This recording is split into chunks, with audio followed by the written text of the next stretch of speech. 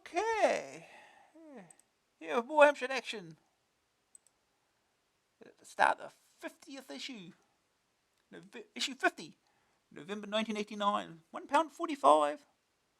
Still Britain's best-selling magazine for the Amstrad CPC 464 664 6128. Rock on! Discover the art of noise with the definitive AA guide to MIDI. We have another guide to MIDI. Plus, what a trolley full of goodies. Marvel at fantastic CPC art. Drool over MGT's lifetime drive. Fire up for Continental Circus. Be stupefied by Shinobi. And check out all the latest news, letters, tutorials, hints, tips, interviews, small ads, games, type-ins, and stuff, special offers. How do we fit it all in? Nobody knows. Forgotten Worlds, Vigilante. Yeah, we'll get to Vigilante. The game, Summer Edition, Indie the Action Game. The lineup, Amstrad Action, November 1989. M-Scene, latest news of the CPC world. Reaction, as usual, we've got plenty to say. Emma Broadley, more brickbats, bluntness, and biting sarcasm from the fearsome Broadley woman. Rock around the CPU clock. Launch yourself on the road to stardom with the first part of the definitive AA guide to MIDI. James Pinto looks at what you need to get you going. The action begins on 43 of Shinobi. You got a taste of last month. Now sharpen those shuriken for the full game. Continental Circus. You thought WEC Le Mans was good? Play that game that streets ahead. Shopping Bonanza. Would everything you've ever wanted for your CPC fit into a shopping trolley? The appallingly lacking winner of this month's fantastic AA shopper competition will have 5 minutes to find out. Operation Gunship. Codemasters flies off in a rage. The New Zealand story. Flightless frolics down under with little Tiki the Kiwi. At least they got the name right. Also got APB, Shinobi, Continental Circus, Operation Gunship, Paperboy, Monty on the Run, Thundercats. These are all re-releases. The Story So Far, Volume 4, the Christmas Collection, and Vigilante.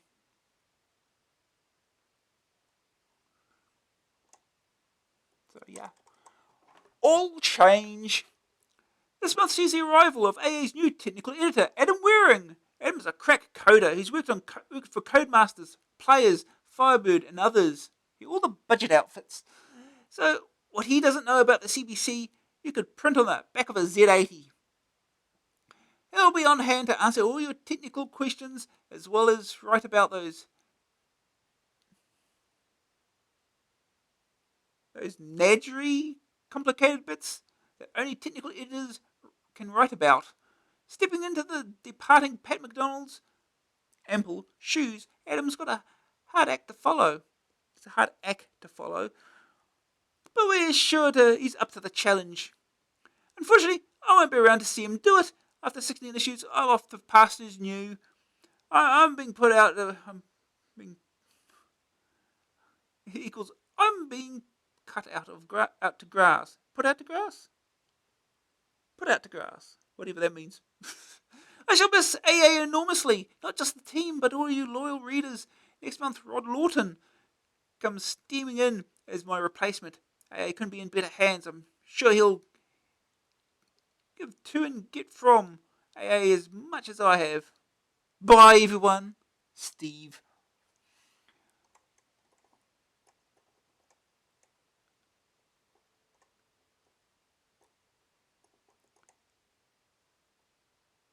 Pandora, the game creator. Blow the lid off your micro.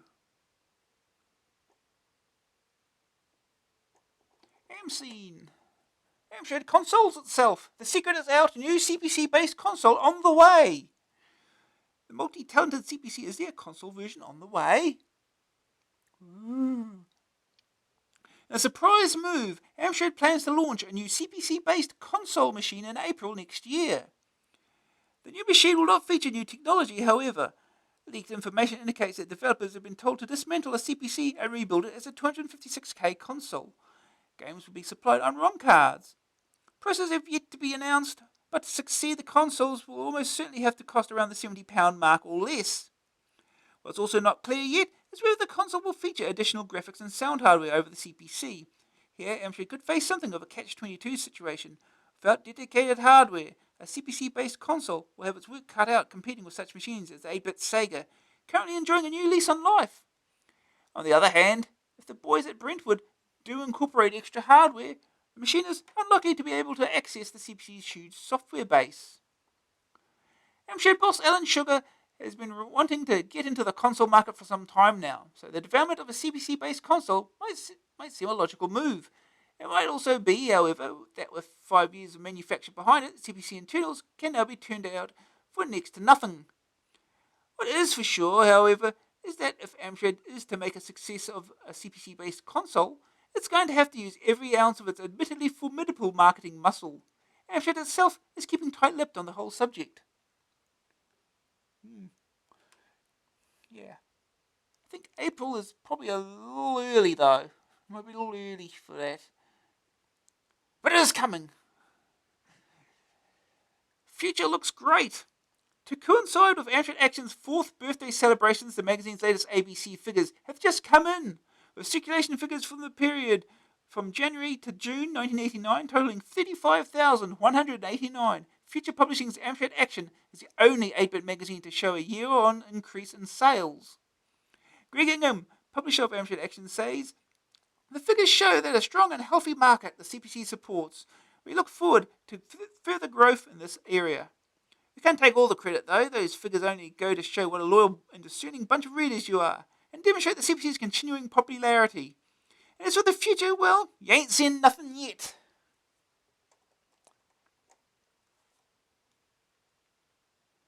Dixons slashes CPC prices. Dixons have announced huge cuts in CPC prices in its shops. Both the 464 and 6128 have been reduced by up to £150, a massive saving which brings the CPC directly in line, price-wise, with the aging Spectrum and Commodore 64. You will now buy a colour CPC 464 for around £200, and a CPC 6128 for a mere £250. For anyone who's been hovering on the brink of buying a CPC or upgrading their machine, there's never been a better time to buy. Dixon's bargains won't last forever, though. As soon as current CPC stocks are exhausted, the offer won't be repeated. As the chain moves off-market into the high-powered business PC arena, shelf space is at a premium, and the CPC simply isn't cost-effective. It's not known how many machines Dixons currently have stockpiled, but the bargain prices are sure to lead it to a surge in the CPC market, both in terms of hardware and software sales. If only Amstrad itself had offered these prices in the first place. Dixon's decision to take the CPC range from its shelf has revitalised the old Amstrad to Act CPC shock horror rumours. They could even be right, after all, that any machine can only go on for so long. However, given A, the CPC's current strength, and B, the number of times that rumour's been around before, you needn't hold your breath. Spectra Video takes control. The latest joystick from Spectra Video is in fact nothing of the sort. The company itself prefers to call it a game controller. A suitably blanket phrase for an object that looks like nothing you've ever seen before. Actually, that's not strictly true. The Quickshot QS129 resembles nothing more than a pair of motorcycle handbars.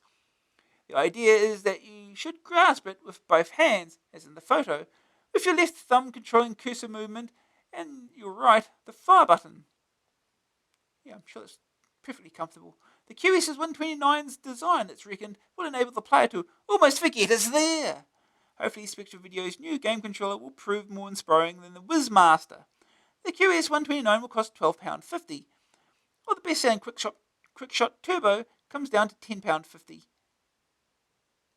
Spectra Video meaning to hands-on computing. Dizzy goes 0898. Codemaster's cuddly cartoon character Dizzy is so popular that he could soon have his own potline. Listed amongst the likes of Sexy Susie and Pouting Patricia, the premium rate helpline costing 25p to 38p per minute will offer hints and tips in solving the Dizzy arcade adventures. A spokesman from Codemasters complained that they get so many telephone calls and letters from baffled gamesters that an automatic helpline with a taped message is the only way to appease the overworked staff. Codemasters hit the big time well and truly with Rockstar, a whole spread in Manchester city life. Ana going cheap. Ana Limited, widely regarded as the king of serious software, is having a sale of disk-based programs for the CPC range. The company is running a number of special offers on many of its products, some of which are now less than half the original price. Protex, the best-selling word processor, has had £10 lopped off its price tag, and comes with a bonus of a free tutorial book, Protext, a PCW user's guide, written by Future Publishing's very own Rob Ainsley. The new price is £49.90. And its highly acclaimed assembler Max M2 sees its price slashed by half, down to £49, down from £49.95 to £24. The BCPL system's programming language has also had a hefty price cut from £24.95 to £12. A spokesman for ANA assured us that the CPC was assured of the company's continued support. Fire away! One of the most annoying features of the CPC as far as games players are concerned is the lack of compatibility with auto-fire joysticks. This is because the CPC cannot deliver enough power from the 9-pin D socket to drive the rapid-fire circuits inside the joysticks. Mail-order specialist Microsnips have come up with a solution, an auto-fire joystick adapter. The device sits between the joystick port and the stick itself and takes the power from 5-volt lead from the monitor to provide the necessary power boost. The auto-fire unit also has a built-in mouse port, although it is not known if it will work with any standard mouse and software. The CPC auto-fire interface costs £5.95 and is available from Microsnips. 1992 and all that! Organisers of the Amstrad Expo 89 in France are reported to be expecting nearly 500,000 people through their doors this October. While this figure was described as optimistic by the Amstrad Cent% magazine, it shows the CPC's strength across the water. The market does seem to be a little different, though, a factor apparent in the magazine's Amstrad Cent% features preview comics to draw in the punters, while its typing section demands new levels of typing accuracy, one recent listing reaching a staggering 1,523 lines.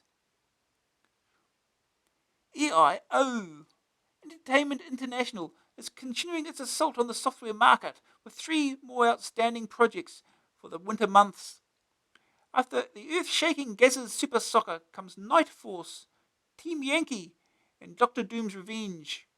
Night Force promises to be a hack-and-slash epic of the season if it can live up to its billing. Who stars the Knight of Thunder, protector of the people of Beloth. The battle to rescue a kidnapped princess takes him beyond the city's limits and into a chase across time. The game features 5 time zones, each of which a massive 25 levels.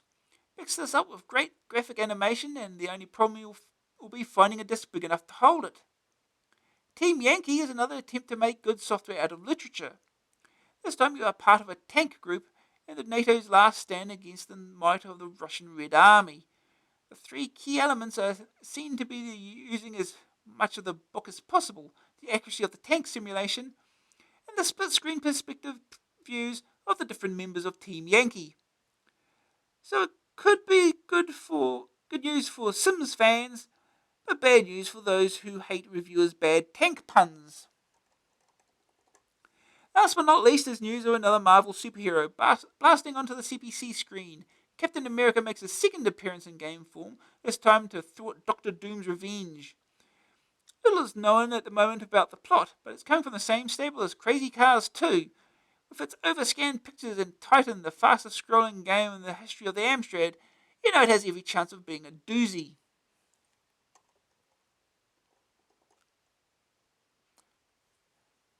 Look out! Movie-grown games players have had something of a feast recently, with Indy Jones, James Bond and Batman to name but a few. But surely the biggest treat of all is about to hit it with the Star Wars trilogy, comprising all 3 mega movie arcade conversions. The games get sequentially stronger as the compilations are all trotted out for Christmas. Don't make it come up with a real contender. The Empire and your joystick take a 3-game bashing thanks to Domark. Cradle Snatchers. Bite Back have caused something of a stir with its new advertising campaign. To publicise Kendo Warrior, Mask, and Cosmic Pirate, it is to run a series of ads in the Beano and the Dandy. With a circulation figure of around 500,000, the exposure is going to be unprecedented. It'll be interesting to see whether such aggressive marketing will pay off with such a younger target market.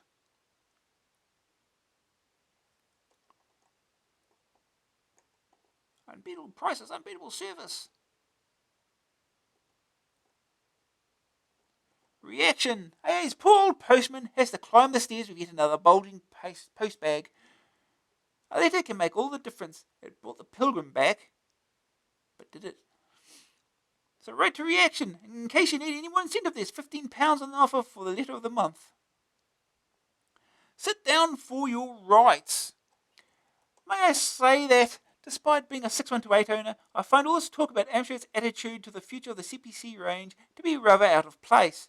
Amstrad is in business to make and sell computers and other products, and nothing else. If you buy a CPC, you have no right to the continuation of the range, or to any supporting products or component parts. Neither do you have the right to have your letters to them answered, or the right to a free telephone inquiry service. Your only legal right is that the machine continues to operate for the guarantee period. After that, you are on your own. Of course, it is a lot nicer to have lots of fellow users, software companies, firmware manuals, experienced repairers, good magazines, etc., and these are more likely to predominate while the range is current. But we have no right to their existence. As stated, Amstrad's job is to make and sell as many computers as it can to pay its shareholders the biggest dividends. If they decide to overprice or undermarket the CPC to kill it off, or to cut their own throats, then its past customers will have to lump it unless they can voice their opinions as shareholders. The best way for Amstrad to sell more computers is to get all the past customers to ditch their old machines and buy the latest model every few years. The trouble is, most CPC users, including me, won't do it. A CPC is too good, and the upgrade products are incompatible. But I don't blame Amstrad for trying. John Feely, Bristol. Yeah, so they want to make an Apple system, in other words. Yeah. The question of rights is a very difficult one. There is nothing specifically wrong with what you say, John, but you have to exercise a little common sense. 2. Most would agree that when they buy a complex and expensive machine, they're also buying a certain amount of future support, by implication, even if it's not in the small print. To use your argument, you might just as well say Ford Motor Company has a right to stop selling the Escort when it likes, melt down its entire stock of spares, and withdraw all workshop manuals.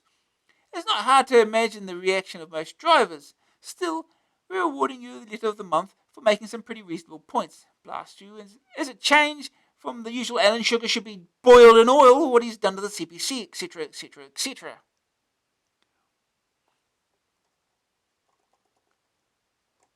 Shot down in flames. I would like to question one aspect of Trenton Webb's Laser Squad review in AA49, page 50. He claims it is accurately simulating the one-to-one combat up Rebel Space Marines. How can this be stated with any certainty? Has Trenton served with Rebel Space Marines? Surely the accuracy of a simulation can only be judged by someone with an intimate knowledge of the subject being simulated. Without this knowledge, how can a judgment of the simulation's accuracy be made? He also intimates that he has served in Vietnam, second column, 18th line. He's been around a bit, hasn't he? Apart from that, I must say it was a good review, and I really think I ought to try the game out. Steve Lee, Ramsey Huntington. P.S. A warm welcome back to the Pilgrim. Long may he grace the pages of the best colour Amstrad magazine around. Trenton assures us he has spent time as a Rebel Space Marine, though it was shortly after he served in Korea and before he went to Vietnam. Trenton was, in fact, a Rebel Space Marine. An accident for warp drive is what left him so horribly disfigured. Oh.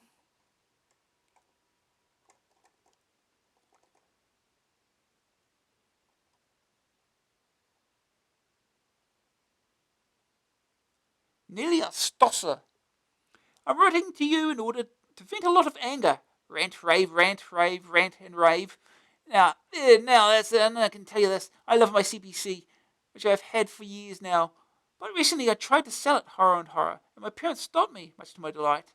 The reason was I wanted to get an Atari ST because my friend had one, and with it you can create games on programs such as STOS and a shoot 'em up construction kit. This was the temptation.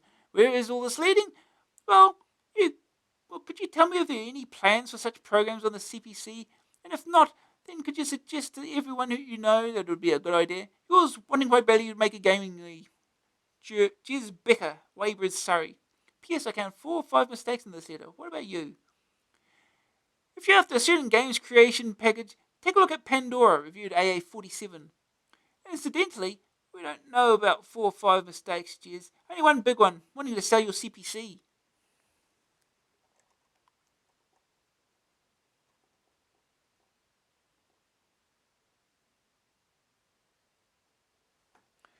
Sugar Sweet. Congratulations to everyone on the AA team for producing such a wonderful mag.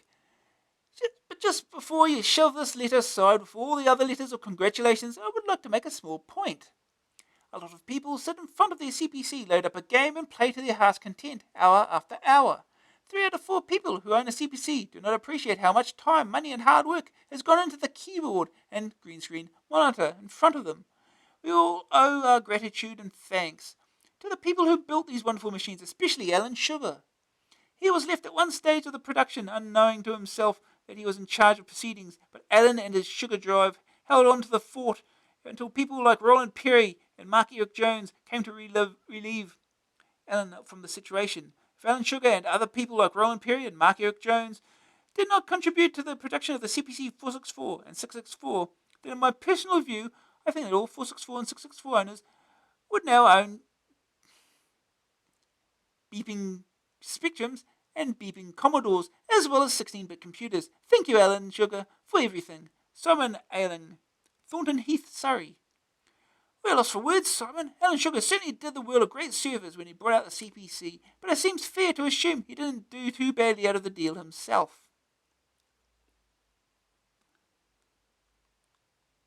Easy way out. Why the heck can't software programmers include an option for additional or infinite lives so that we can at least see what the other screens and levels look like? After all, we want to cheat a bit.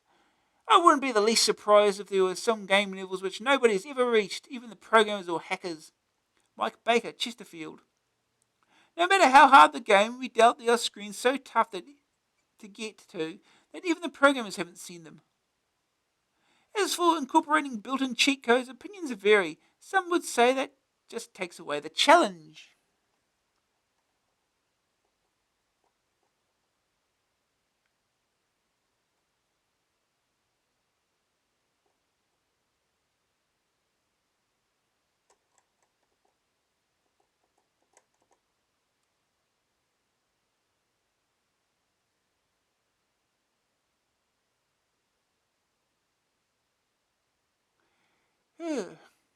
Big Down Under. Wow, I can't believe that I'm writing to you at last. Ever since I've had my Amstrad CPC 6128 computer, I've been trying to obtain a second-hand copy of your wonderful magazine. You see, my mum won't allow me to buy magazines because they are too expensive. Even though your magazine is worth it, it isn't fair that here in Australia we are expected to pay $6 for Amstrad Action and only $3.20 for your rival magazine when they both cost the same in England. Anyway, I've had the urge to let all your pommy readers know that us Aussie Amstrad CPC owners are not having a very easy time. When the CPC was first introduced, it was heralded as the new generation in computers. That was 2 years ago. Now the humble old CPC is considered in the same category as the old Commodore VIC-20. Now I've had enough. For instance, here in Adelaide, there are only 2 shops that stock Amstrads. Not one bulletin board contains CPC software, and everyone thinks they are rubbish. Because of this, I don't have any programs except this word processor that I typed out of a magazine 3 years ago, because the few that are around are just too expensive. Anyway, I'm grateful for my Amstrad CPC 6128 and my printer, as I could not do without them. Homework is 100 times faster with a word processor. Oh well, perhaps one day I'll come home from a second-hand computer shop with a bundle of Amstrad Action magazines, and maybe my first game or utility. Thank you, Amstrad Action. I really enjoy reading your magazine at the newsagent stand every month or so. Robert Taylor, Para Hills West, South Australia. My word, you have got it rough over there, haven't you? $6 is pretty steep, but all we can say is that you get what you pay for. As for going down to the newsagents to read AA every month, we really don't think that's a very good idea. You are a newsagent, can't exactly be thrilled. Which is why, Robert, we're sending you a free 12-month subscription. The Aussies spurn the CPC according to Robert Taylor. They must be out of their trees. You're fired, Ed. That woman. Yeah, that woman. Broadly speaking, oh dear, Emma Broadley has had some mail and certainly isn't from an ardent admirer. Mike Wheeler dons his gloves, puts on his gun shield and climbs in the ring. Okay, lady, you've pushed your luck just a little bit too far this time. I've got a few things I've got to get off my chest. Don't even think about calling me names for that one. Firstly, and most simply, just who the hell do you think you are? Are you trying to express a complete view of women in general, or just you and a little posse of friends out to slag off anything with a picture of a pretty lady in it? Yes, you guessed it. Congratulations. You used your brain instead of your mouth. I am pretty annoyed about your sex and violence statements. Don't get me wrong. I'm perfectly in agreement with the reduction in violence, but your column about sex is just complete bollocks. You can say bollocks. Sport for all. In your words, when so many people are exposed to the sport every week, oh, sorry to assume that newspaper stands, W.H. Smith, etc., leave the papers open on the shelves. No, I think not. And do people buy the sport open it at the centre pages in the computer shop and force children to take in the site? No. Why don't you think about what you are saying? Nobody makes you buy the sport, penthouse, etc. Nobody. Exploiting females? Wouldn't you agree that women as well as men have a brain inside their head? Do the sport have press gangs which they use to round up attractive women and force them to remove their clothes and smile? No, the women do it because they want to, okay? Can you understand that? They want to. Most of these ladies, yes they are still ladies, are attractive enough to work as models alone without posing nude. To quote you again, the sport finds its way into thousands of homes where children can see it. Oh, sure, in come our beloved press gang again, breaking into houses and strategically placing the paper on the breakfast table for the kids to see in the morning. Actually, no, I don't think so at all. Anybody who buys the sport isn't going to begin showing its contents nonchalantly to minors.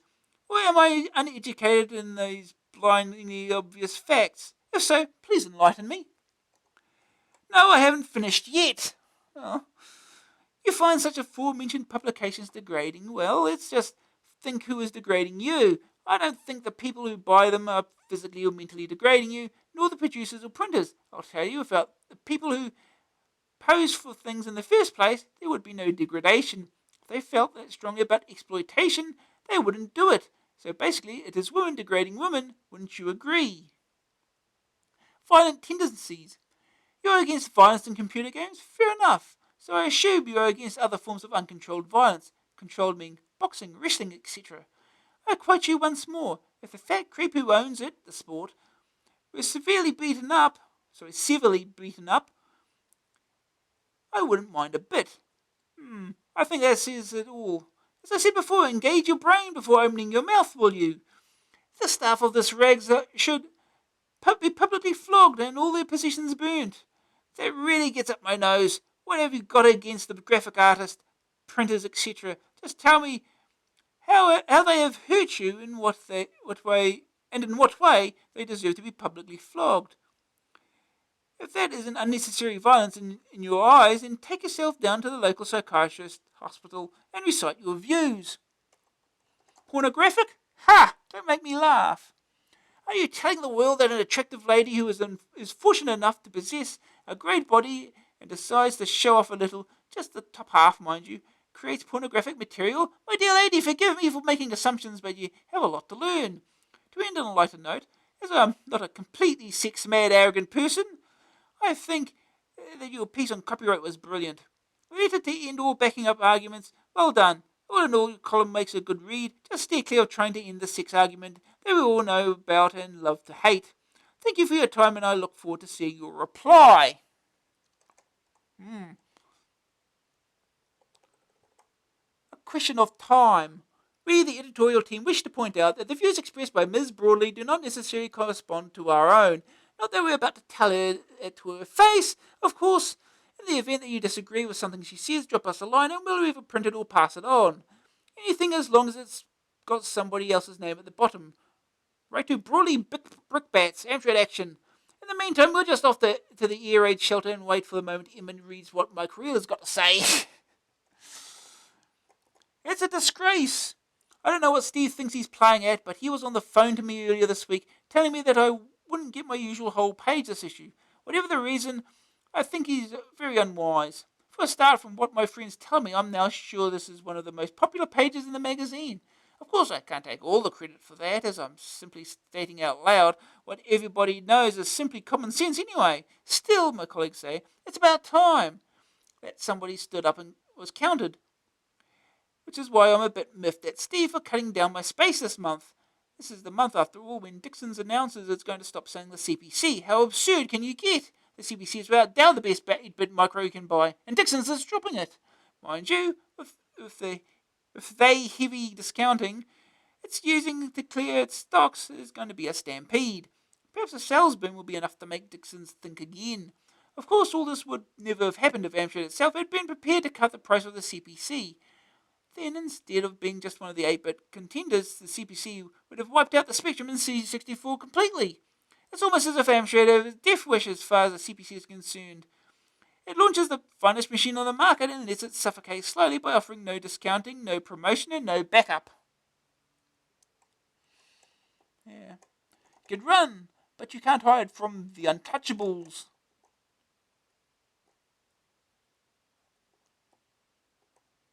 Mastering MIDI. How do you play MIDI on your CPC? What instruments do you need? What's a sequencer? What is this MIDI lark anyway? James Pinto is the man with all the answers. Next month, the complete guide to buying the right keyboard. The interface is the choice RAM music machine. $49.99 tape, $59.99 disc. DHCP interface, £104.90. Includes 8-track sequencer software on disc. 8-track sequencer software also available separately. $34.95 on disc, can be configured to work with the music machine if required. EMR MIDI track performer, £129.85 with sequencing software on tape and disc. If you own just one keyboard and want to use a software-based sequencer such as DHCPs, you will need 2 MIDI cables. You can get these from any music shop for about £2 each. On a practical note, any MIDI device will always have at least 2 sockets in it. These are MIDI in and MIDI out.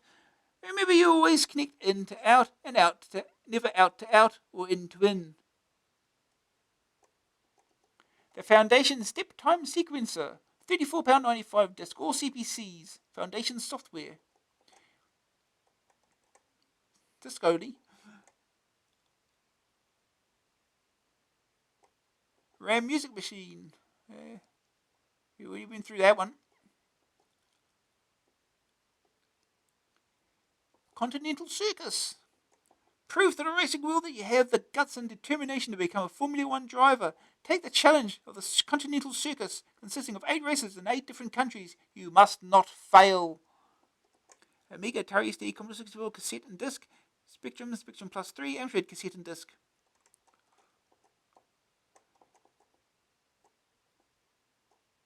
Helpline. Feeling helpful? Just send your name, address, phone number, say if you don't want it printed, and subjects on which you are offering help to. Help, does anybody know of Lombard RAC Rally for the 464 or Grand Prix circuit?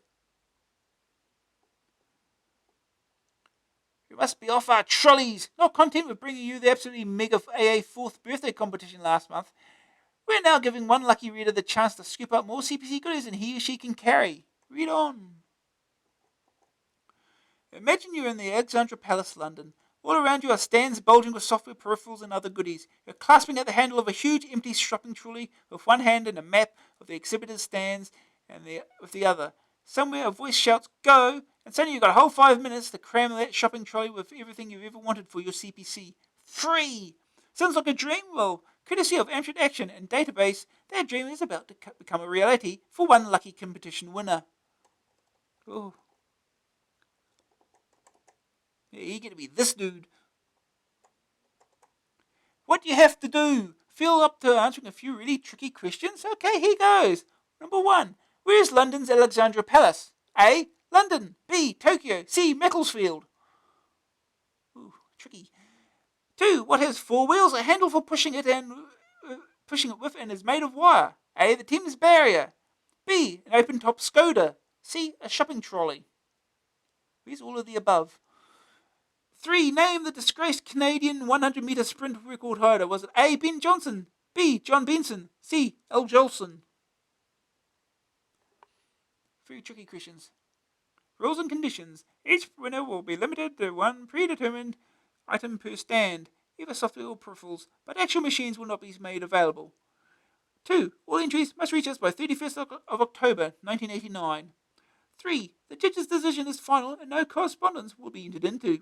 4. Employees of Future Publishing or Database are not eligible for entry.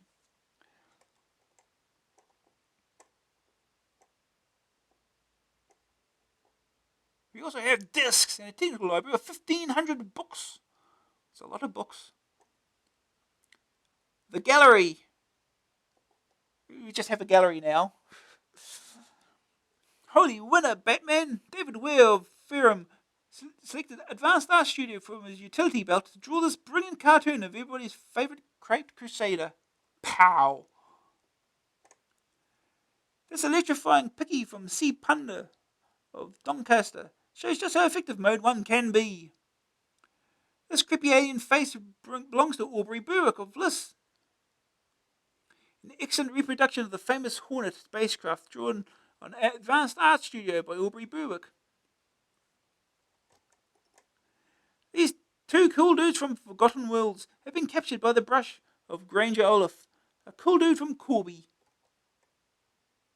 Pat McDonald's The Look is taking a breather this month, but AA's Pixel Professor will be back next time around with the next installment of his graphics extravaganza. In the meantime, keep sending those pictures to Adam Waring, AA Gallery Future Publishing. Yeah, okay. A game like no other.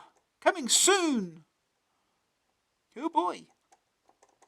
Playing with ProText, or How I Learned to Stop Worrying and Love Control Y. Peter Kersol brings a major 3-part series on customizing ProText. Wonderful.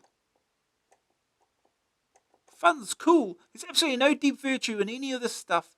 You don't need any of it to use ProText effectively, and it takes quite a lot of time to set up and debug, one way or another. But what's time for? Having fun. And what's it like fiddling with these mini programs? Fun! So enjoy! Next month, Peter Kersol wrestles with his printer and shows how to turn the CPC into a proper machine for £20. Honest? Word processing. Poor old Tazword tends to get left out of things somewhat unfairly, argues Tom Osmond, who begins a 2-part series showing just what Tasman's baby can do. Tasmania 984 and all that. Ooh. Tazword the word processor. Yay. Call me old-fashioned. Whether a company is large or small, its customer support is always important. And in the 2 years since I began using Tazword 6128 and using it for professional applications, I have had no complaints. Admittedly, I did have teething problems, but one telephone call to Tasman and I received a personal reply in the post the following day. Tasman assured me that queries are resolved promptly, immediately if humanly possible, and problems would always be resolved to the customer's satisfaction. Personal service, now that must count as something these days. Next month, Tom Osmond takes a look at the basic processing functions of Tazword and how to make that vital move from words on screen to text on paper via the print option. More ads that we've seen before. Bargain of a lifetime! Is MGT's lifetime drive the answer to your storage needs? Adam Waring gazes into his crystal ball. Lifetime drive, £129.95, plus £18.50 for cable. Miles Gordon Technology. A second drive can be configured to work with just about any current micro, and one which uses 3.5-inch discs into the bargain sounds great. These discs are cheap, more rigid than 5.25-inch discs, and offer greater storage than 3-inch versions. Hence, Miles Gordon Technology Lifetime Drive, an 800K capacity drive which can be upgraded to any computer simply via the use of a different cable. With the right software, the drive will format 3.5-inch discs to 796K, over 4 times as much as a standard 3-inch CPC drive. Couple this with an average disc price of about £1, and it's clear you're going to save a lot of cash. Standard CPM copying utilities work fine, and programs transfer without problems. ProText works equally well, and multi-faced software can be saved and run indirectly by snapshotting to drive A and copying the file across. The drive is slightly noisy in use, but not so bad that you can't live with it. More daunting perhaps is the drive's price. In addition to the beast itself, you need a CPC cable, another £18.50. Add to this the price of the disk operating system, up to £30, and the whole caboodle is nearing the £180 mark. Discounting the cost. Yours for life. Not content with giving you the definitive review, we're giving away an MGT lifetime drive. Thanks to MGT and Amstrad Action, some lucky reader out there is going to be set up for life. All you have to do is answer the following 3 simple questions. Which of the following animals has the longest life expectancy? A. The exploding Patagonian boll weevil. B. A hedgehog crossing a motorway. C. The giant turtle. Number 2. A 3.5-inch disc is the equivalent storage capacity of how many 3-inch CPC discs? A. 0.3. B. Minus 29.24 to the power 92.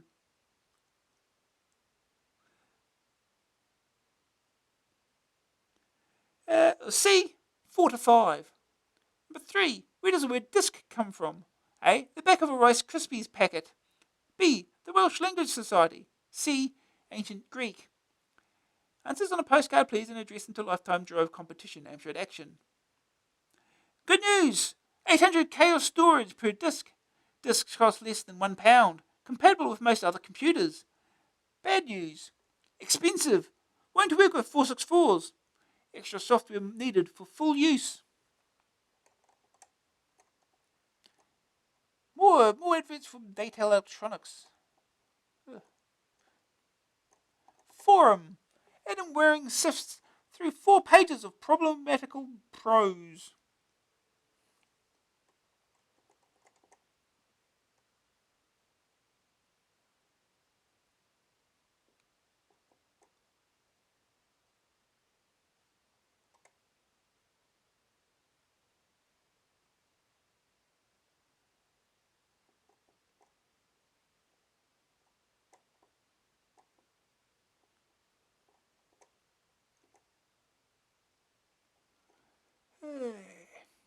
Ooh, calculator. Ooh.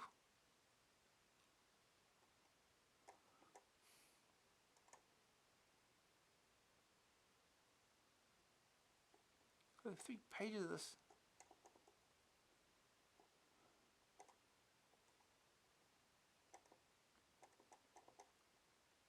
So maybe that 4 pages of this.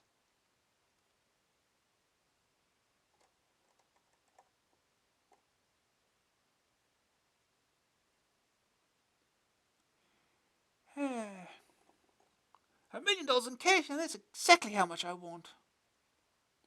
Right now, make pounds, open bank holidays.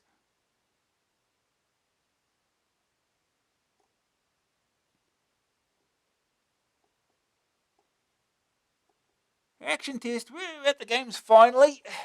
Finally.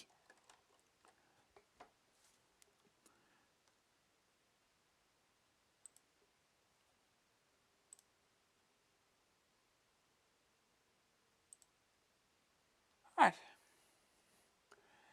Jumping into action with another clutch of CPC entertainment. Trenton.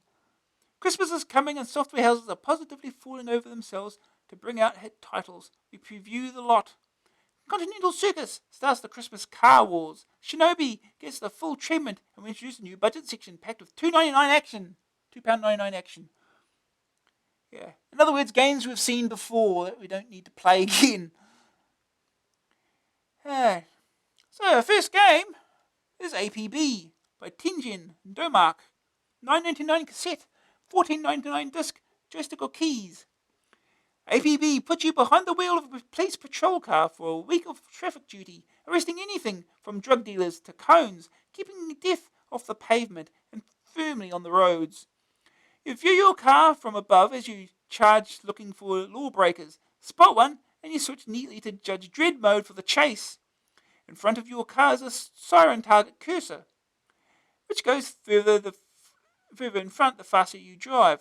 When you get a track on a perp, hit that siren and see if they come quietly. It's preferred if they don't, because then it's fun time!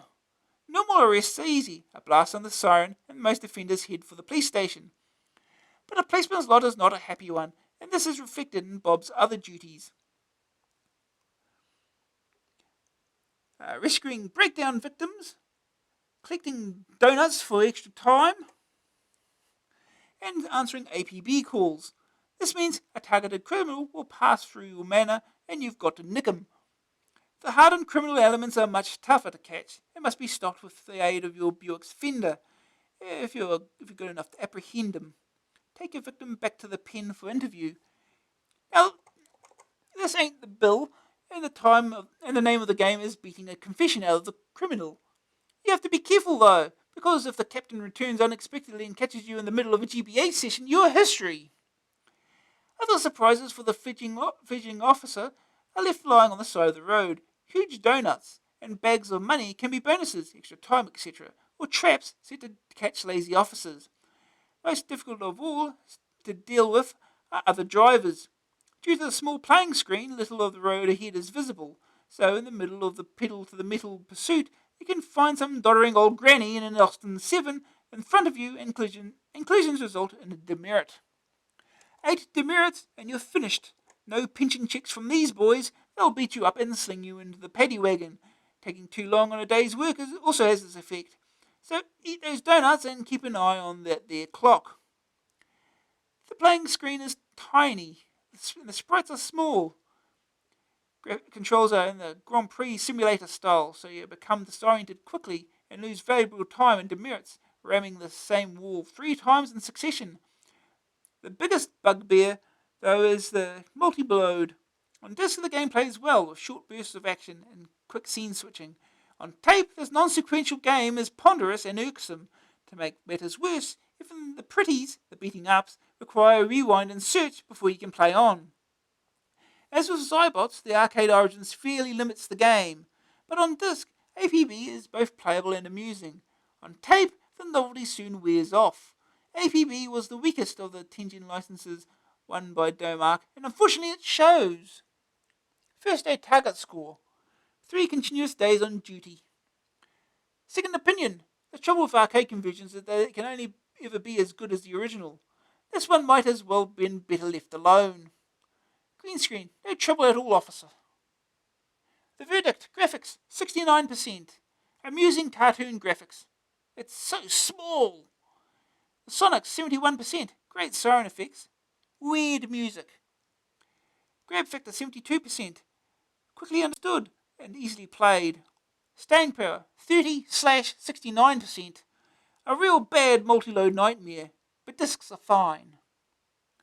AA rating 60%. Good conversion of a mediocre arcade. Tape users beware. Okay. Now we get started.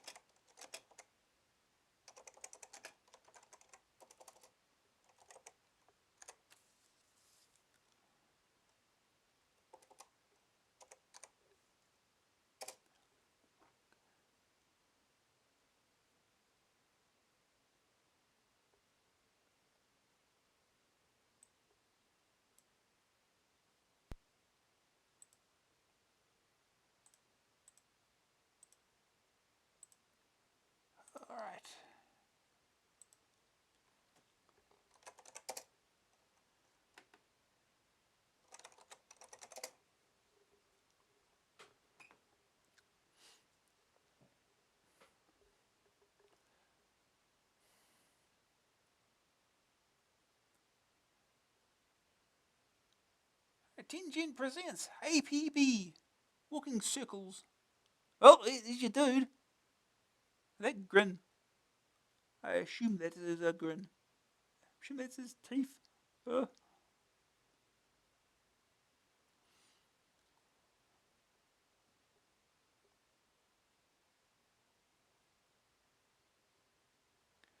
just wait for it to load.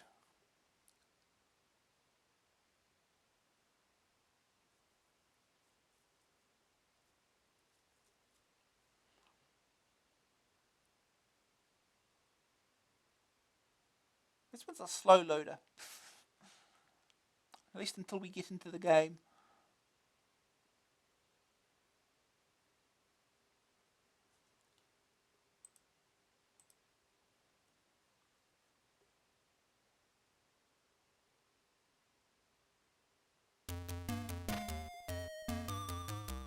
APB, copyright 989, Tinjin, all rights reserved, Domark Limited, registered user. Graphics by Tinjin, and Walking Circles, coin-op version by Tinjin. Sure. Z80 coding by Walking Circles, sound by David Whittaker. See the change controls. 2 for joystick.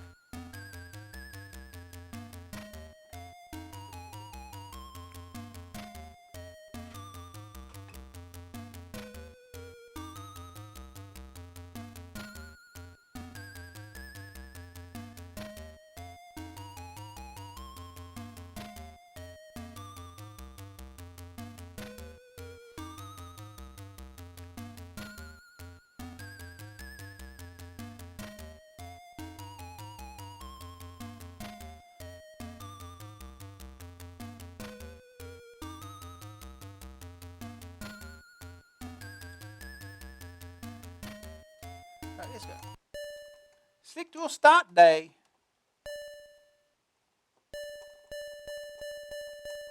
And go day 8. We'll start on day 1. Cones! Aim at them and press siren. Siren 1 time to arrest. Arrest me!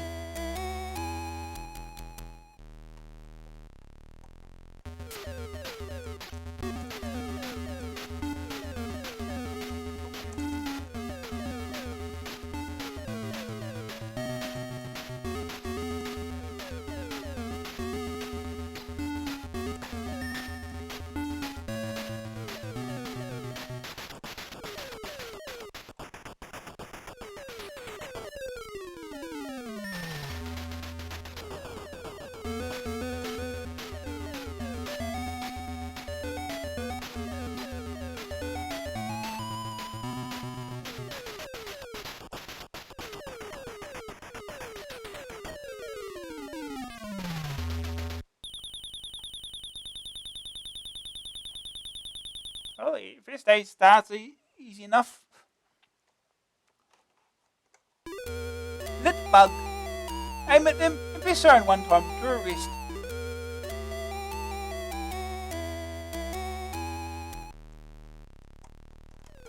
That's 1.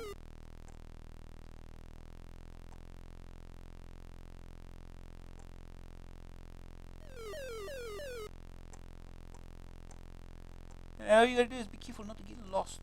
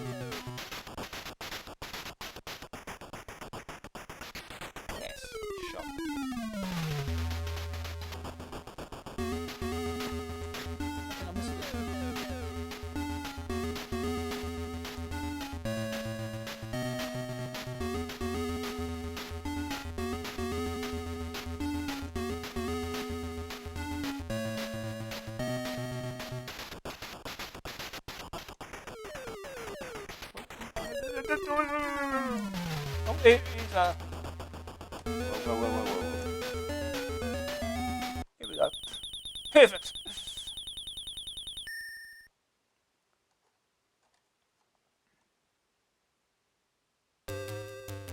3D Freak, reward £1,000. $1,000. Wanted for selling drugs. Seen small town USA bar. Ram off road to arrest. Sister meter.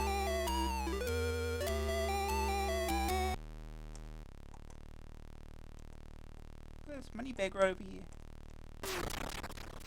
Booby trap! That's not how you spell booby trap. But whatever.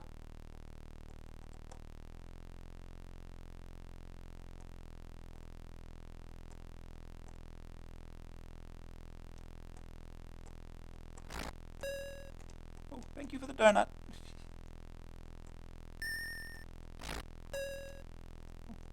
Missed it.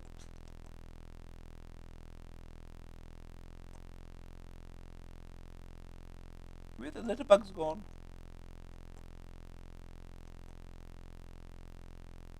Oh, jeez. Collision detection's a little...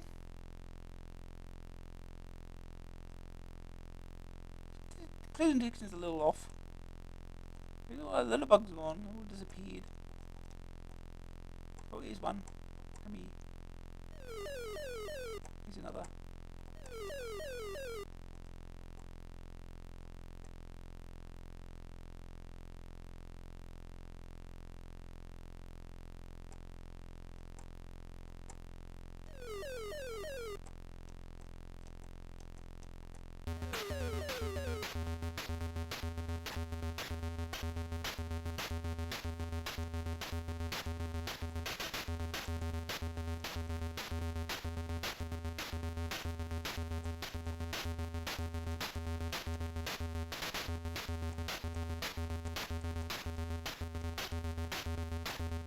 Go this way.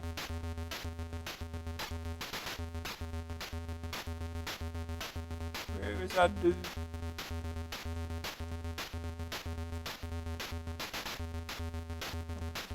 Try to stop to get something. Ah!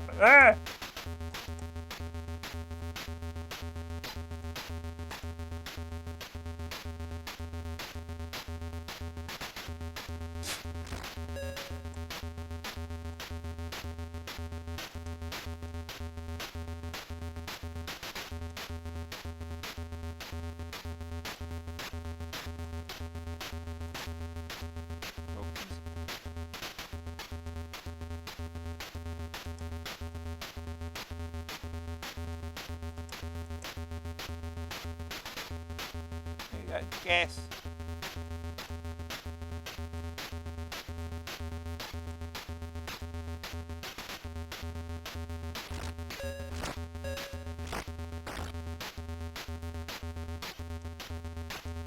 Where's that dude I'm lost here? Yeah, I think I'm lost.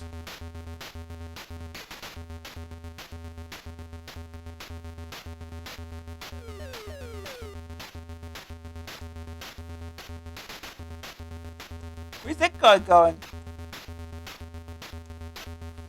Where's that guy going?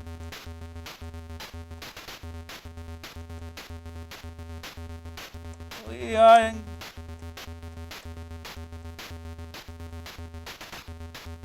I've got to catch the dude, right?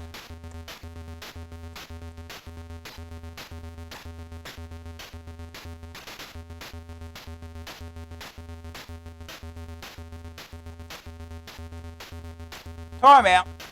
Well, that's a failure.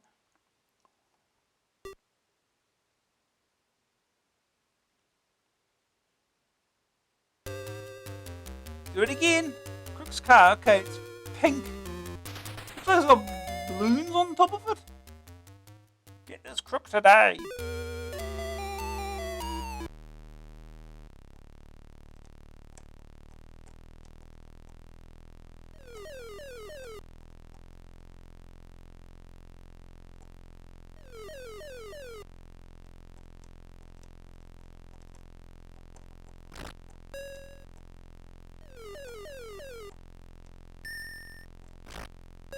Oh, missed it.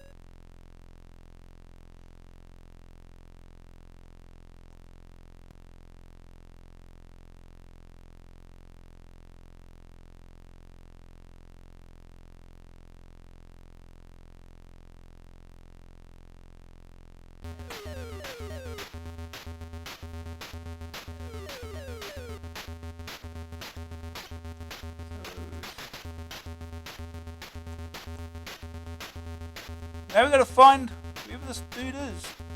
I don't know how you do that.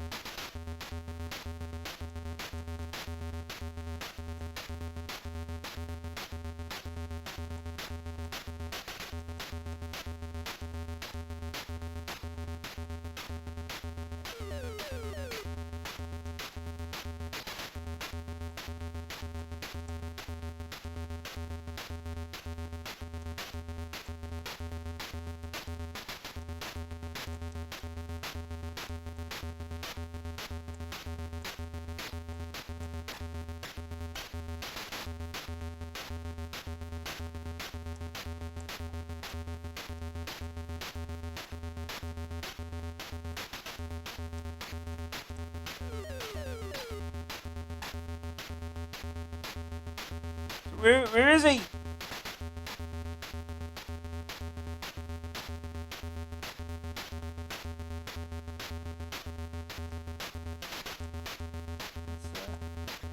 More little bugs.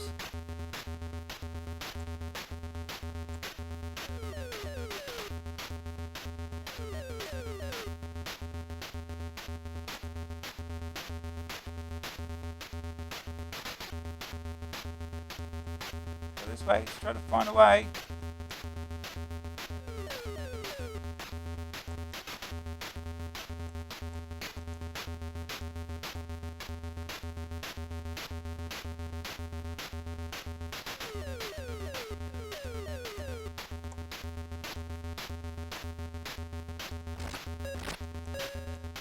Booby trap.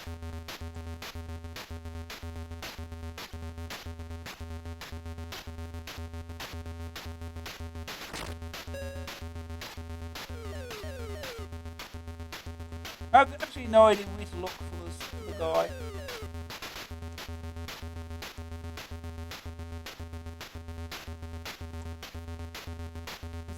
Another little bug.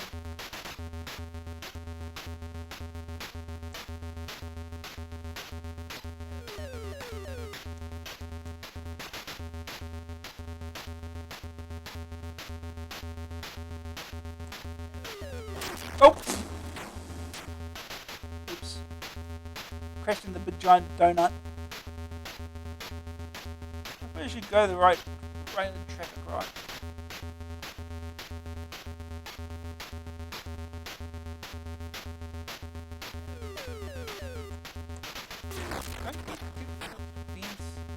Time out.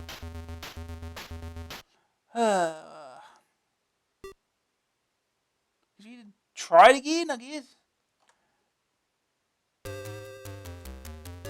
Last seen small town USA bar. Where? I don't know.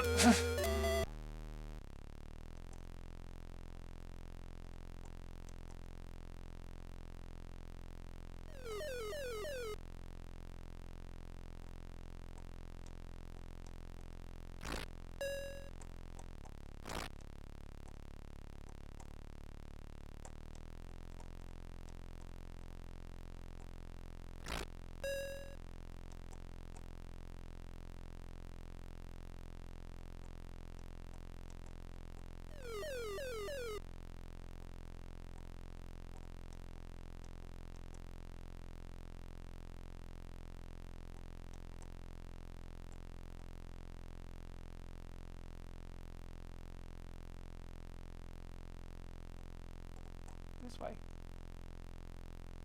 Detour.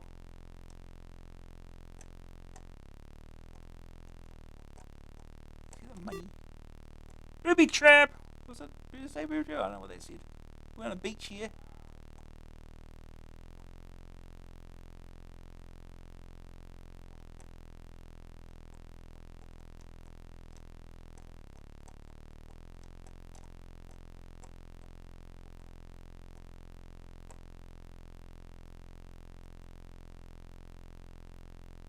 sure.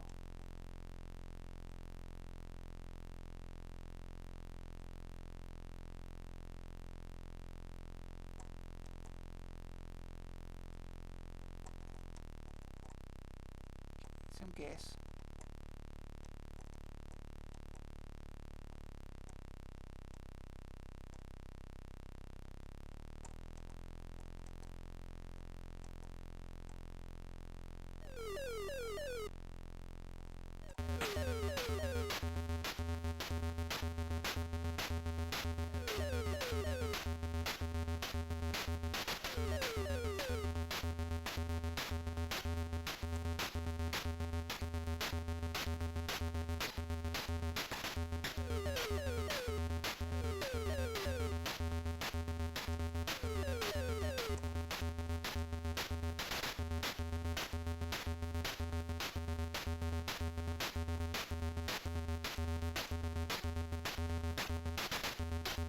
Go this way.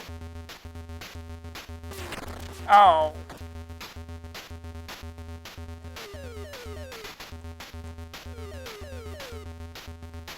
Okay, it's a place for little bugs to just go.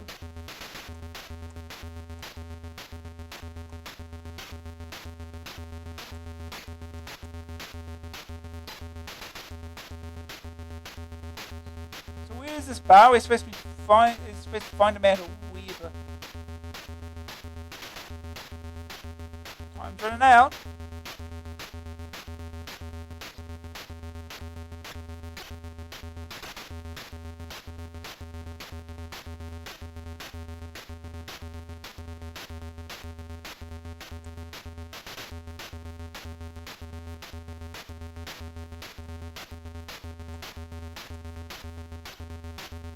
I'm out. No idea where you're supposed to go. Boop.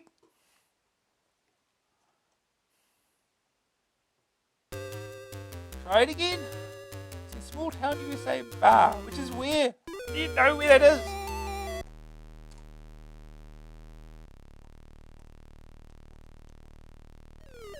Oh, you gotta get help. Gotta help someone. I think it's another thing there. Haven't even. Maybe you don't need to catch them. Go get little bugs though.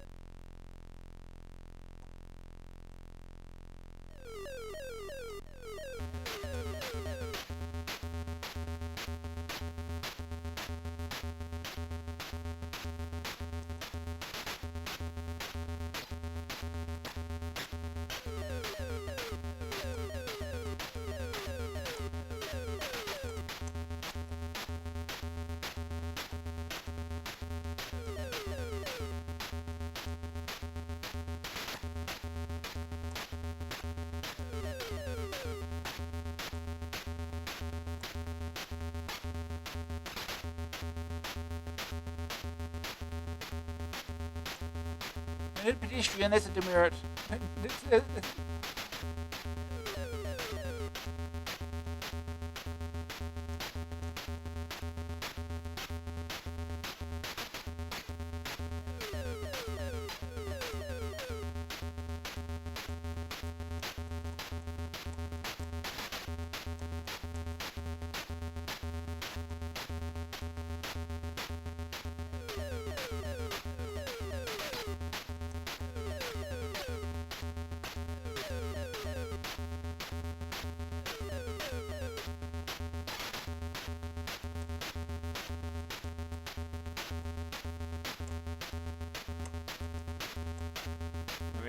Someone stop somewhere.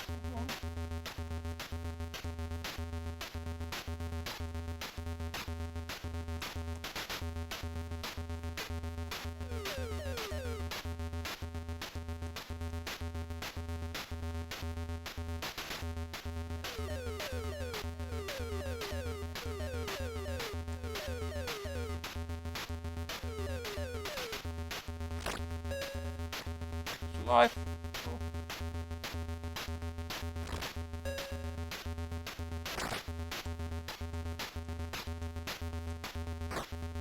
Where's the giant donut?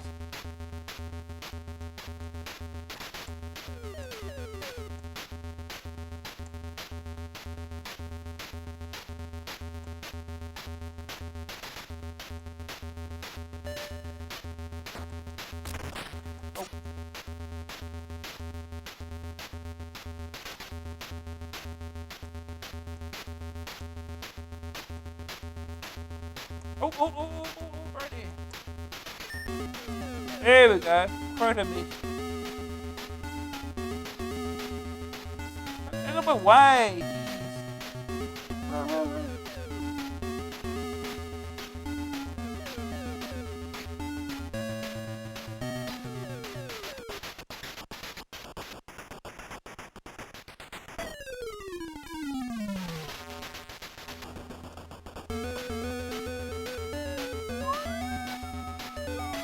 Oh, time's running out.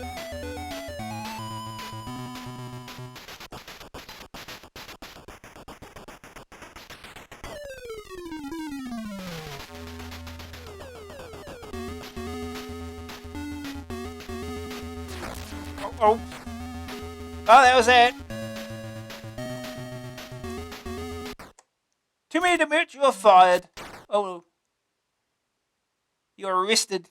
You're fired and then you put in prison because you suck so much.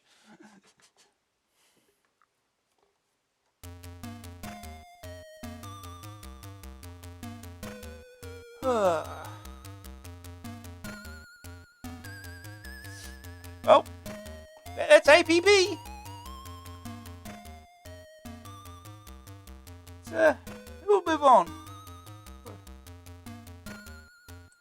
Maybe we'll come back to this at some point. Anyway, back to magazine. Next game is Shinobi by Virgin Games. $9.99 cassette, $14.99 disc, joystick or keys. Shinobi, Oriental magic and myth surrounds his clan, who have been perfecting the martial arts since time immemorial. Now his fighting skills are to be employed by the forces of justice. The children of the world's leaders have been kidnapped and by a group of nasty ninja terrorists called the Ring of Five, and it's Shinobi's task to save them. The trail to their hideout is going to be tough and more than a little dangerous, as anyone who played the demo on AA's cover tape last month will know. This doesn't worry someone of Shinobi's pedigree though, because he's had plenty of practice for this very mission in arcades all over the world. But now it's time for the main event, and you're in control. Leaping tall buildings in a single bound is Shinobi's specialty. Armed with an unlimited supply of shurikens and the occasional dart, he vaults his way through a variety of platform locales, office blocks, docklands, and woodland among them. The Ring of Five, a group of super ninjas, and their camp followers, if you see what I mean, are a mixed bunch. Most of their boys are just street thugs dressed like punky bikers. Easy prey, a quick kick to the groin and it's domino time. Littered about the place, though, are master ninjas, fat red ones with shields, who don't go a whole bundle on throwing star in the ear hole, and are much harder to knock over. Sundry other problems force themselves into the frame. Spider-Men, camouflage ninjas, divers with scuba gear, and katanas. Not that they ruffle our boy in the green PJs, though. When he starts to rock, it's magic, pure magic. Now, there had to be a point to spending countless years sat on the side of Mount Fuji in meditation. I thought it was in Japan, Ed. And the point is this: when the going gets tough, the tough clasp their hands together and call in a spirit-guided airstrike. Shinobi can summon his warrior ancestors to come and lash his current foes, and warrior ancestors come in very handy when you're facing the big nasty at the end of each level. But, there just had to be a but, there's a strict limit to the magic you have available. So be cautious and use it only in extreme difficulty, not just when you panic. Controlling Shinobi is no trouble, because he has very limited fighting moves. This is no great loss, however, since despite appearances, Shinobi isn't really a fighting game. The way to win is to be in the right place with the right weapon at the right timey.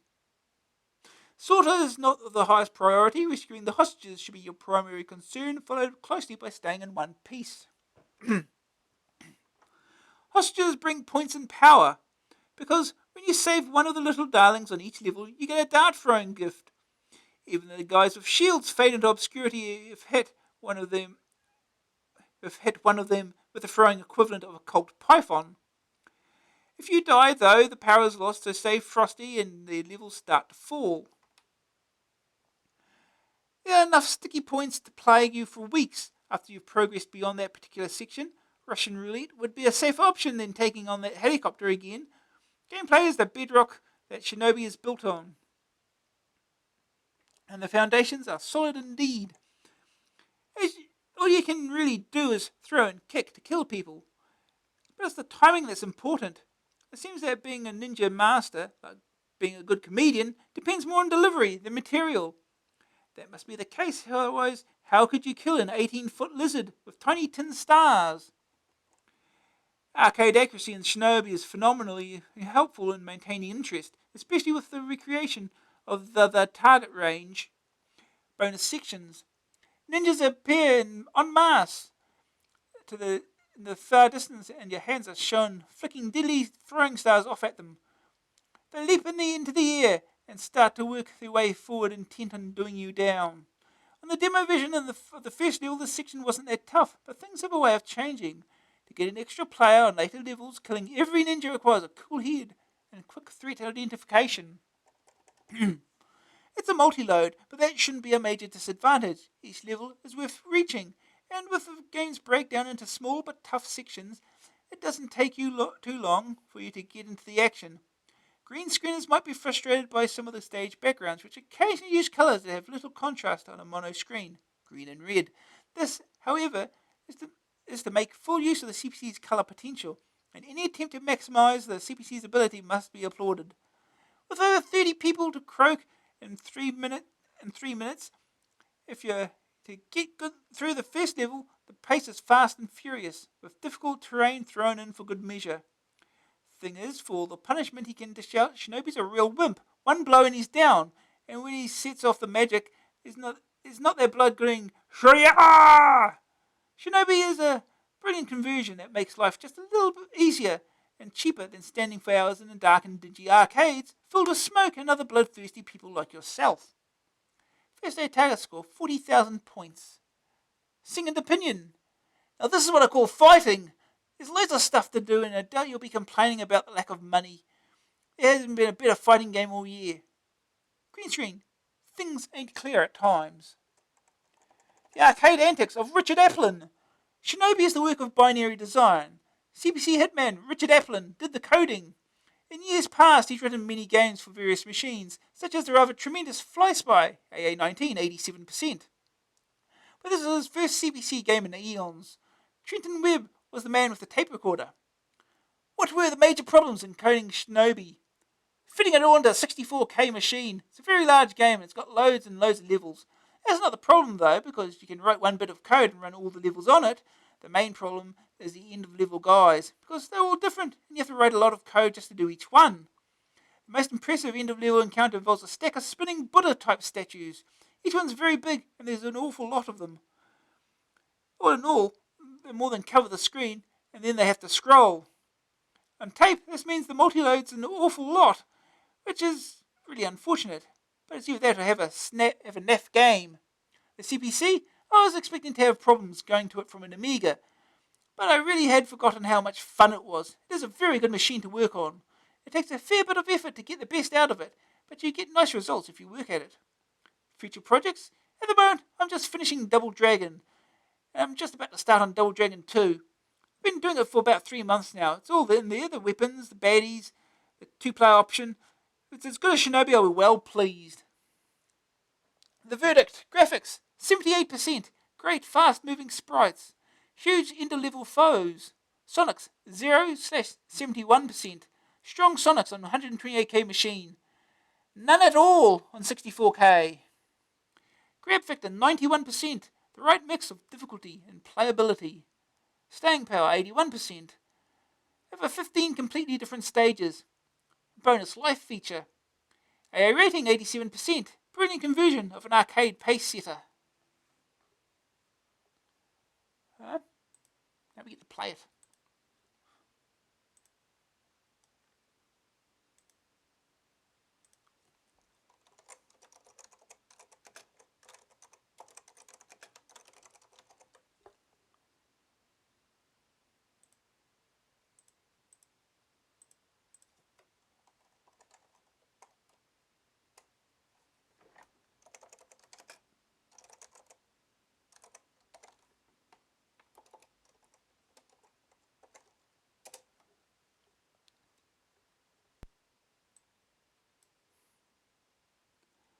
Alright.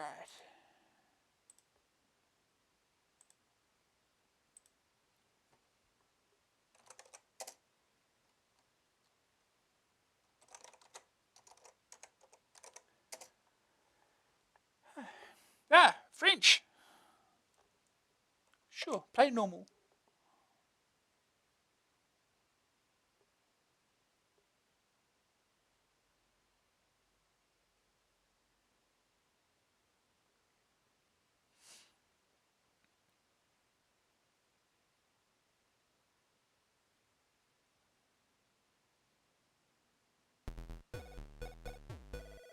Sales Groove presents Shinobi, a binary design production.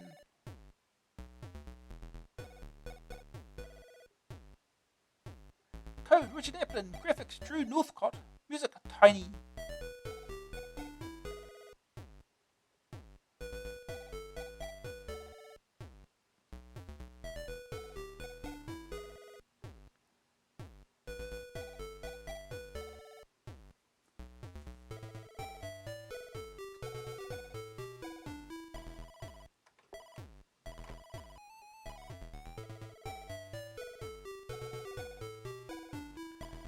Let's start.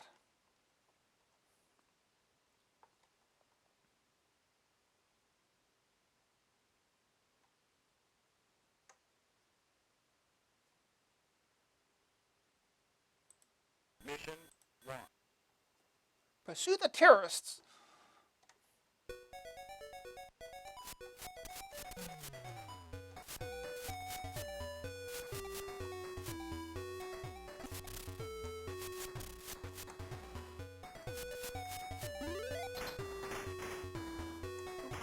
Oh, jeez, that was close. Go to the next stage.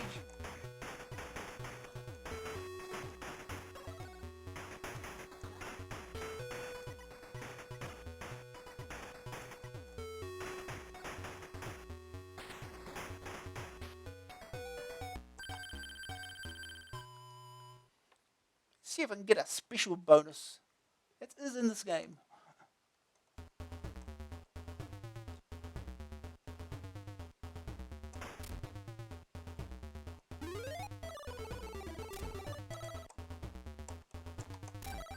Oh, you get plenty of lives. Try it again.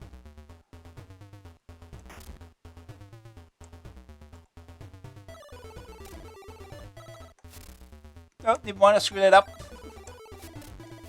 Let's off we go. Oh look, it's Spider-Man.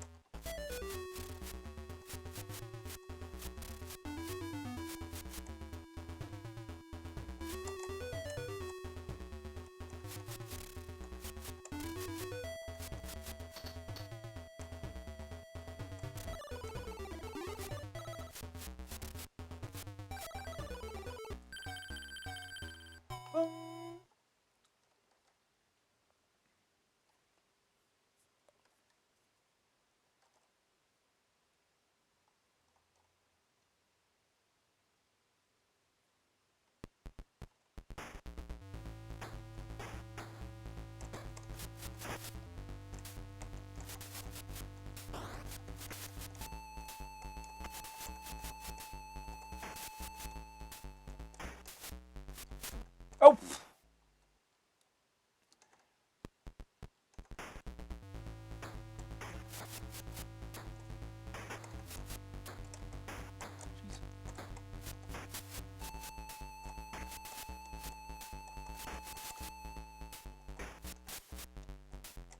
I'm getting close to it.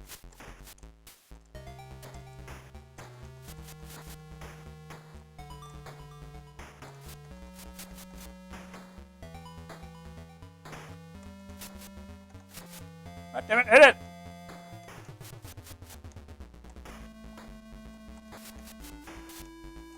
Oh, jump!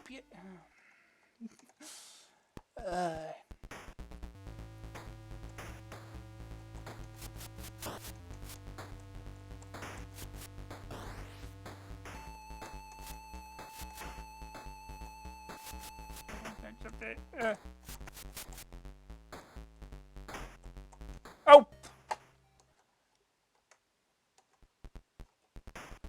It was hard to time. Oh, don't jump into it. Okay, we're running out of lives already.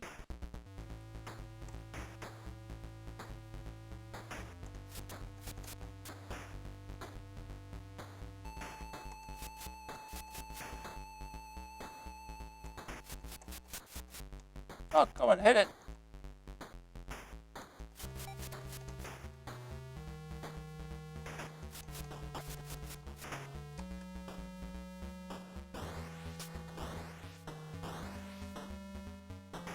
It's a mistake because that happens. He fires two at once. Do that to finish him off.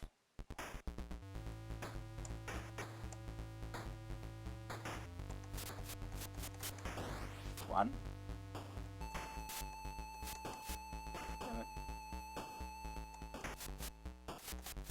Two.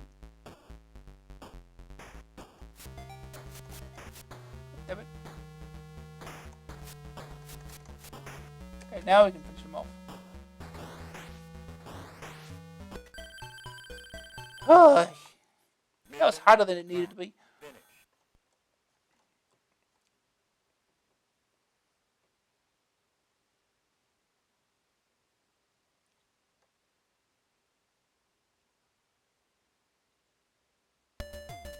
Finish stage. Challenge for extra player.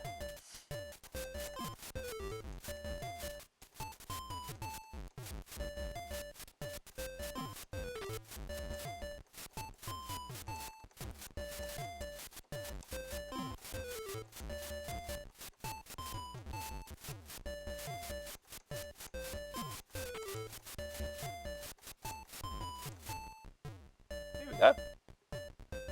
Get one life back.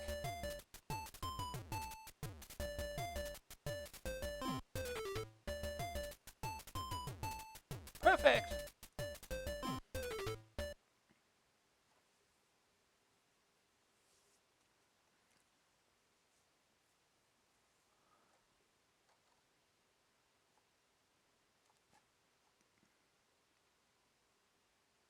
Mission 2.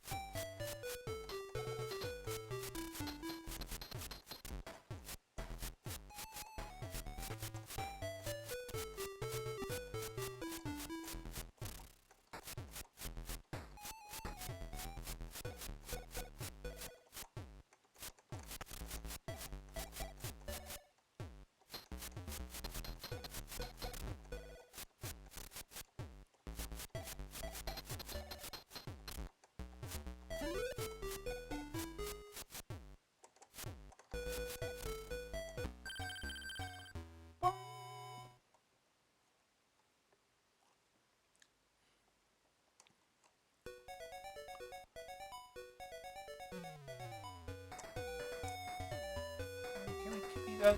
Yes, we can.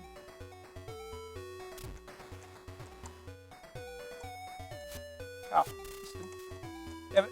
I'm looking for my special bonus. Oh, I get a little closer. You can get it up there. That's good collision detection.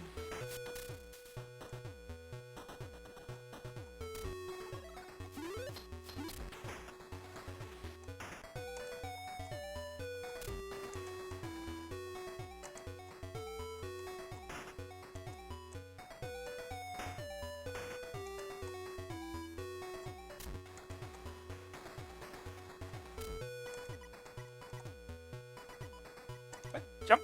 Come on. Jump.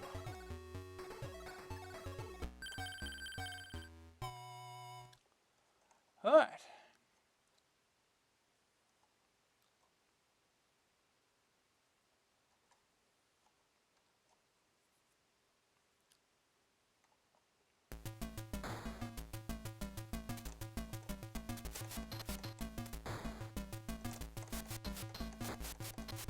Oh, jeez.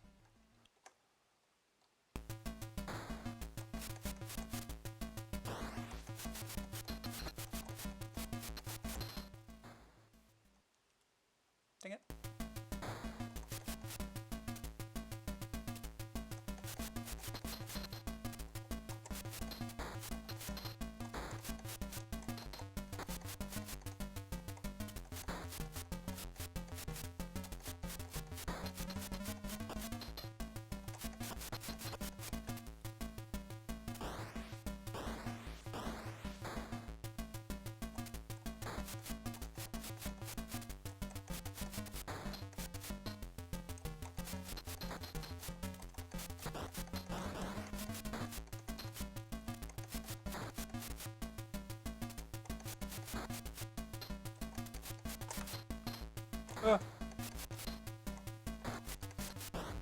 Oh!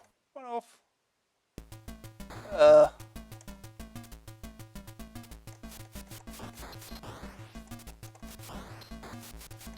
Oh, jeez.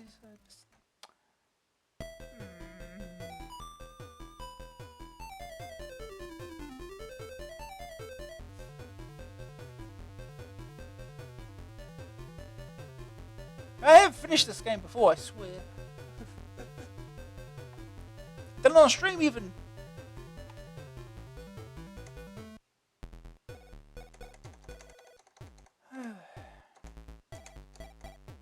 If you want to see the whole game, you can always watch that. It'll be in the archives.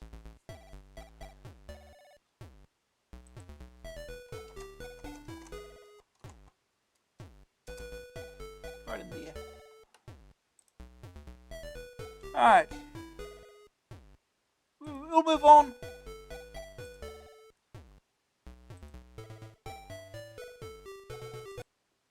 Next game is Continental Circus by Virgin Games. $9.99 cassette, $14.99 disc, joystick or keys. We're going to the circus, the AA office cheered. I want to see the lions, said Steve. The clowns, we want the clowns, cried Pat and Adam together. And me, I want to see the Ferrari, because the circus that's coming to town ain't clowns, but cars, and race time is drawing near. 100 of the most sophisticated motor vehicles ever to grace the tarmac are lined up for the Brazilian Grand Prix. Their 3-litre power units rattle and hum, waiting for the off. 5 seconds and a plume of tire smoke later, the race is on. Millions watch as the drivers take corners at ridiculous speeds and pass within nanometers of each other while overtaking. This is the real Continental Circus, a troupe of ultra-tech gladiators travelling the world in shinning steel chariots. Circus is viewed from above/behind, and there are very few controls. Accelerator, left, right, and gear change to high and low. Sensory overload is not usually a problem with car sims. It does break the rules in one vital area, though. It's fast and playable. Only WEC Le Mans has achieved any level of graphic clarity at speed, and that's left streets behind by Circus. Trackside, you wait for the nice lady to give you the 5-second flag. Time to get those revs up. There's a technique for quick starting and it pays to practice. Otherwise, you'll find those hard-won places slipping away on the first straight. The lights change fast, so rev up and stay sharp. When you finally get to charge into top gear and blast down the straight, get set to hold on tight. This one's a humdinger. Yep, your hum will be dinging like never before.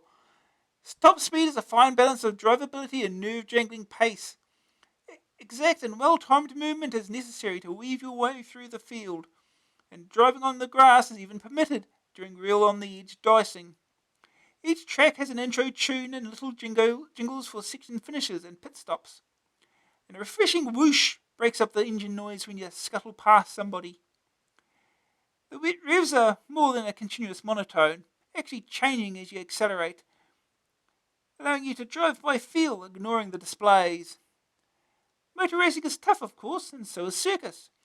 The real danger lies in the other competitors, not the track. Drivers seem positively drawn to your machine, trying to T-bone you on the sharp bends and braking suddenly as you're climbing over the gearbox. A prang doesn't mean game over, though. Finishing is still possible, but you'll have to push your luck and the remains of the car to the limits. On every section of the track, there are pit lanes where the sick cars of the world go to get medical help. Pulling over here causes 2 little mechanics to rush to your aid, and before you can say, "Very nice man," everything's fixed. Pit lanes are useful to those with healthy cars too. The extra wide road provides an ideal overtaking zone when you're in traffic. Go wide, drop a cog, and ning for 4 or 5 at once. Good placings are the key to success at the circus. To qualify for the second race, you've got to overtake 20 cars in the first, Brazil, and finish 80th or above. Each track is split into subsections, which you've got to complete in an allotted time. The margins for error and accident recovery getting slimmer with every stage. If you make it round, but haven't taken enough people, then you do the same circuit again, starting from a higher grid position. Success is greeted by a flag-waving marshal and a trip to the States. Life in the fast lane isn't easy in Brazil. In America, it gets difficult. The first US stage is a sprint trial with gentle corners, long straights, and very little time. And in Japan, downright dangerous. Then, of course, there's the weather. Usually you're on the limit, going into a corner. When there's rain spatters your visor. Traction? Forget it. When the rain starts, attempt any high-speed cornering, shed in slicks, and you'll redesign the body shell. What can a driver do to improve wet weather handling? Simple. Fit chunky rain tyres by screaming into the pits at the next opportunity. There's if you can make it to the pits while aquaplaning everywhere. It's aquaplaning. Okay, aquaplaning. The rain is random and doesn't feature in Brazil, the first race, but it adds excitement by removing the certainty that you can complete any lap if you practice enough. The rain cuts in after the first set of pits, so you're forced to complete at least one section with white knuckles, if not so white overalls. The graphics don't break any new ground, but the car's shapes are solid and easy to judge when overtaking. The track is easy to read, and each circuit has a characteristic backdrop. Jesus can clearly be seen on that mountain in Brazil. There are no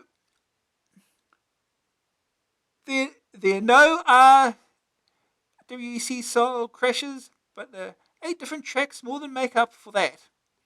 The essence of the original has been captured without resorting to crudely copying the arcade version's 3D effects. These peripheral details are ignored. The important stuff is the racing, and what racing it can be. If you've got a lead left foot, then this one's for you. Continental Circus, the game with no brakes. First day target score. Finish America. The name game. Legend has it that the game acquired its rather curious title as a result of good old human error, blended with modern machines' malfunction. When the plans for the arcade cabinets were sent to the European manufacturers, the writing became unclear, and on one said Continental Circuit, now apparently look like Circus. The manufacturers, never thinking to question such an obviously daft title, the cabinets were printed, and the mistake was only discovered when the machine and its box were united. There's nothing like good communications, eh? Second opinion. The best driving yet for your CPC. If you like WEC but got bored of driving around the same old circuit, then Continental Circus is the one for you. Test drive it today. Green screen. Visible and ecologically sound cars. Green. Get it?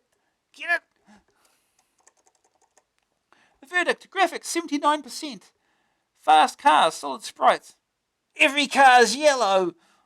Sonics 83%. A tune for every track.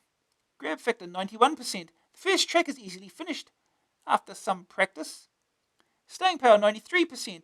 8 tracks to race on. Increasingly difficult. AA rating 92%. As racing games go, this takes pole position. Alright. Let's play it.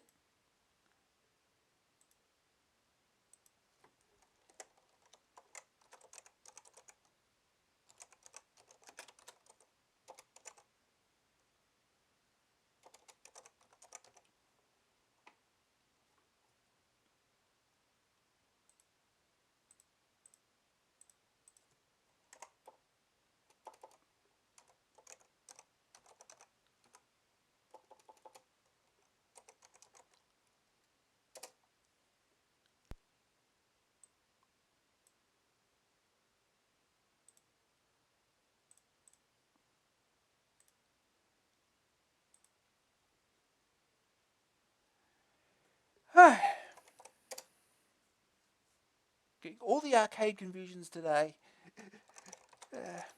More to come, even. Most of them are arcade conversions in this issue. The ones that we haven't played before. The Sales Curve presents Continental Circus. Taito. Programmed by Bill Gaunt and Pete Hickinson. Graphics by Mark Edwards. For 1989. Taito Corporation. Let's see if I can get past the first stage, because I didn't do that in practice, that's for sure. Yeah.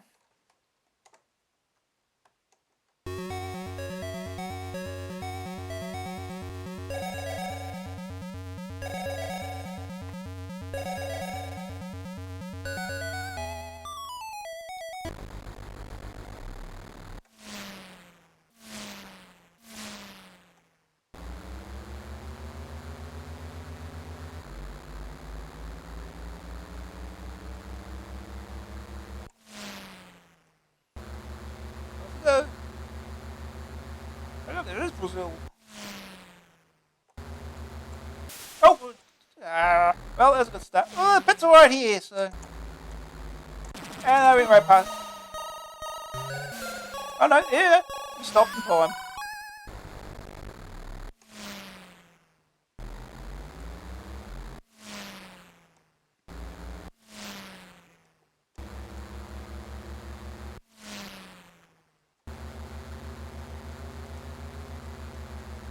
Oh, oh.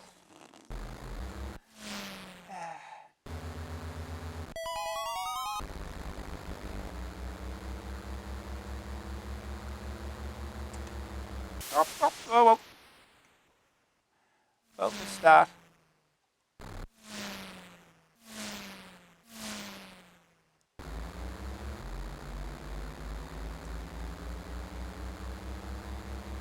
Alright, I think we're going to get very far here.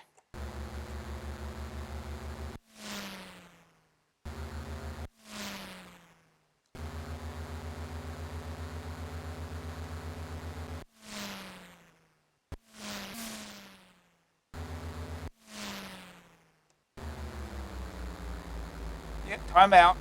Doesn't take long. Oh, there's a checkpoint right there. Go, go, whoa, whoa, whoa, whoa. Oh.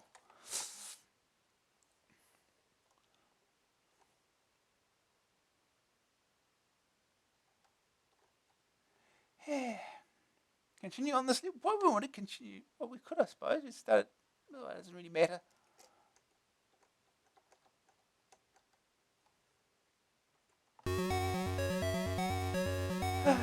Current ranking 100. Qualified rank 80. Watch, I'll probably finish it and not be 80th.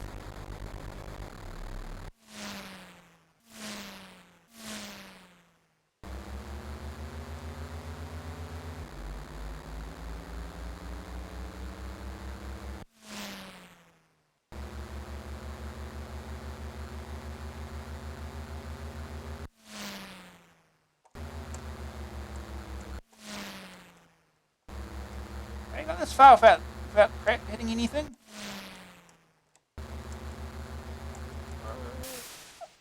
Oh, I disagree with that one.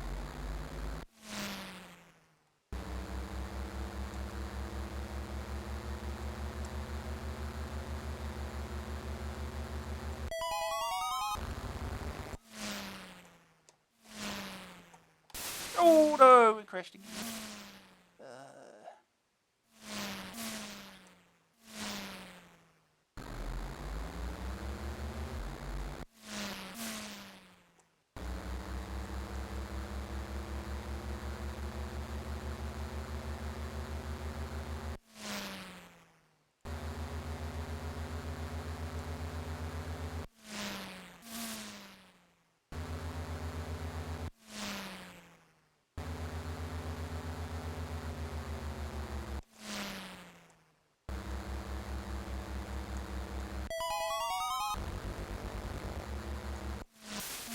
Oh. Oh, let's try it.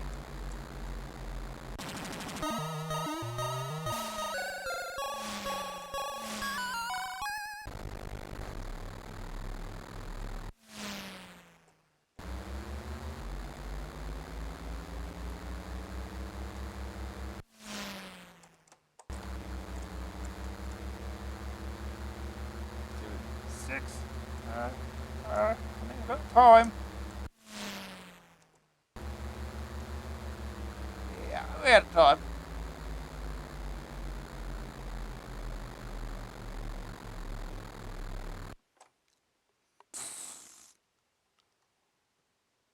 Ranked 90th anyway. Continue on this level, might as well continue. We start at 90th!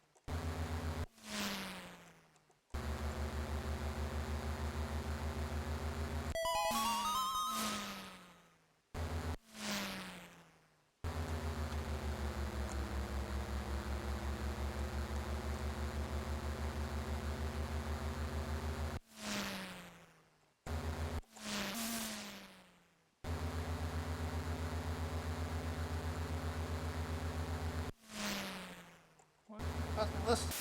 Oh.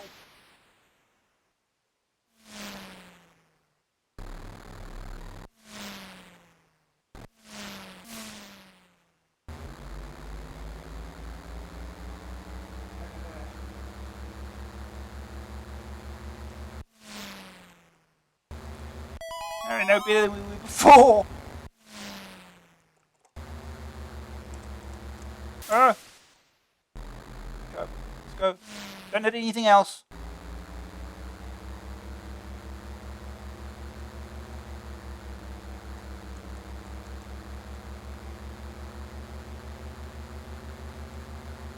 How am I supposed to get past all this? Oh! I'm supposed to get past all that.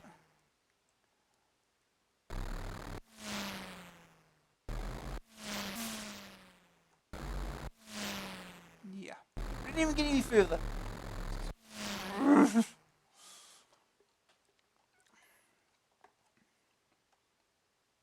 78th.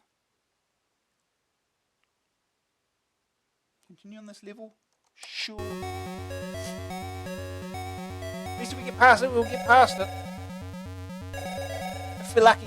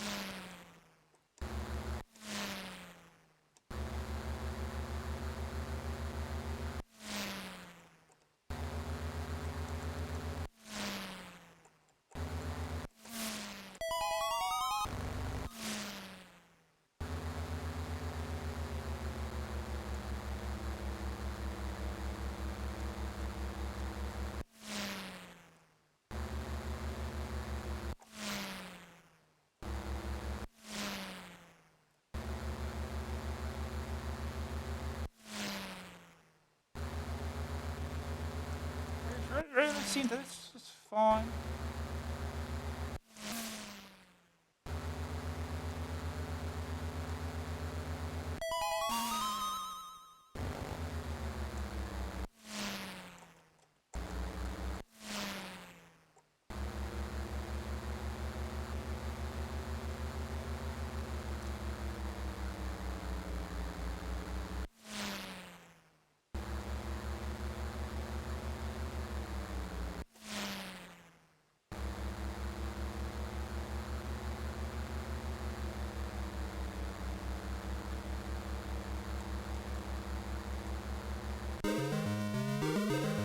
Hey!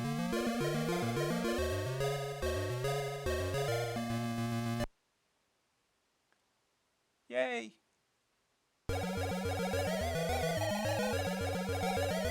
What's number 2? America. 5 seconds.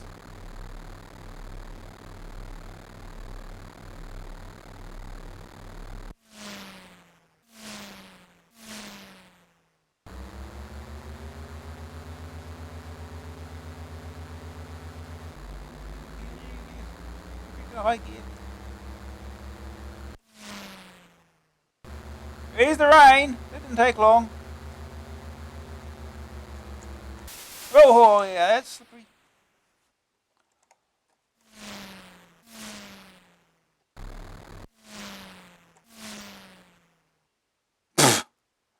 That was no time at all. Absolutely no time.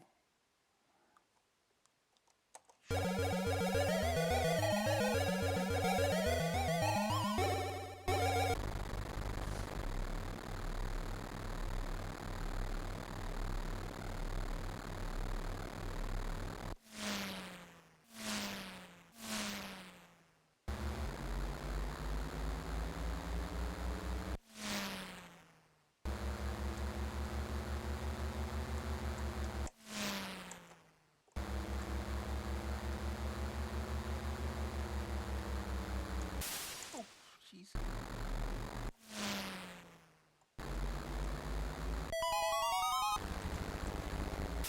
Door! I was into the pits the other way.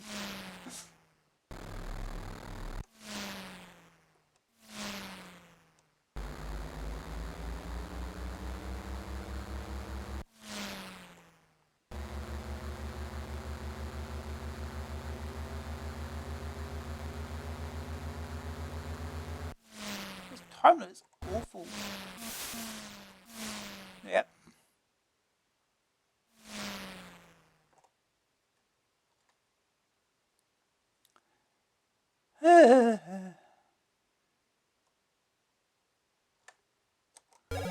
Going backwards here.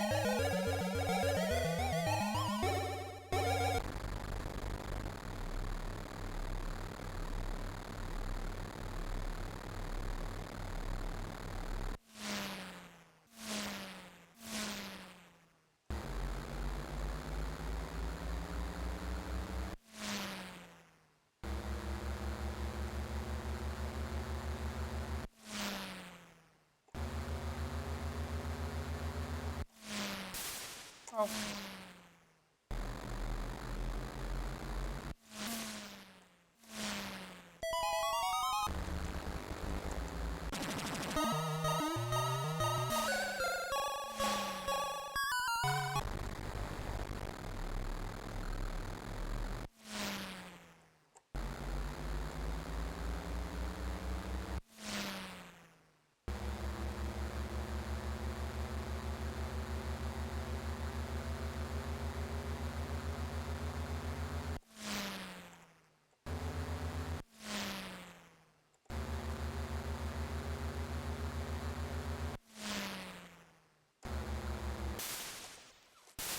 Oh!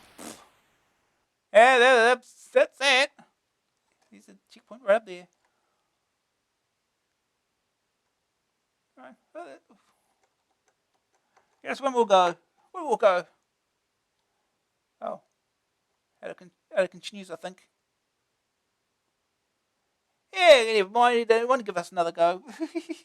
Took us so many attempts just to get there. There's 6 more stages after that.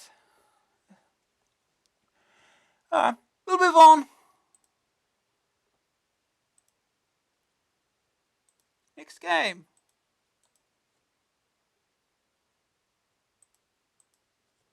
Is all fired up. Operation Gunship by Codemasters. $2.99 cassette. Joystick or keys. Treetop level is where it's at in this Where Have I Heard That Name Before helicopter sim from Codemasters. The gameplay? Skimming over the surface at crazy speeds with guns cocked, missiles primed, and a wicked grin on your face. Your mission, however, is one of mercy. 8 hostages are being held on the series of islands, and your job is to get them out. Your task requires clinical precision, expert timing, and excessive force. Some are held in the open, others are held inside buildings. Rescue requires first that you trash the building and then lower a ladder to whisk them away to safety. Of course, the enemy aren't too pleased about you running off with their meal ticket and they will try to shoot you down. Your main armaments are chain guns and rockets. They show the power to waste everything you're going to meet in this private little war. The guns have an almost limitless amount of ammunition, while your very tight supply of missiles can do some serious damage. This Oliver Twins blast 'em up extravaganza is classic Codemasters. Not much plot, simple gameplay, and very engrossing. The little, and I do mean little, chopper simply has to fly around this mapped world, blowing open houses to find hostages. You get shot at, and you shoot back. Nothing too difficult here at all. Real damage really seems to be done to your machine, and so the only real restriction is the amount of fuel you can carry. You start off at an Allied heli base and have to buzz around trying to find where your something may be hidden. Your men. So your men may be hidden. There we go. There's a series of islands that make up the backbone of some banana republic, and once you've found them, it's time to let a few rounds rip and show them the advantages of a developed technological economy, namely bigger weapons, bigger guns. And you find the way by using map grids marked around the screen's border, and you better brush upon your map reading skills, or you'll spend hours wandering around over the sea looking for something to kill. This is basically the most depressing part of the game. You've rescued 7 out of the 8, and you have to spend your last few drops of fuel trying to hunt down that last hostage. It makes finding needles in haystacks look a doddle. There's no subtlety involved in flying this gunship. No up or down, just forward, turn, and reverse. The weapons available are machine guns and missiles, each launched separately and aimed with one of your ever popular roving cursors. Bullets take time to destroy things. Missiles are more instant, but are harder to replace. Once you spot hostages, diving in to rescue them is pretty tricky. To lower a ladder, you've got to be directly over the top and stay stationary. This makes you rather vulnerable. Not only this, but it's darn difficult to bring a moving helicopter to a dead stop over a precise point. A panel flashes irritating messages at you, winding you up as you try to wind the hostages in. Once you've rescued someone, then you've the option to take them back to base to earn points and extra ammunition. No more fuel is on offer, as this is used instead of a timer.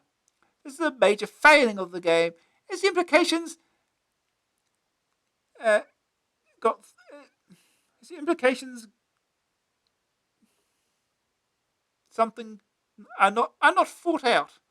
While letting hostages down the rope in the ladder to safety, you lose a lot of time and therefore fuel, especially if you hang around for an ammo refill because you're still a valid target for the opposition. The idea is sound, but it means that after some highly enjoyable blasting fun, the pace of the game dissolves to tedium while you offload. You only have the one life, which means that the chopper has to be very tough.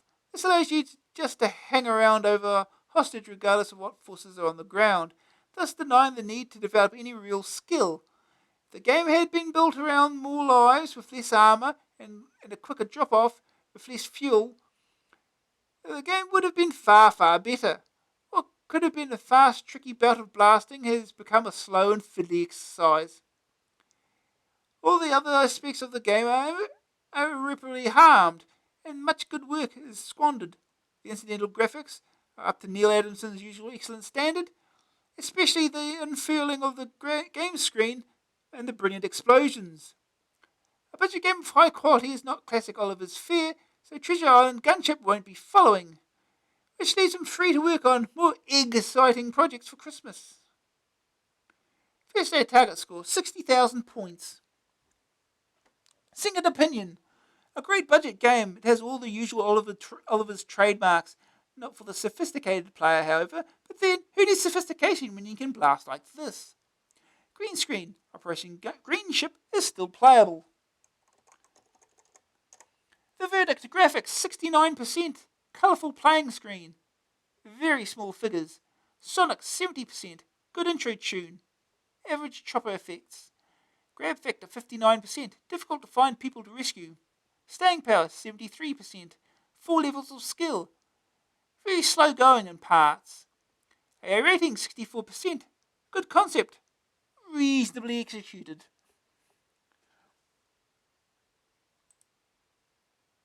Okay.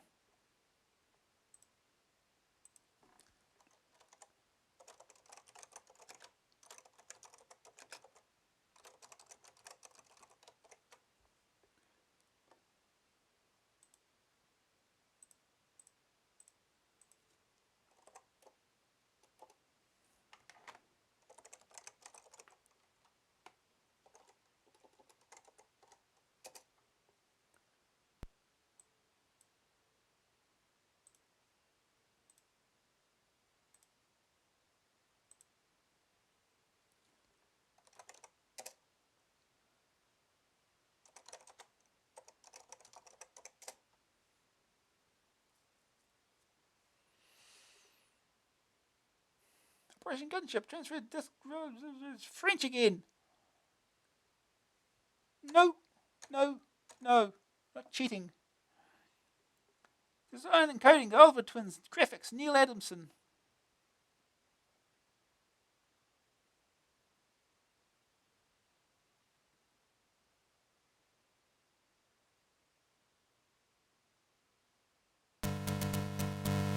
Yes, Space will fire a star. Grand Prix Sim 2, sequel to the massive bestseller of 87, totally reprogrammed and enhanced with your mission rescue all 8 of your assault team lost deep into the hostile enemy islands. Okay. We're going to bring on the Oliver Twins, graphics Neil Anderson, musical sound effects David Whittaker, published by Codemasters. Give you enough time to read it, sure. Remix Simulator 2, sequel to the best-selling budget game of 1987, up to 4 players, 10 new courses written by the Oliver Twins. They believe in you, don't fail them. Play low and fast.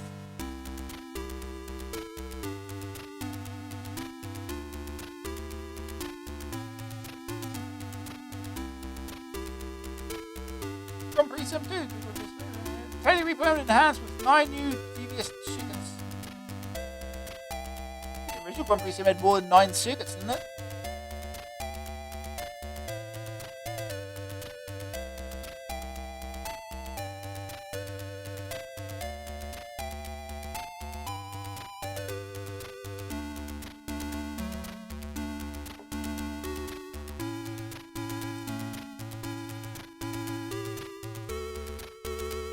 Right, let's go. Whoa, look at that fancy. That's fancy.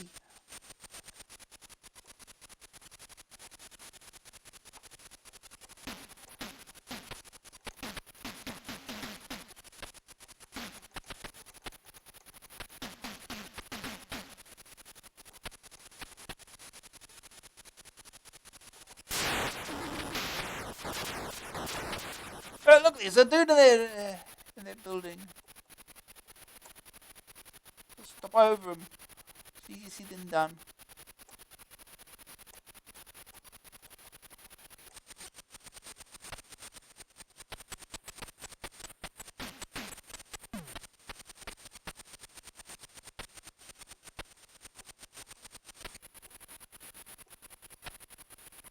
There's another one around here somewhere, isn't there? Oh, there's another one right there. How are they? Tank.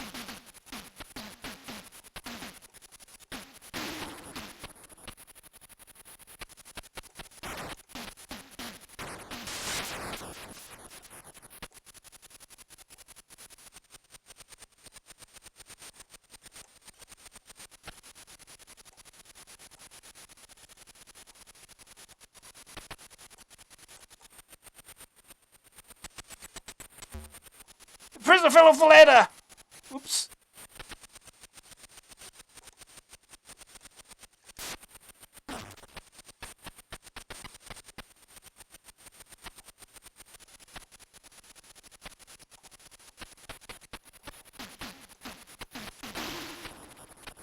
Forward, please, thank you. Going there to the prisoner. Man climbing the ladder remains still.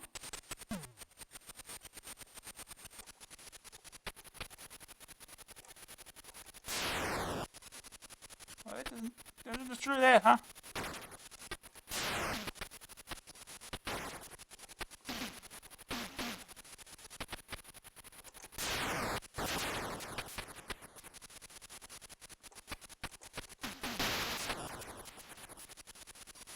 Let's cut this dude.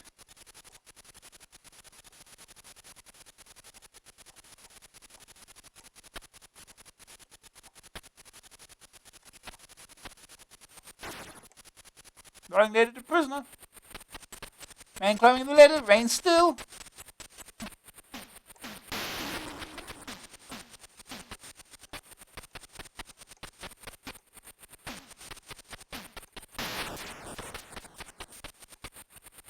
Back to base. The map. Do we have a map in this game? No. We just have to remember where we're supposed to land.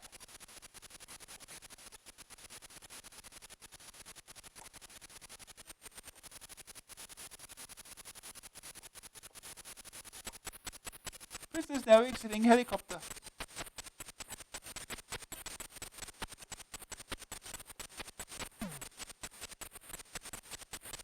Wait for more ammunition.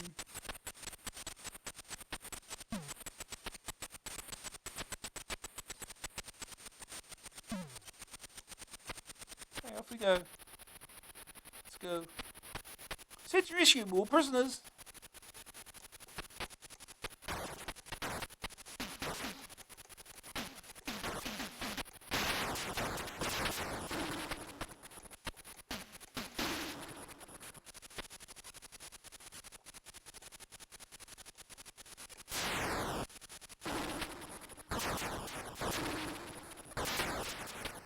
There's another dude.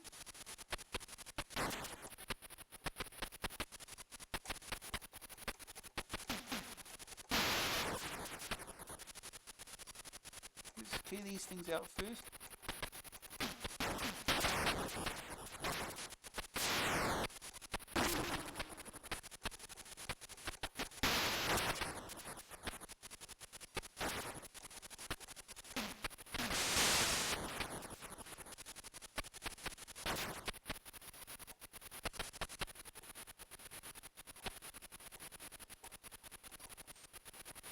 Good dude in here.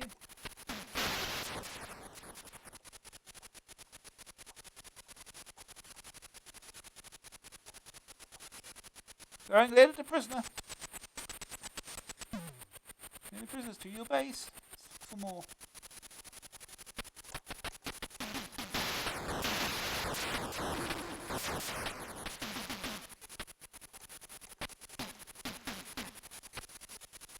There's one right here.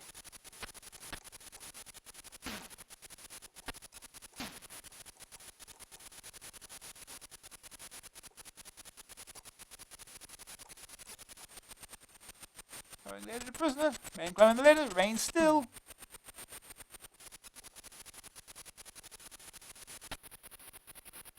Look for more. Oh, I missed.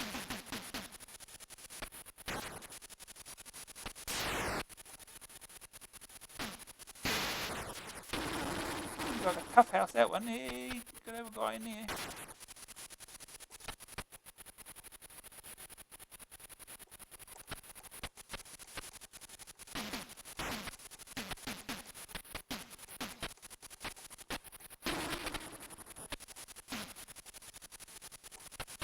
Okay.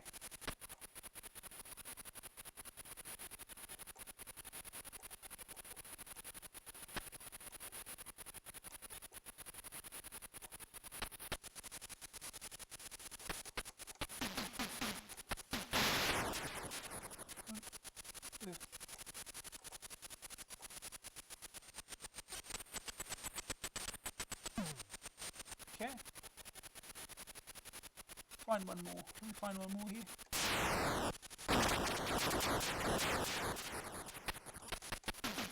One's right there.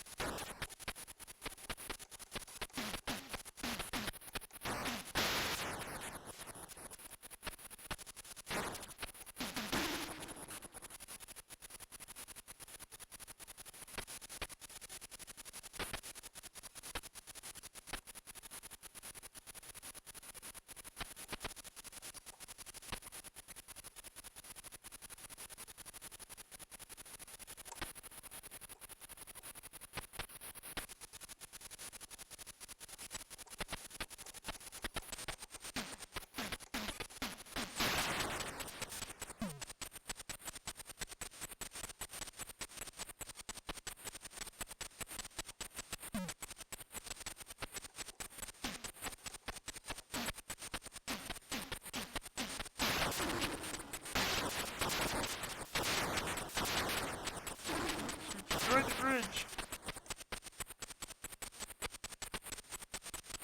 For more ammunition. One more missile. More missile, thank you. Okay, we go. So, one more to find.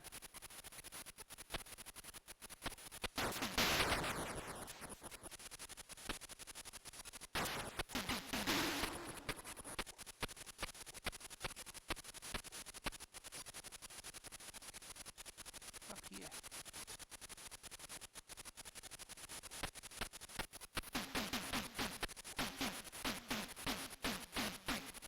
These tanks are tough.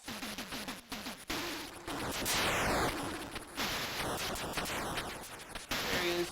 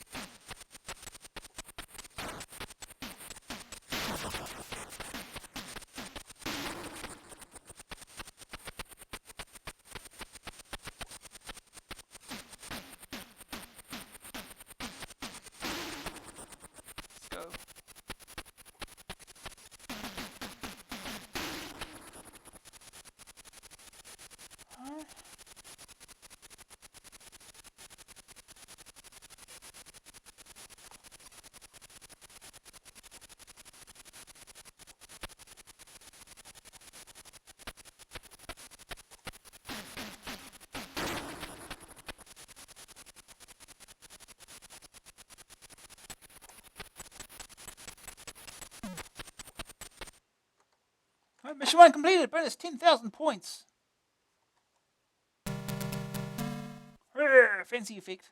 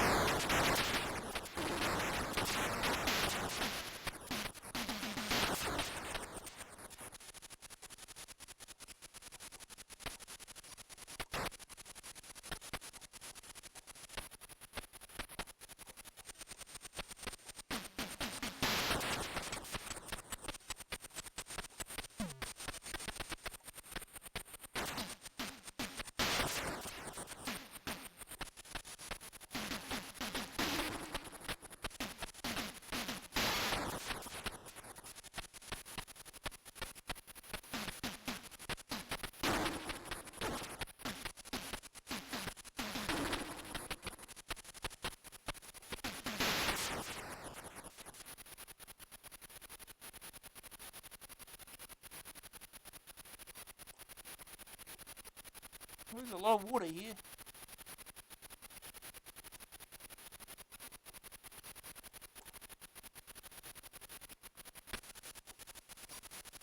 What is it, dude? Just sitting here.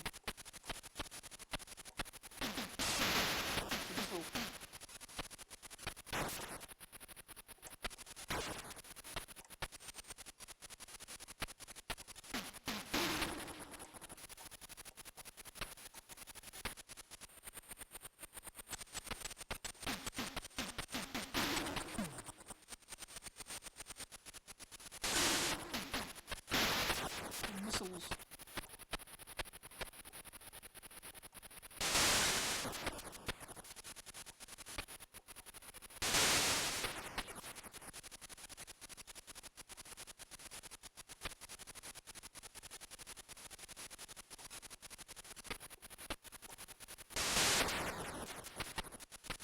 Where are these missiles coming from?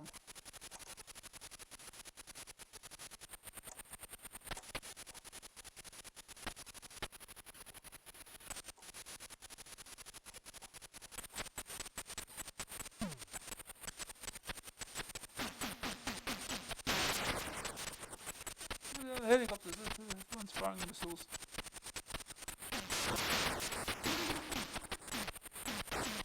My ass kicked here.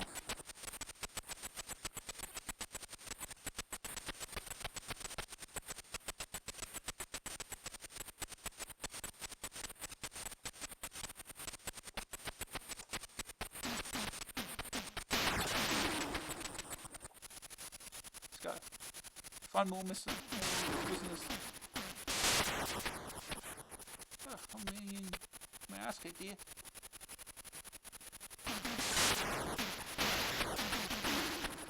There's missiles!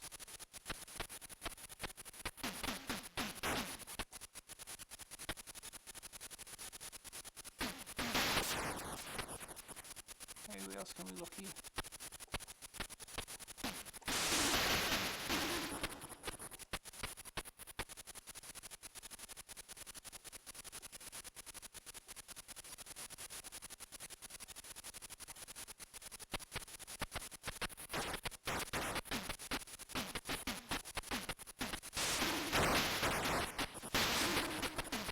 Oh jeez, everything's you failed to complete your mission.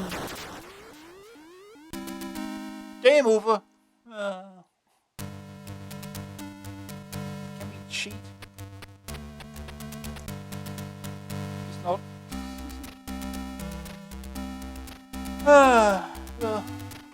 Oh, Oh, Treasure Island Disney, probably the best-selling game of 1989. Not to be missed. Anyway, that's Operation Gunship. It feels a bit sluggish for my liking. It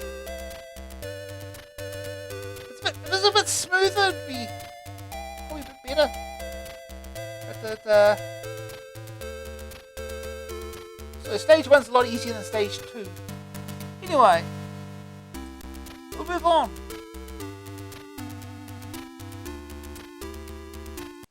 Next game. Christmas Collection. It's a compilation by Houston, 12.95 cassette, 17.95 disc, joystick keys. Do you want frenzied shoot 'em up action, a collection of some of the best outer and inner space blasting ever seen on a CPC? Then watch out for the Christmas Collection from Houston. It's a hot one and it's coming this way. Iridium, Lightforce, Cybernoid 2, Eliminator, Ixalan, and Hydrofool are the games. The CPC is the computer, and rip-snorting fun is the result. Houston have long enjoyed a reputation as producers of some of the best-looking and fiendishly hard games to hit the market. Superstar programmer Raf Chico and friends have put together some truly mind-bending games, and now you can enjoy the best of Houston with the Christmas Collection. Star of the show is Ixalan, a Chico classic. Run around a space station encountering all the usual tricks and traps. Infuriatingly difficult, it has the trappings of the much later Stormlord. The graphic style may have aged a touch, but the gameplay is as intensive as ever, and is guaranteed to have you tearing your hair out trying to solve the next stage. Cybernoid 2, AA39 Master Game, is a sequel that takes you deep into the heart of a pirate starship. Quick and constant blasting and deft joystick control will see you through this visual extravaganza that threatened to give shoot-em-ups a good name. A mold breaker and a joystick snapper of the highest degree. Iridium and Lightforce are two of the traditional finger-aching shootouts. Hardcore firepower for those who live to waste countless alien nasties for no other reason than it's fun. Hydrofool is the wild card, escaping from the outer space motif and going into the water. You get to explore a strange and puzzling undersea world, all drawn out in 3 dimensions. The rotten apple of the barrel is Eliminator, a shoot-em-up of sorts that's just not fast enough to make the grade on its own. Packaged in this sort of company, however, it's more than a welcome filler. Houston have been producing quality games since the CPC was a twinkle in Mr. Sugar's wallet, which means that any compilation featuring the greatest hits will be great indeed. Second opinion. Mathematically, CC scores a mighty 80.5%, and considering the price, this one's a bargain. If you want some slamming space and sub-aqua fun, CC is an opportunity not to be missed. The scores on the doors. Cybernoid 2, AA39, 90%. Eliminator, AA48, 57%. Ixalan, AA24, 93%. Hydrofool, AA22, 85%. Lightforce, AA15, 90%. Iridium, AA37, 68%. The verdict, AA rating, 87%. Awesome package, fearsome fun. We've played all those games before, so we don't have to do it again. So we're on to the story so far, Volume 4. By Elite, 12.95 cassette, 14.95 disc, joystick or keys. The second 8-bit selection box from Elite brings mixed blessing. The chance to get to grips with aliens is welcome as one of the best movie licenses of all time. And as you chase those ectomorphs around, the rest let Ripley and Co. rubber down rather badly. The other 5 are okay, or they don't grab you by the joystick port crying, "Play me." As a gift, it wouldn't go amiss. But as a Prezi by ask Santa for something else. Wonder Boy is a running, jumping platform game and adds nothing to the genre. It's soon to spawn a sequel. Ghostbusters, the follow-up to this baby, will be haunting us in Christmas as well, as you're going down nasty spooks. The Eidolon takes you time travelling in a deserted old house, and Back to the Future follows the plot of the film, but does so with graphics so inept it's hard to believe. But you've got to look on the bright side, there could be a sequel to this on the way too. Answer, yes there is. Also, the Eidolon doesn't take place in this sort of, looks like a cave, not a house, but whatever. The package offers no real support to its leader, more an excuse to fill blank tape than make serious games. Some games stand the test of time, and Aliens is one of them. Strangely, they're all reasonable successes in their day, despite critical hammering, so they may sell on nostalgia value alone. The first game I ever played was... Second opinion. As a history lesson, this is fine, but as contemporary entertainment, forget it. Aliens are still brilliant, but the others just don't support it. If you're looking for compilation fun from Elite, get Volume 2 instead. The hard facts. Aliens, AA17, 90%. Back to the Future, not reviewed. The Eidolon, AA2, 68%. I would have thought it would rated much better than that. Ghostbusters, AA1, 52%. Quartet, AA24, 38%. Wonderboy, AA24, 68%. The Verdict, AA rating, 76%. A bundle of games is only as strong as its weakest game, and Gauntlet and Quartet is really quite dire. Well, at least we've played Quartet before, so we don't have to play that again. But, as it says, Back to the Future has not been reviewed. So we get to start that up.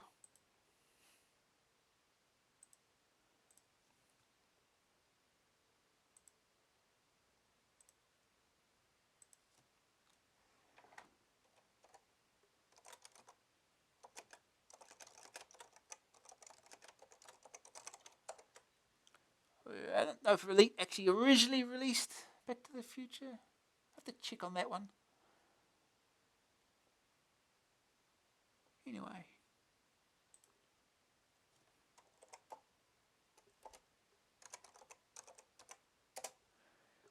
This game, I could not figure out what you're supposed to do.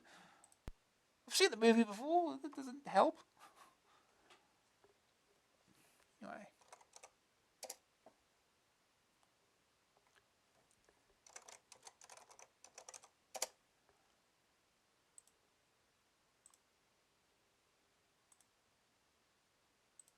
Back to the Future, the game from Electric Dreams.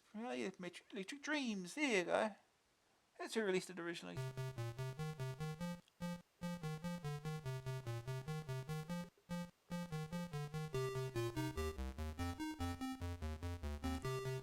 Oh, I think I'm right. Might look up the instructions here.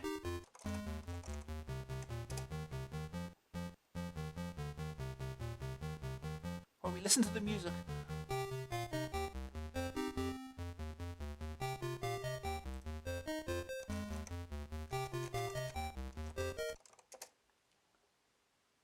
Oh, stopped. Oh look, we get a demo mode. See how exciting it is.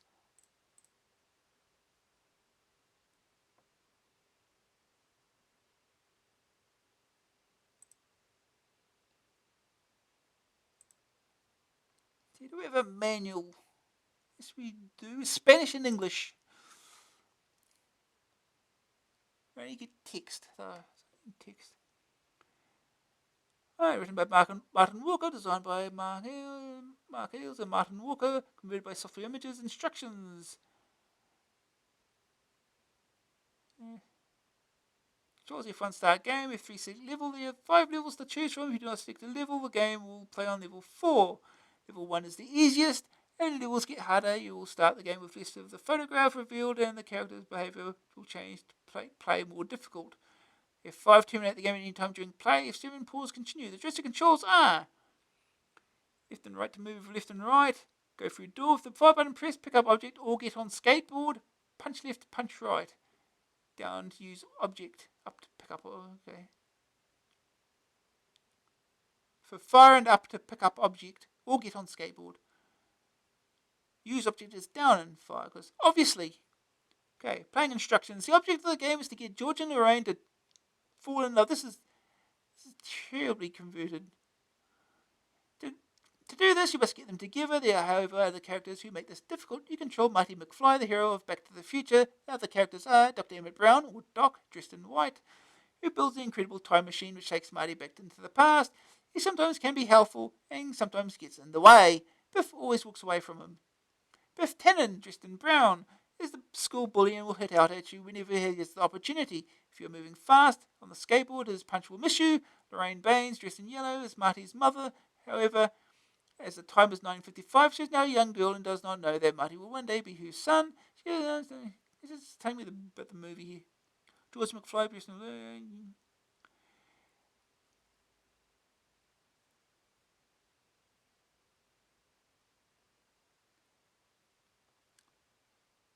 So object icons, love item, love poems, cup of coffee, alien suit. Phil Marty disguises himself as an alien to frighten George into going to the school dance. Okay, okay.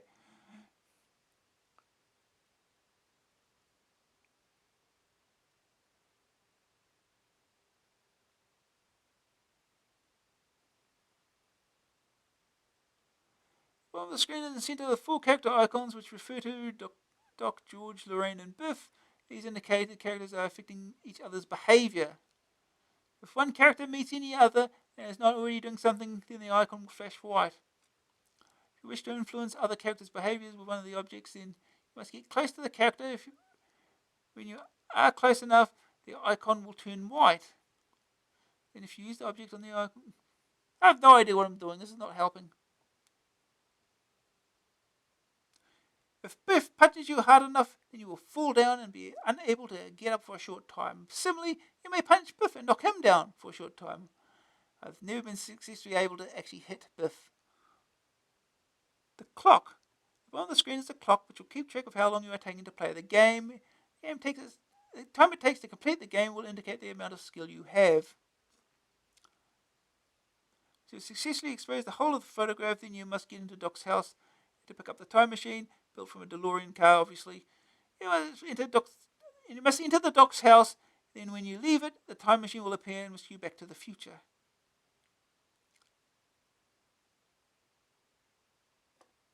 Okay. That doesn't really help at all.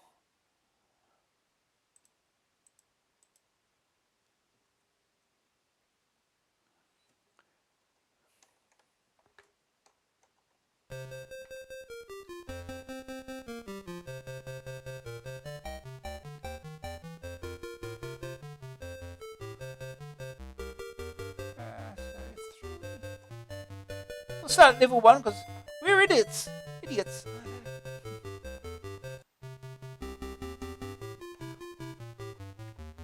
At least the music's decent.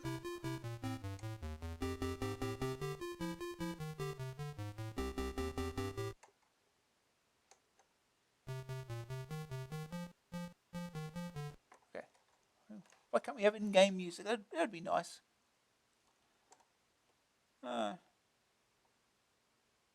Guess you gotta find objects. Oh, hey Doc. Here's Doc. I haven't got any objects yet.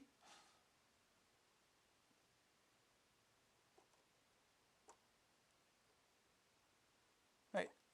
Oh. Aha! Skateboard! Yeah, the objects don't show on screen. That's a problem.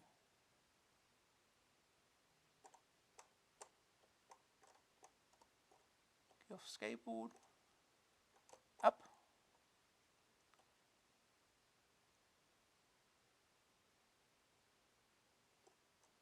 The game only has 5. Oh.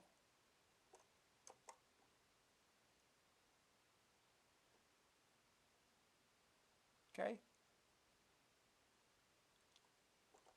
It's Biff. Biff's back. Ah.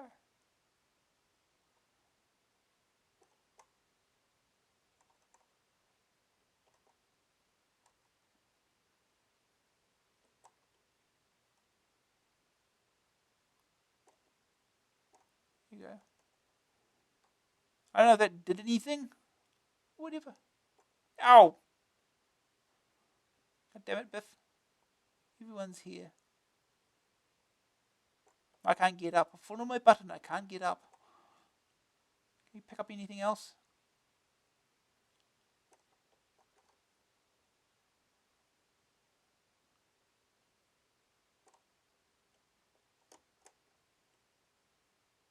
This is not helping.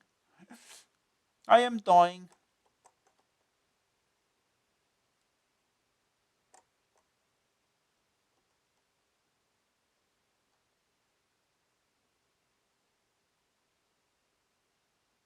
I don't even know if I'm doing anything right. I don't know what I'm doing.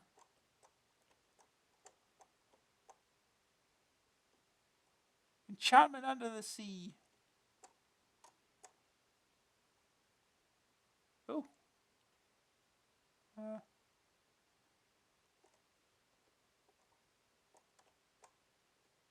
am I dying? I guess I'm dying.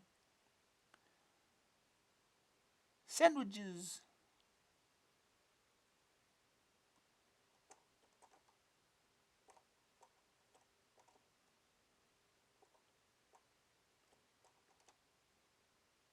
Hey, there's a skateboard.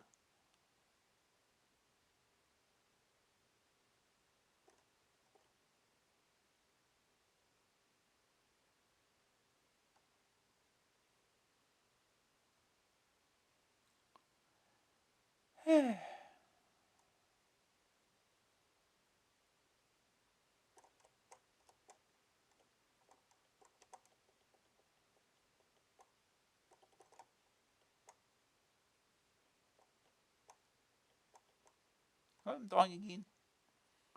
We're dying. Biff just punched the air for no specific reason.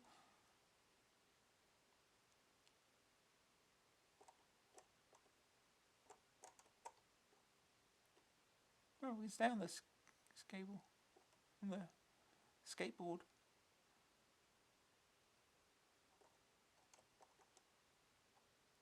Okay.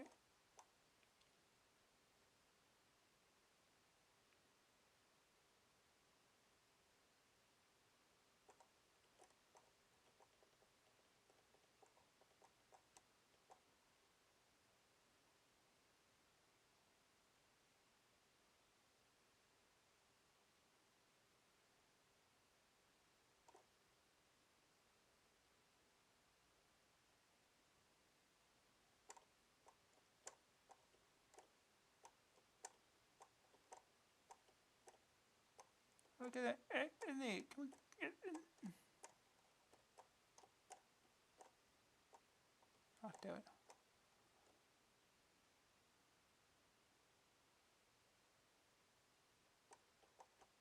This again? I have absolutely no idea what I'm doing.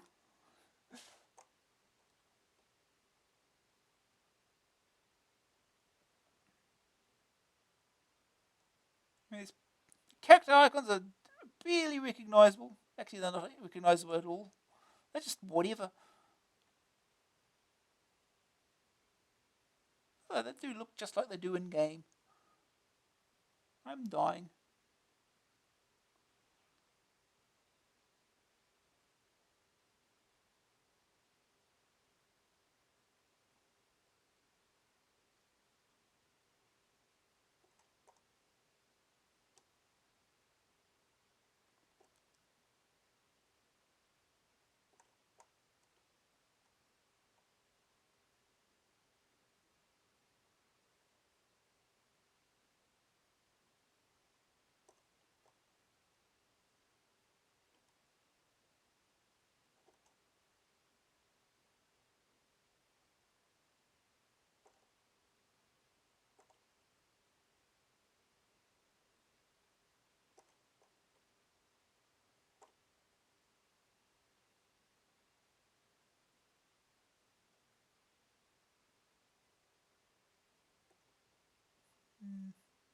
No, he's Biff again.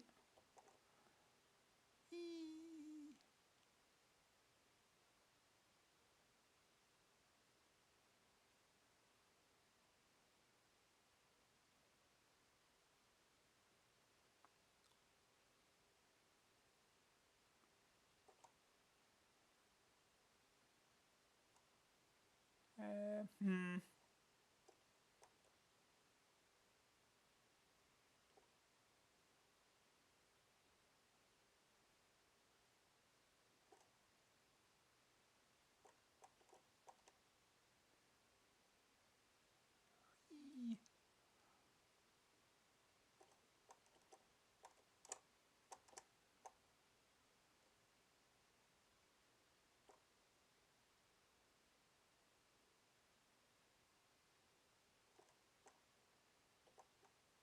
Oh, we only have one of the other four objects at once, huh?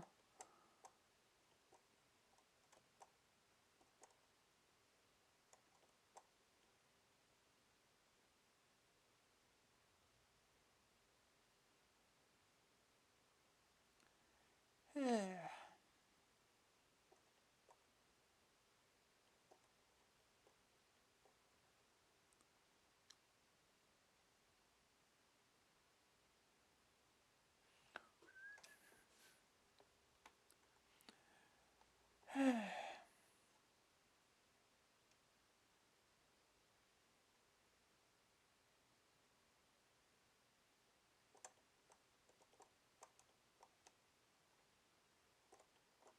This way. Pick up one of them guitars again.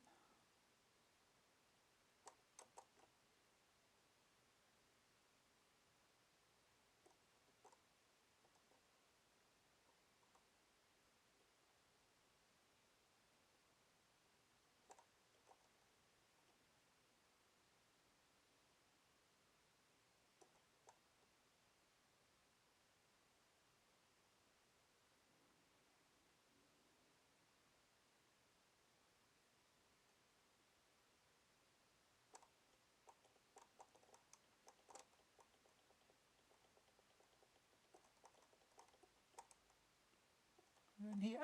Haha.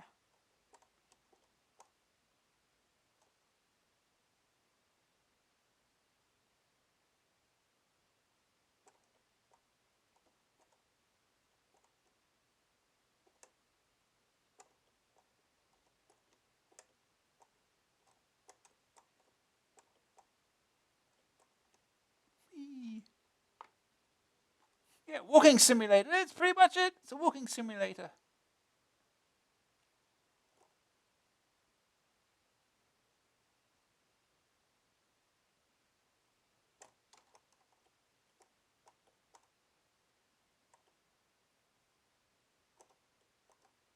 Coffee.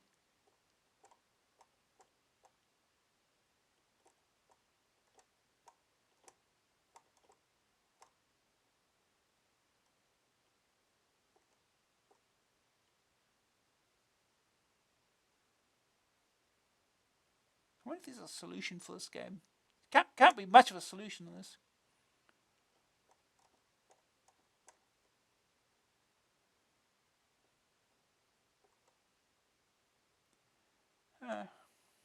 Yeah. Let's. I'm gonna see if I can find a solution for it. Do that.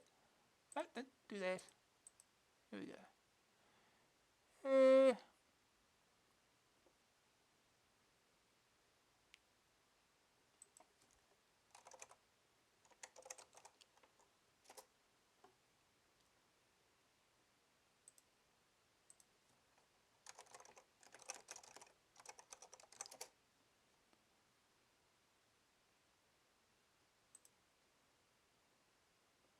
See. Solve. We've got a map. Do we need a map for this thing? No, it's 4 rooms. What else do you need?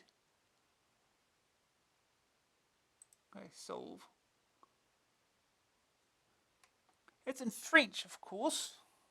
To translate it.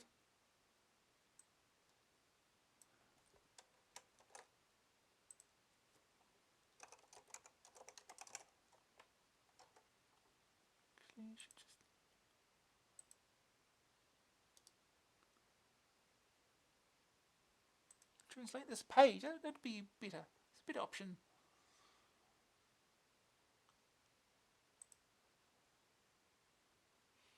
Okay, go left. Take the skateboard in front of the crates up and shoot. Go right into school. Stand in front of the library left and take the love poem book. Find George, he's in blue. Wait for him to touch us. Go down and shoot. Go to hall, and if you're already there, take the guitar. Wait to rebuild the family photo at the bottom right. Biff will travel. Come and train our plans. Biff will travel. Come and train our plans. Exit. Go left into the dock. Stand in front of the armor and take object 3. exit, and the DeLorean is there. Yeah, okay.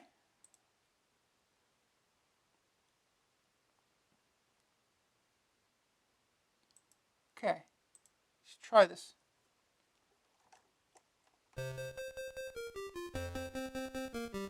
Let's see if we can do this.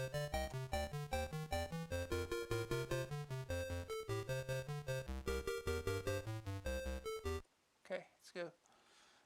Okay. We go left. Is it left? Let's get it.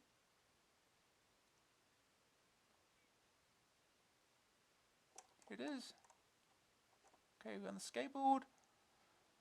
Okay, go to the school.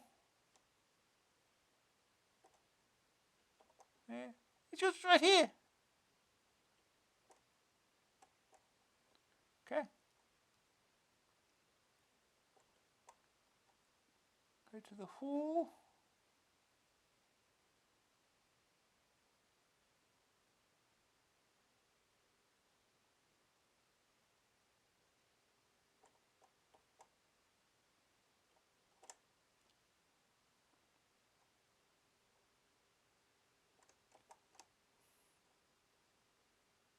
This is the actual solution. This is it's not much of a game, really, is it?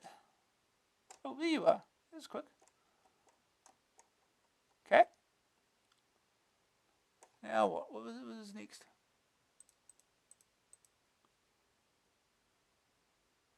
Wait to rebuild the family photo.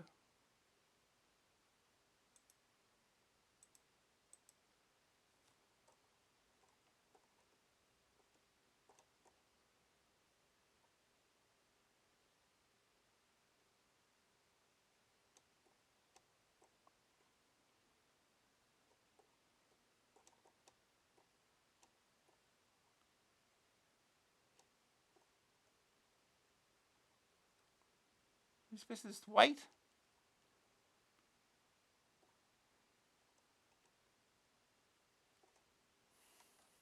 Not much happened there. Do we try this again?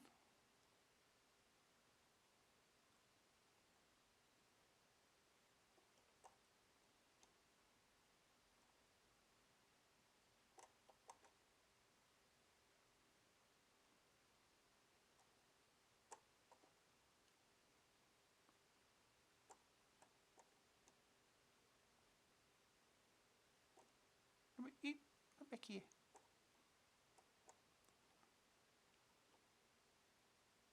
That didn't really work, did it? Everyone's here. It's annoying.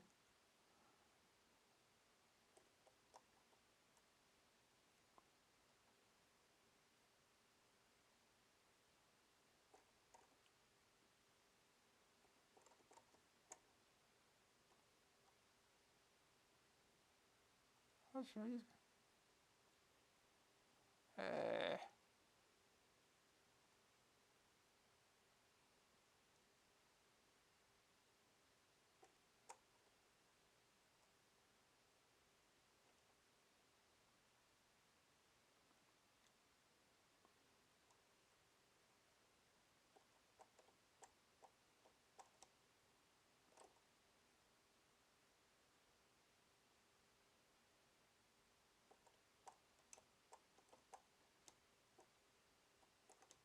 Okay.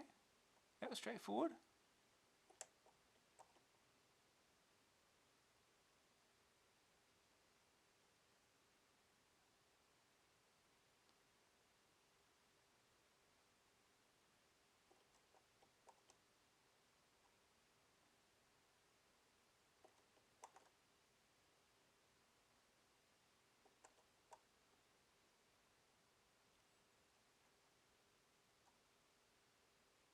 Come here. Come on. Come on. Come on. Get here.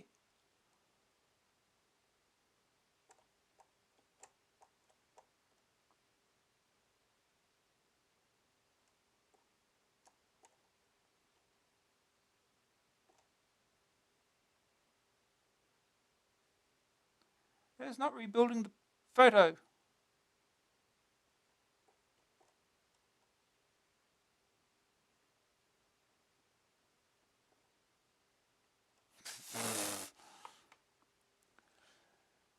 I'll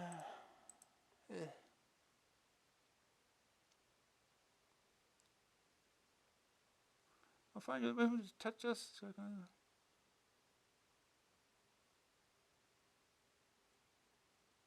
Oh, George follows us everywhere. Okay.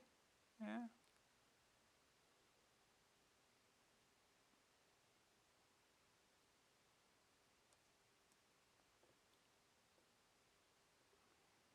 Yeah, I'm confused.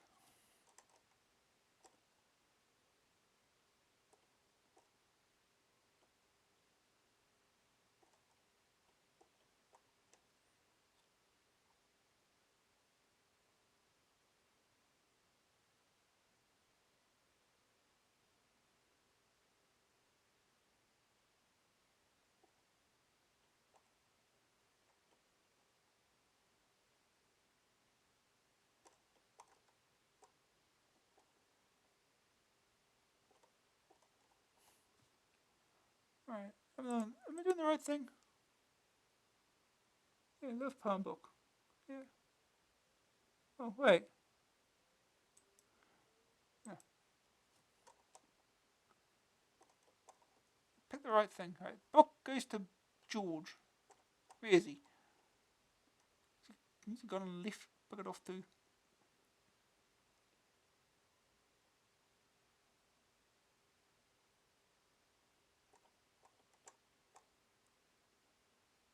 On here.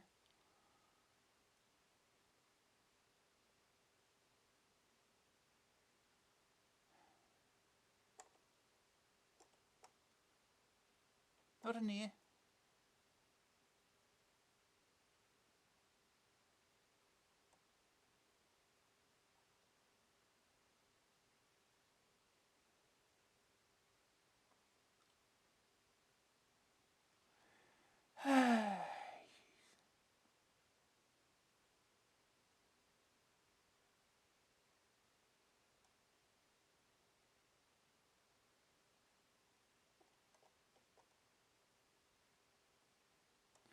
I'm going to restart.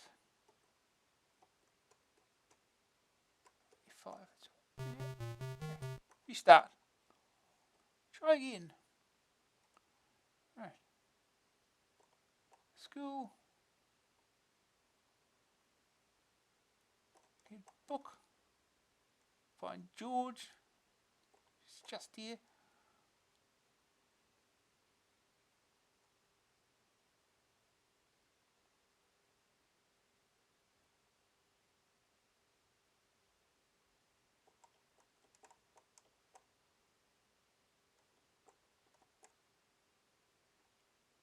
Hey, get back here.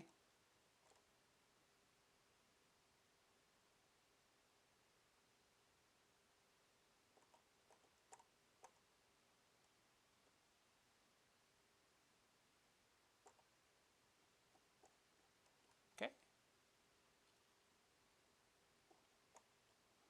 Now, I love poem book.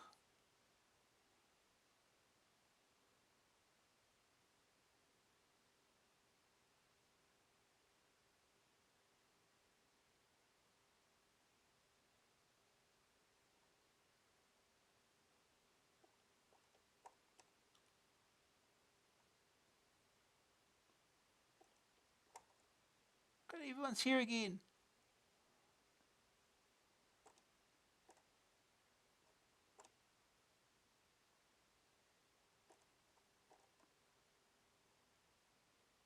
Oh, what am I doing in here?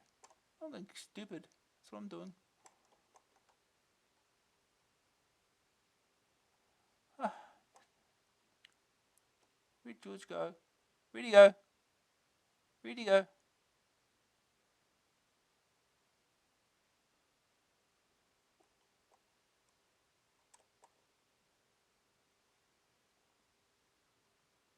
Okay, screw this. Restart. Try again.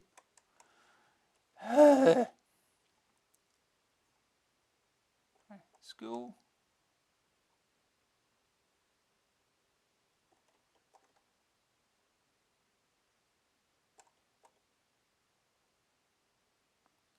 Find George. Where'd George go? Come on.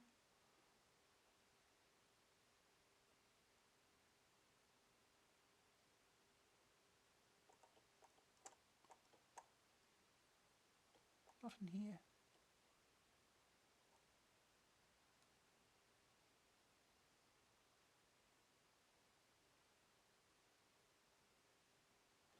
Oh, you'll find him eventually. He's got to be around here somewhere.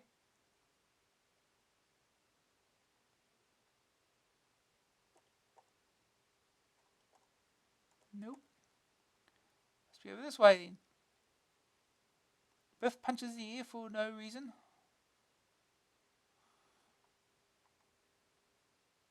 Why am I still playing this?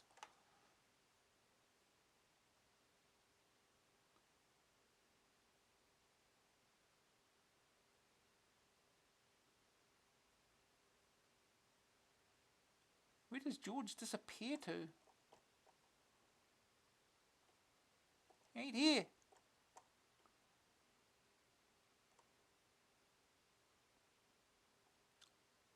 Like he just vanishes or something.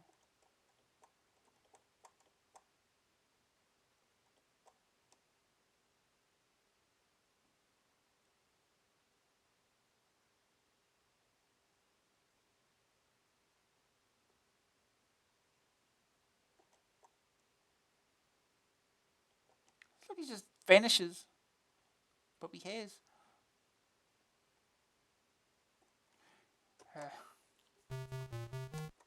Try again. Right. Go to school.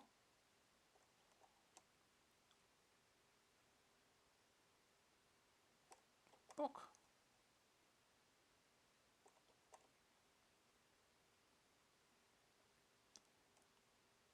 Should be around here somewhere.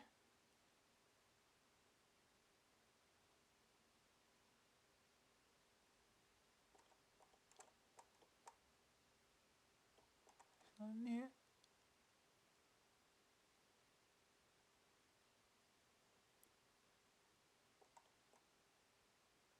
It's not in here.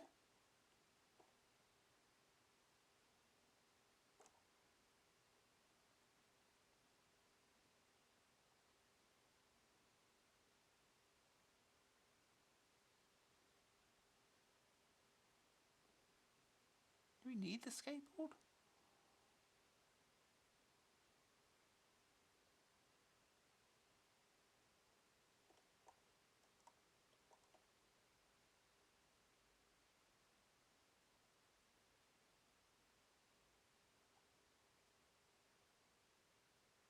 There he is.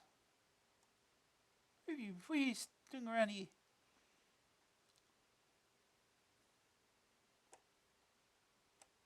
Okay.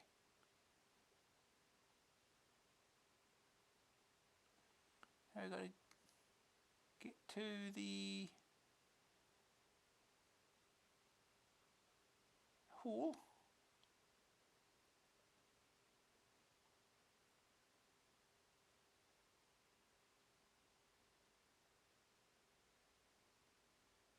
Oh, there it goes. There it goes.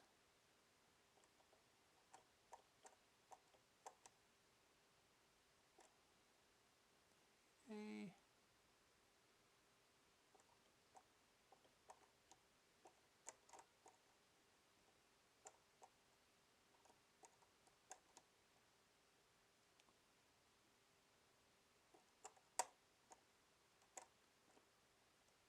Damn it.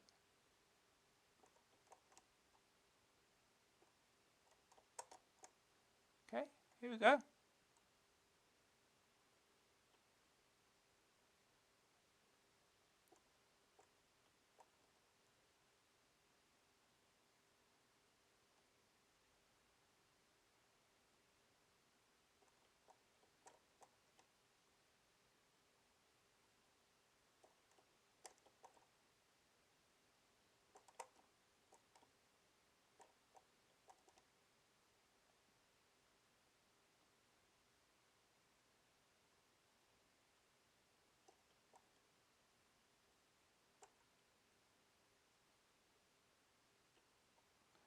Oh, damn it.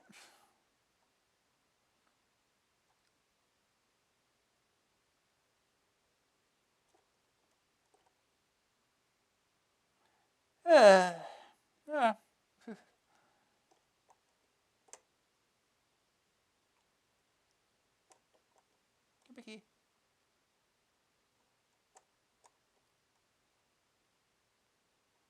back here, George. Yeah, George, get back here.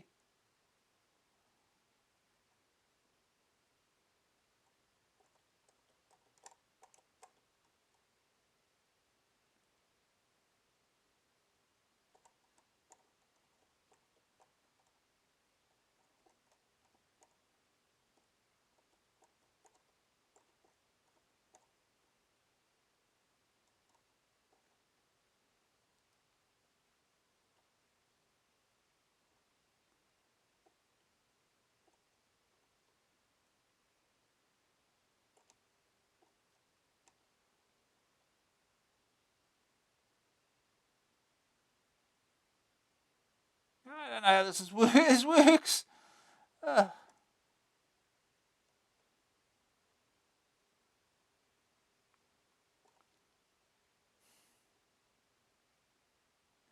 okay, I think I had enough of this. Let's move on. It's after 11 o'clock. How many? Not sure there's much left.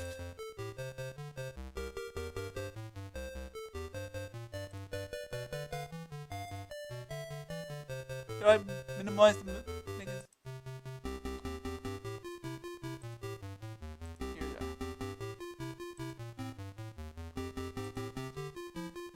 Here we go. Budget games that we've all played before.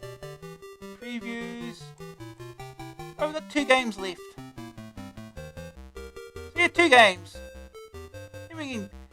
Let's push this out some more.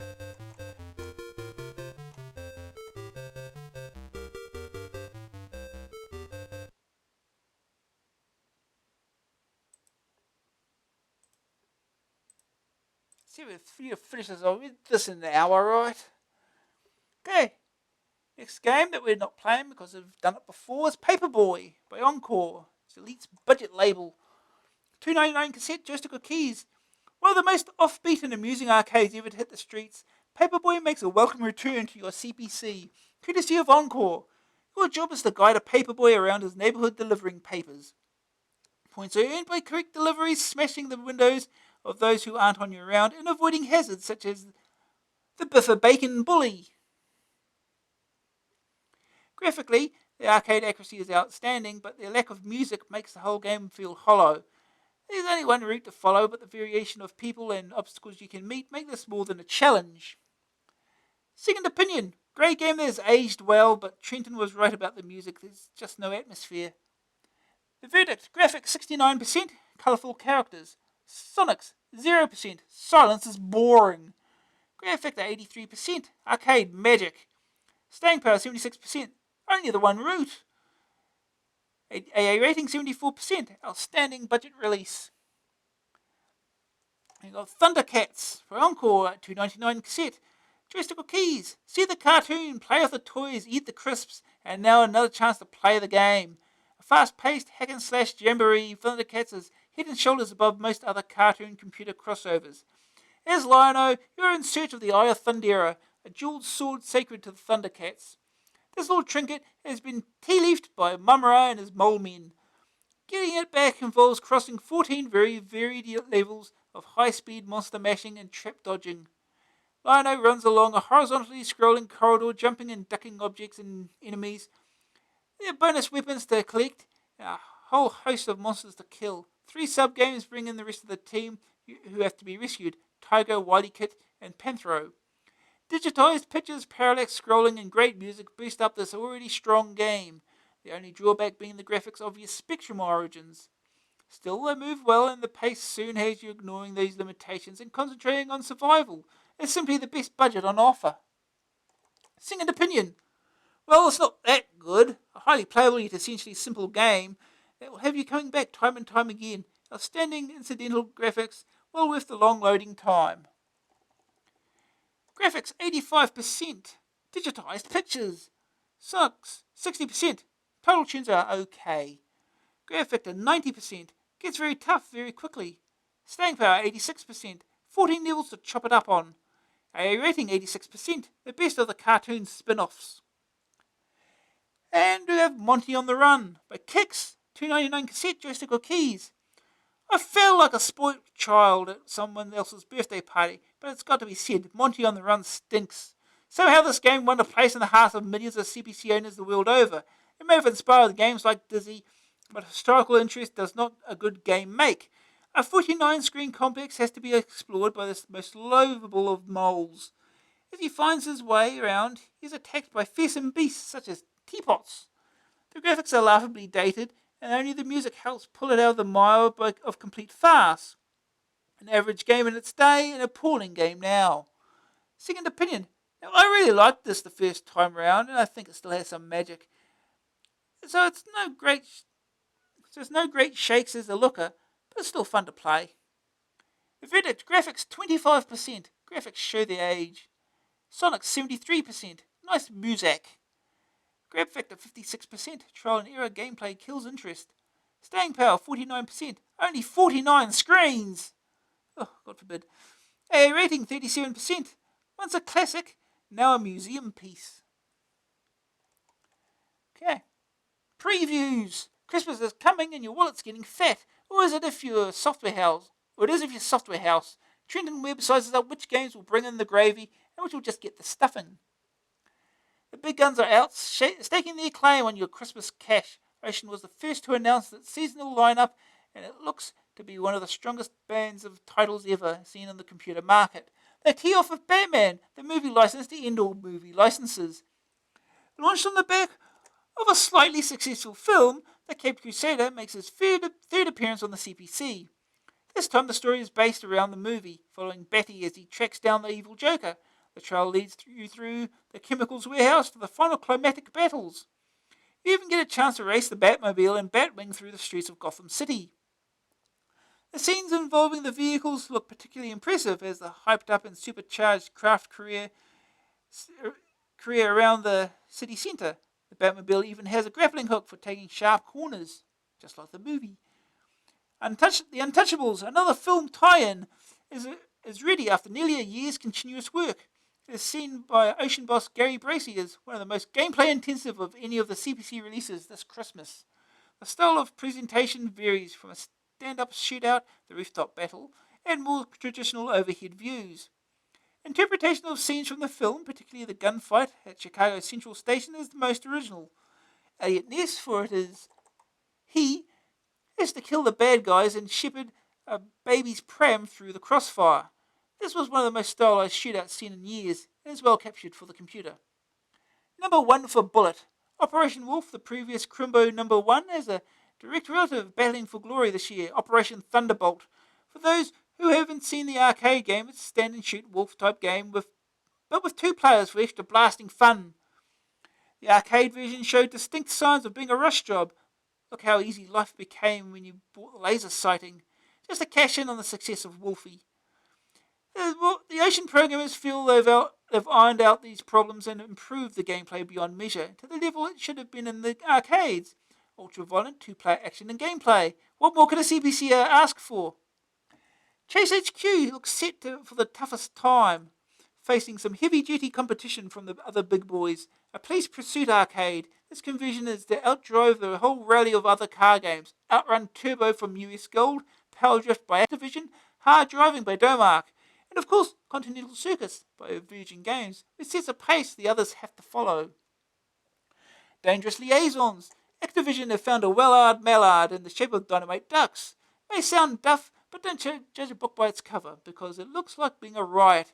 The code was written by Core Design, the team which produced the chart-topping Rick Dangerous, so you know that it's going to be something a little different and a little special. You guide Ben, a duck with a grudge, in search of his kidnapped owner. The brave little dinner-in-waiting gets his wings and all manner of toys, including a rocket launcher and water cannon. The full review will be here next month, so get the orange sauce and flak jacket ready. Wait until you're spookin' to. Ghostbusters 2, the hit comedy from the States, will be opening for business here on the 1st of December. The game will be launched simultaneously with the film and could be one of the year's biggies. So far we've only seen the screenshots, but the prospects look good. The conversion is being done by the Forcefield team, which is an incredible shrinking sphere and time scanner. The game will be 4 arcade-style scenarios based on the best bits of the film, especially stressing the comedy. Yeah, same team that did Incredible Shrinking Sphere. I don't think the same programmers didn't do Time Scanner. But the Incredible Shrinking Sphere was done by the Oliver twins, who also did Ghostbusters 2. Yeah, get more Oliver Twins games. Woo! Big game hunting! Christmas '89 could be a watershed for the software market in the UK. Last year, a whole host of companies got bloody noses fighting for the top chart slot. This year, strange modesty seems to be gripping the purveyors of software through the land. This year, we're not going for Christmas #1 because really, it's only the magazines that are interested, was US Gold's comment on the Christmas state of play. Everyone would like a #1, but it isn't necessary for a good market share. Last year it was Thunderblade. We even advertised it on TV and radio. We made it to #5 and still exceeded our sales targets. All adrift, Activision 2 was avoiding an advanced claim on a #1 spot with its hotly tipped power drift conversion. There's always a kudos with the #1, but it's a peak time and you can make tremendous sales. PR speak for, we'll boast if it happens, but we're more cautious since Robocop shot down Afterburner like last year. All the big guns are licenses, following the age-old formula. Christmas plus arcade or film titles equals big bucks. You have to have a big name out for Christmas if you're serious about the business, a Virgin Games spokesperson affirmed. Ocean similarly showed faith in buying ready-made success from the arcades and cinemas. Its recently unveiled winter lineup consists of Chase HQ, Batman, Operation Thunderbolt, and the Untouchables. Why are licenses so essential? Darmak cited this example. If they, the consumer, see a name like Pictionary or Trivial Pursuit, Hard Driving, or Robocop, it's something they would recognise and will buy. Oh, that's it. Grannies and virgins. What makes Christmas interesting, though, is the strange and unpredictable influx of consumers. There is the apparently random granny factor, where software is bought as a gift from an uninformed standpoint. There are the software virgins who get a first computer for Christmas with no games buying history. Their software purchases are likely to be heavily influenced by advertisements. The trend of gift vouchers and money as presents also injects a healthy wad of dosh into the market, which gives the consumer power to buy more software, allowing a more experimental and frivolous choice. Here lies the rub for software producers. The market is unnaturally predictable, and with the continual evolution of machines and coding quality, the popularity of licenses is a gamble because a good title costs good money and lots of it. A top arcade license can cost a software house around £200,000, and a big name movie £50,000. When these costs are coupled with investment in development and the advertising, a double colour page and a market leader costs around £2,000, to give the launch impetus, game has to hit just to cover the initial investment. The risks are now too high for an all-out hype war because while winning has rewards, the penalty for failure is too daunting to consider. What's more, with the current threat to home micro versions of arcade hits from the console boys, this could be the last Christmas of the salad days. This could be the last of the salad days and apparently easy Christmas money. The software industry has, over the last year, grown to meet the needs of a more mature market. A huge ad campaign is no longer enough, and the success of a game is dependent on a myriad of influences for it to sell well and quickly enough to leap into the #1 slot. With games costing up to £20, who can blame the public for caution and relying upon reviews and word of mouth before buying a product? Don't believe the hype. Public power. The public are at last beginning to gain some respect as discerning consumers intolerant of insults like Outrun. Advertised brilliantly, the game generated immense interest in pre-release sales, but the resulting product was truly dire, sharing none of the magic of its arcade parent. Outrun, hyped to death, a license won't sell, the code is rubbish, US Gold says now. A few years back, software companies, ourselves included, bought strong licenses and just turned out games relying on the strength of the title to sell. Now we're buying licenses for film and arcades and turning out quality products that back them up, was Ocean's response. The company proved the point with the Game of the Year and Christmas #1 Operation Wolf, plus a record-breaking Robocop. With so many conversions flooding the marketplace, a title alone no longer guarantees success. The conversion has to be convincing, as US Gold was the first to acknowledge. A license won't sell if the code is rubbish. But what of original games? Is Christmas a graveyard for an unknown commodity? If you go, don't go for a license. You can still do good business, but over a longer period. Who heard anything of Afterburner or Operation Wolf 2 weeks after Christmas? Was the opinion of micropros. Non-licensed products may not have the same immediate impact, but do enjoy, if they're any good, longevity and suffer less from the hype today, forgotten tomorrow syndrome. The major difference this year is that none of the big houses will be pushing a single product. None is ready to commit itself to a chart spearhead with the associated hype, but all are seeking a broader platform to ensure good market share. Right, next game is Vigilante by US Gold. $9.99 cassette, $14.99 disc, joystick keys. The sound of a breaking bottle shatters the chill night air. The street punk glances nervously about, worried about who or what is in the alley with them. A sickening thud accompanies the fist driven into his face. The vigilante is struck. It smiles as he delivers a few more quick blows to disable his opponent. They've taken his lady hostage. They've made her suffer. And now it's their turn. It's the usual sad and sorry tale of a thug whose girlfriend has been taken by force. He finds out, gets all worked up, and swears revenge. Yawn. The gang have to be tracked to their hideout, and battles ensue en route. Double yawn. The villains are very sporting about the whole thing, though, standing in line waiting to be beaten up, not pulling on the first opportunity. Ugh. After a number of levels and remarkably similar battles, the good guy wins and gets his lady back. Boredom coma. Trading punches to the kneecap with pokes in the eye. Vigilante promises little and unfortunately delivers in terms of game mechanics. Fighting games are traditionally short on plot, lacking in gameplay, but strong in a more indefinable way, making them incredibly addictive fare. Maybe there's some deep-rooted need in all games players to belt people in the mush. The vigilante is a man with a mission, but a limited vocabulary and body language. He has to waddle along a horizontally scrolling cityscape, killing the street punks who descend upon him in ones and twos. Not the pack of wild dogs you'd imagine. There are distinct types of punk, and each will attack in a certain fashion and survive a set number of clean blows. The ginger-haired Jimmy clones punch into the head but collapse after one good shot, for example.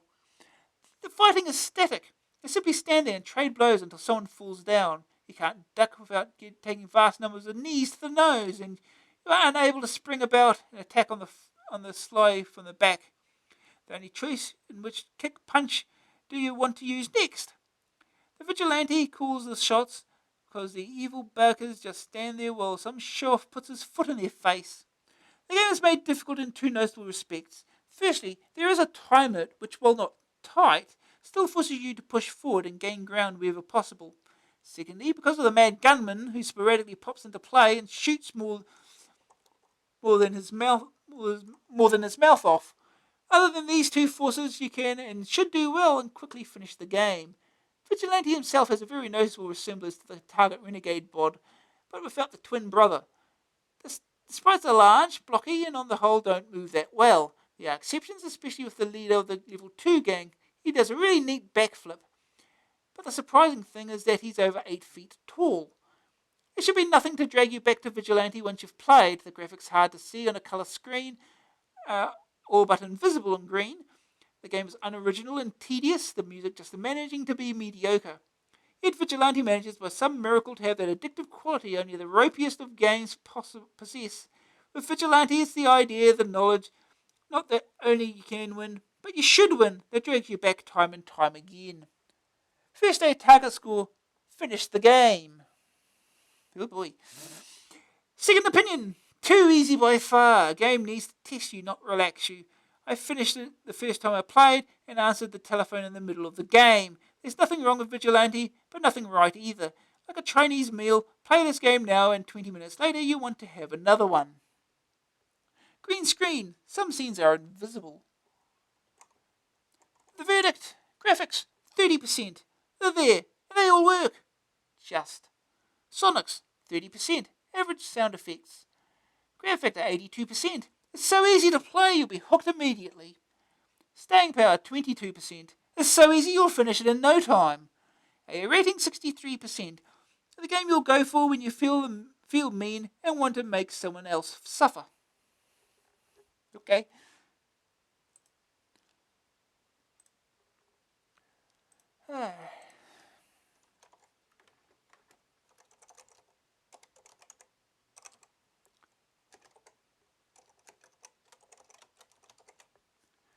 want to get done within 4.5 hours at least. That would be good because I don't have enough space. I've got too much highlights still. Anyway, let's get started.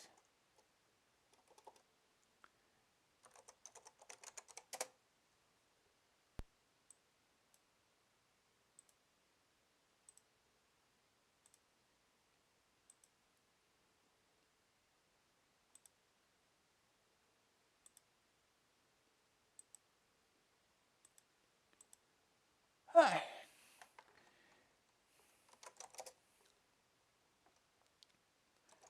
This is one I only played the arcade version of.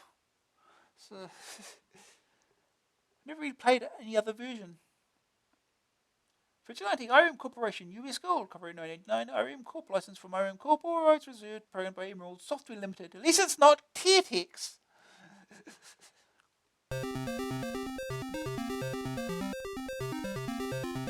Yeah, this is music. Cool dudes!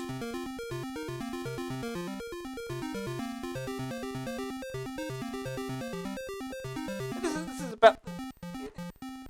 Well, it's a little bit different. It's a little bit different.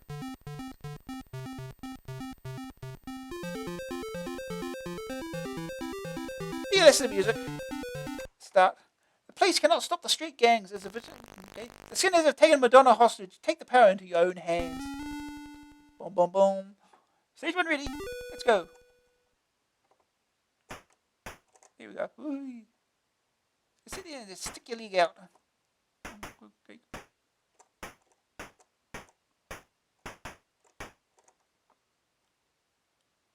It's got to speed up when they get closer to you.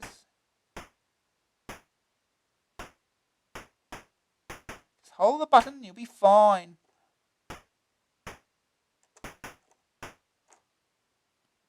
Where you got the nunchucks?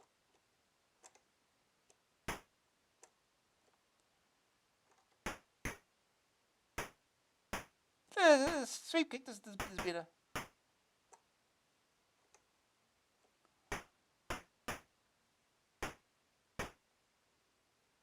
Closer to the gun guy for him shooting me.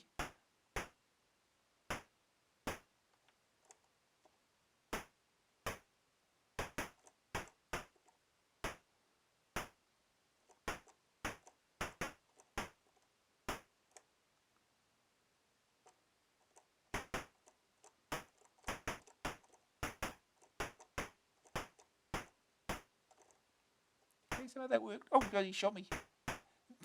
Gunshot does a lot of damage.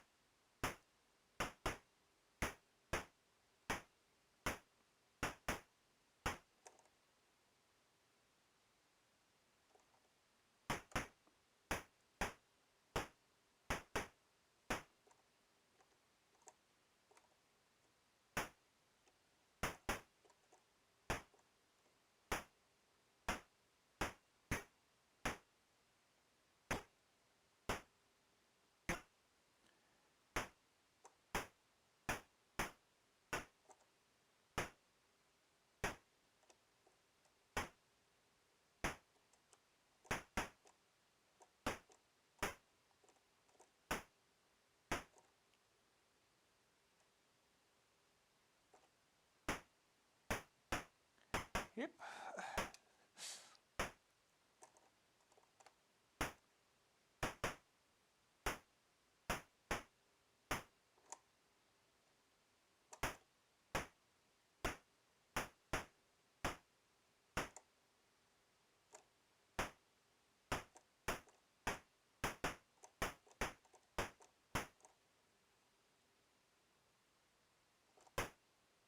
Oh jeez.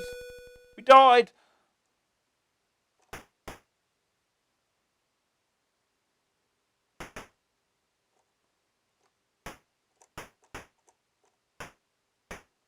Why am I further down the screen than everyone else? Well, that seems to affect anything.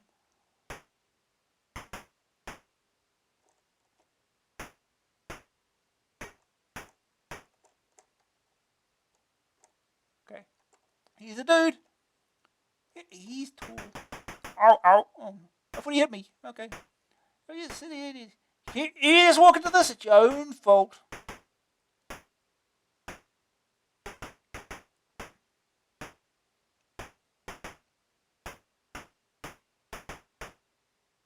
I just gotta stick my foot out and you're walking to it. It's your own dumb fault.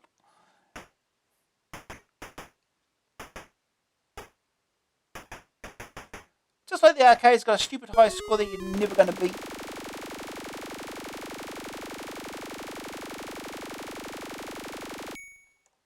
Stage 1 cleared. The van is carrying Madonna to their turf, the junkyard. Bom bom bom.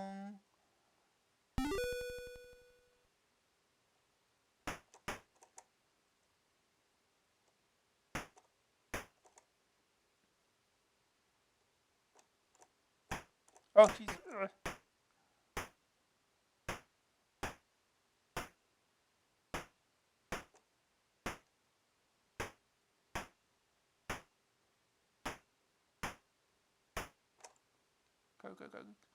Go make some progress.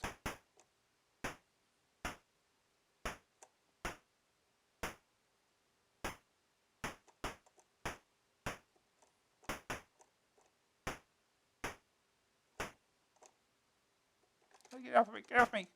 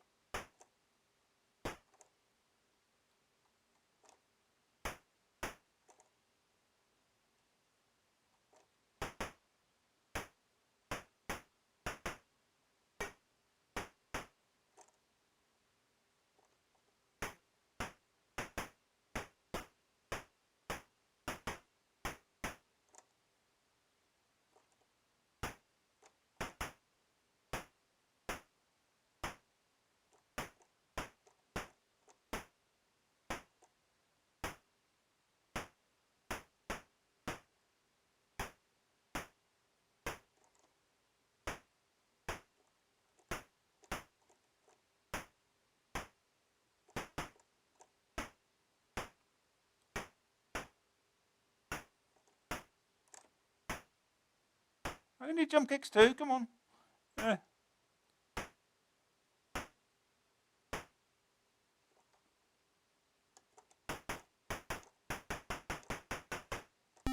I died.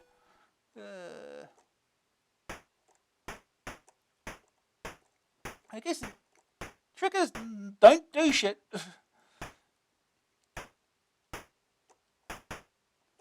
Getting anywhere can be difficult because you don't always have a lot of room to move forward.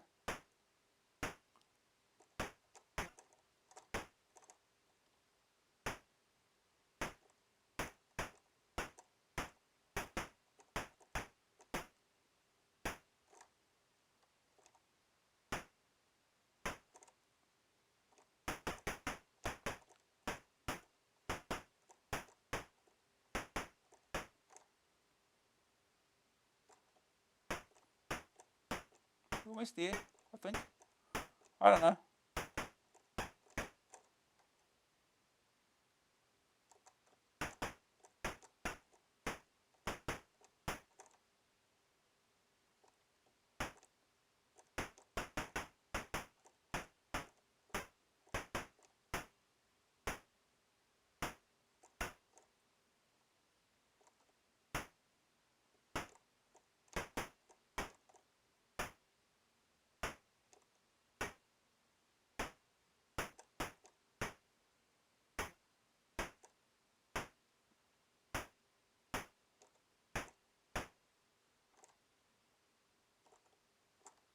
Okay, here's the dude.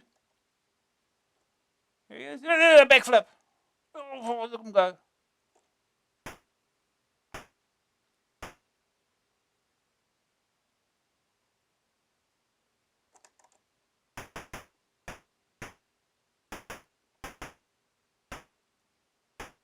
See the jump kick on the face. Sure, he does look about 8 feet tall.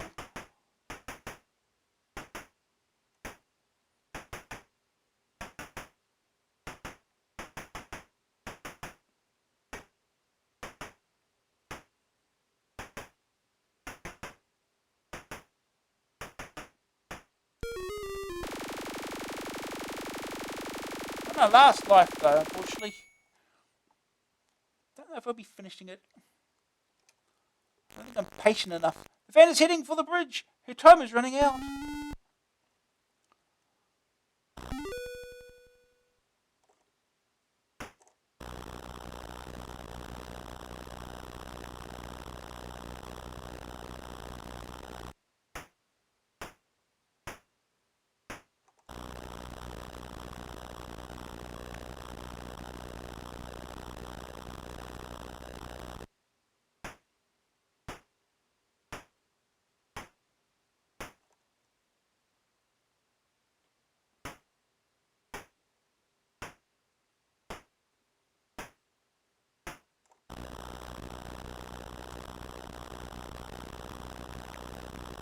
Ow.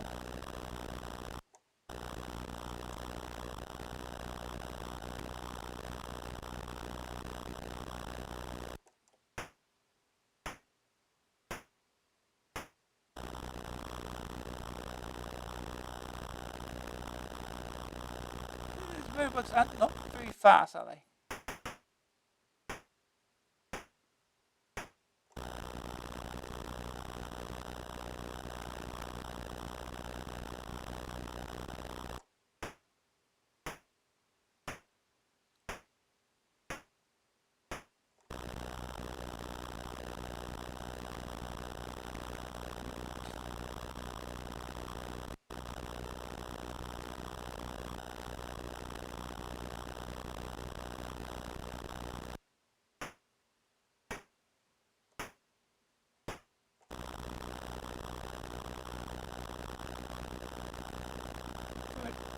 Too busy punching to do anything.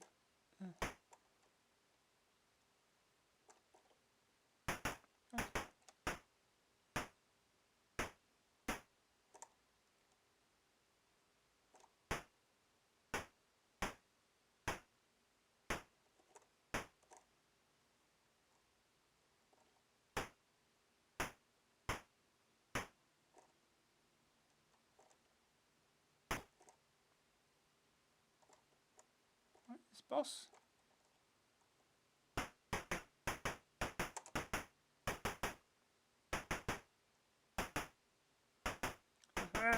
Jump kick him, it'll be fine. Takes a number of hits. Oh, you hit me.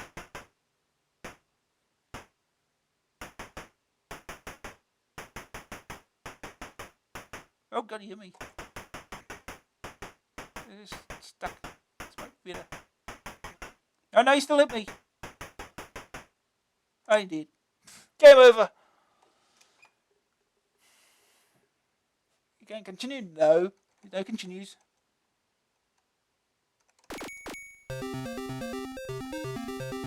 Yeah, hey, that's Vigilante. Woo.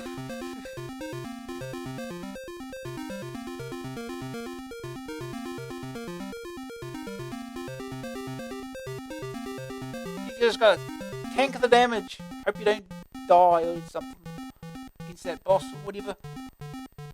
Anyway, on to the next. One more game. Cheers. Surprise, surprise, another arcade conversion. The New Zealand Story by Ocean. $9.99 cassette, $14.99 disc. Joystick keys. Tiki Kiwi has a problem. His pals have been invited to tea by Wally Walrus as the main course. Without further ado, the flightless New Zealander sets out on a rescue mission. Armed only with a bow and arrow, he enters Wally's domain, intent on thwarting his evil plans and getting his friends back to the safety of Auckland Zoo.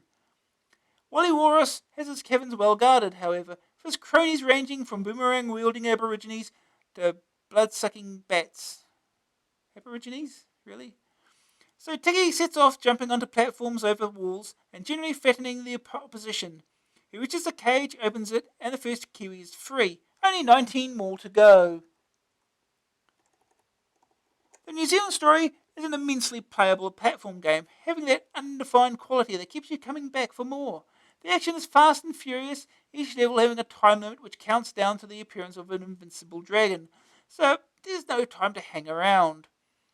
Collision with most nasties doesn't actually kill you, but they are all armed with a variety of missiles, which most certainly do. Occasionally, a creature drops a weapon instead of a fruit, which can be collected for even better firepower. Some baddies are on balloons, which can be hijacked and used to get to difficult sections. There are underwater scenes where Tiki dons a swimsuit and must keep resurfacing for oxygen. Everything fits together well to make the game's play spot on. The continuous background, instantly hummable tune is cute enough to make your toes curl. Stock & Co. could get half a dozen number ones out of it. It really is that bad. Spot sound effects are fairly basic. The thing that lets the game down badly, however, is its abysmal graphics, which are ill-defined and blocky. Some have a tendency to merge in with the background, making them difficult to spot. The arcade machine's great attraction was its cuteness, and this has not come across on the CPC. Sad to say, poor graphics spoil what would otherwise be an excellent game. First day target score, 70,000 points. Second opinion, going for the cutesy vote is fine so long as you hit the mark, and ZS quite simply doesn't, because the graphics are so poor. Rather a pity, but there it is. Green screen, no better and no worse. Raid Down Under. The kiwi, a flightless bird found only in New Zealand, is a relative of the now extinct moa. It lays the largest egg relative to body size. The bird is about the size of a chicken, while the egg is about a pound in weight. Hence the extraordinary noise made during laying. The kiwi is New Zealand's national emblem, and is a little known fact that the sports team is not allowed to congregate unless it has the word Kiwis somewhere in its title. Okay. I think we have one sports team that has the word as Kiwis, or actually just called the Kiwis. It's a rugby league team. One or two others might do, but most don't. Anyway, the verdict. Graphics 20%. The CPC is capable of much better. Sonics 60%. Cute sugar sweet tune that drives you mad very soon. Grab factor 70%. Easy to get going, and you'll want to keep going too. Staying power 88%. 20 progressive screens. AA rating 65%. Nice game, shame about the graphics. But to free your first Kiwi. Off we go.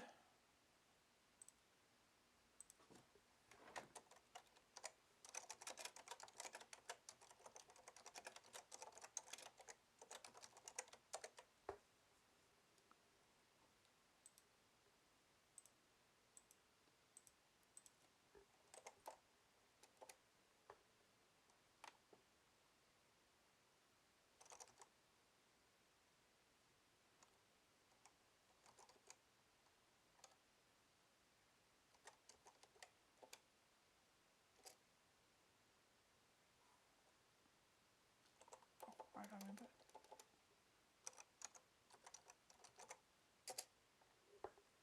This was the only one that I could get working. Right.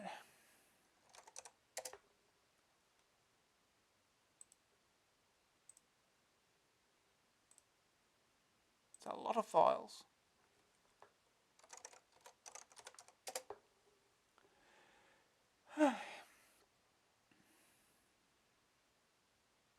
No, we're not cheating.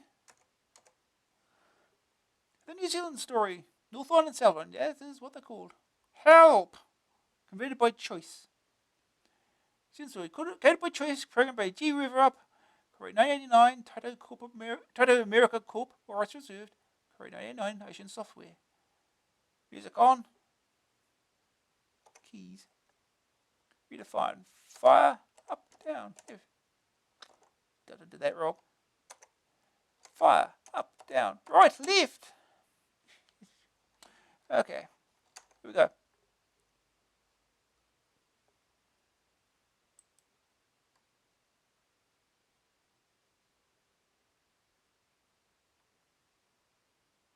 Level 1-1. Ready?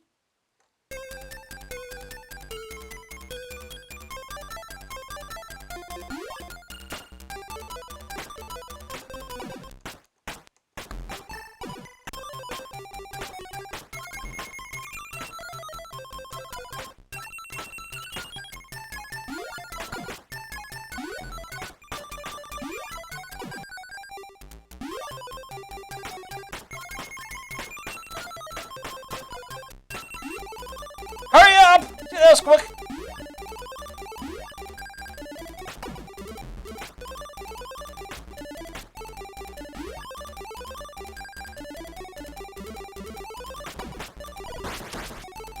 Bomb. Drown out the music.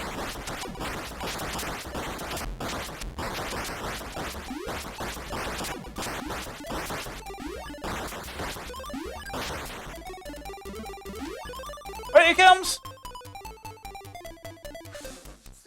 Give you enough time, why don't you? Ugh. Level 1-2. Ready.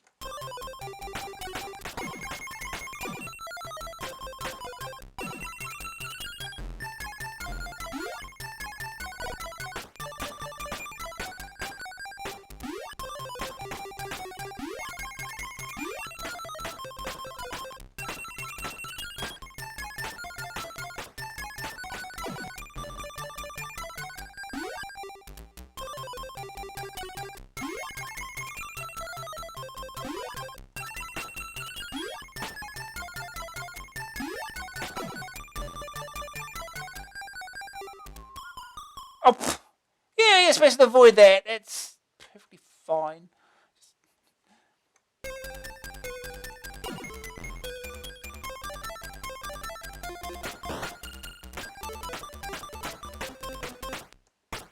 Oh, this way. Oh, spiky boys.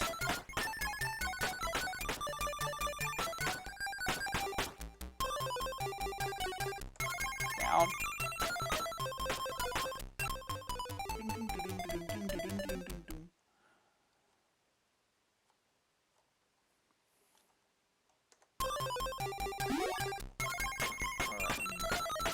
That's got a wall.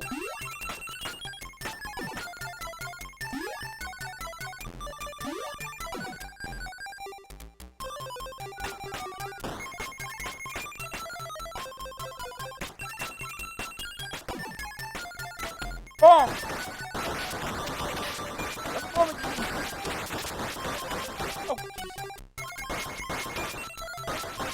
that's see enough. Far enough, it's hid.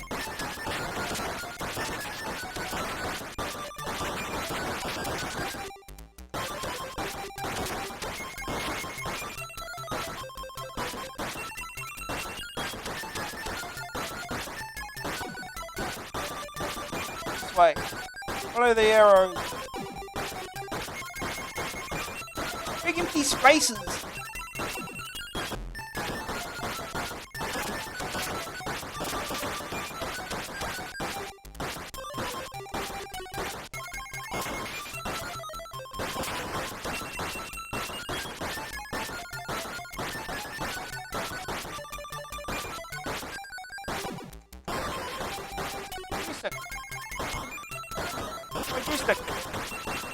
Oh no, it's a spiky boy. Oh, why is he there?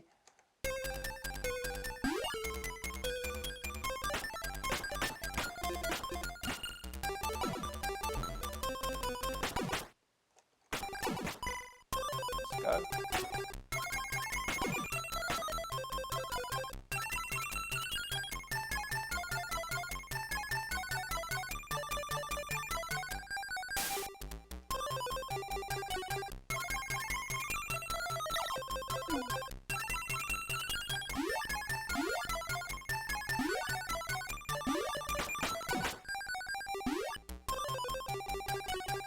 Jump forward.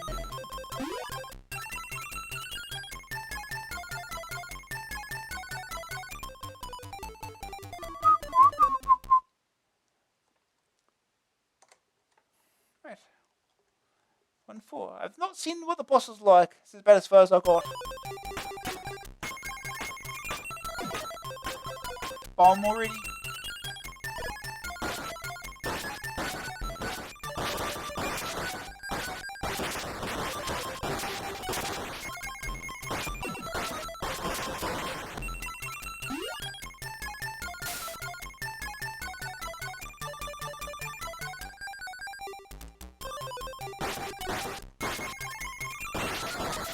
Over these guys and just...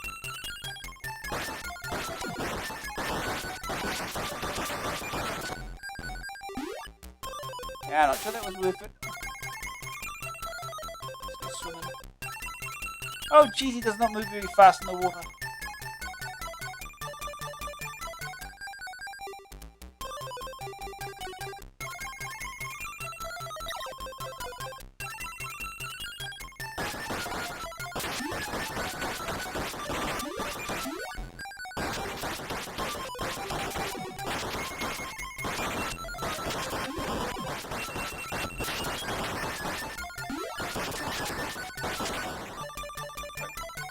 There. Up.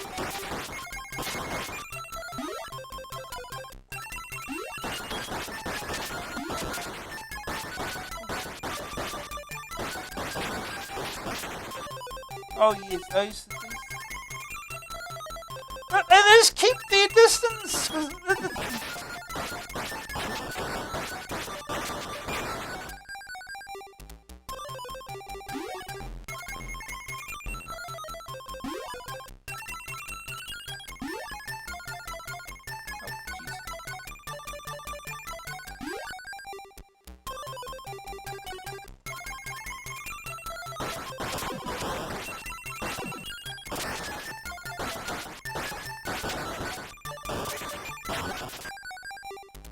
Middle right.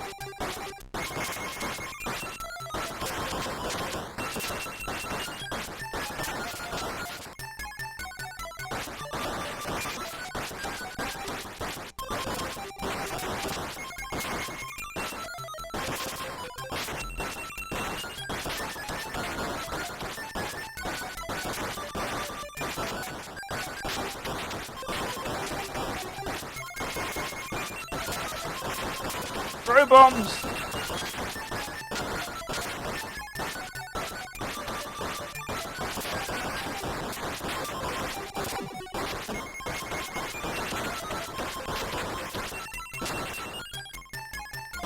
Okay.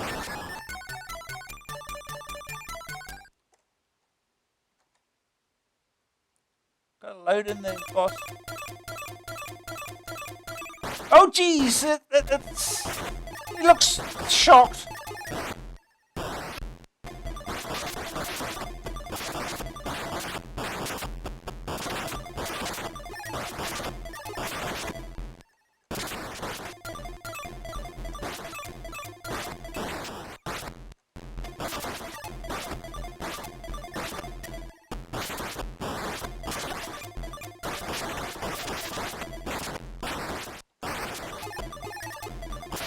Gonna come for me at some point? No?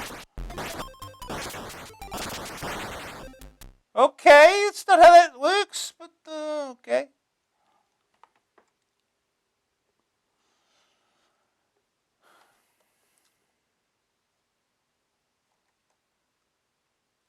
Level 2-1. Ready.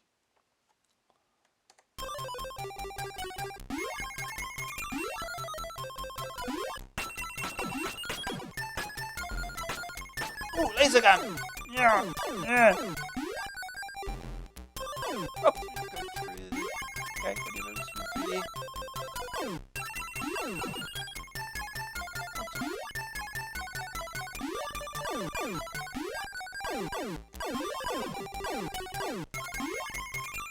Right, you don't want to jump too high. Oh, there we go. Oh,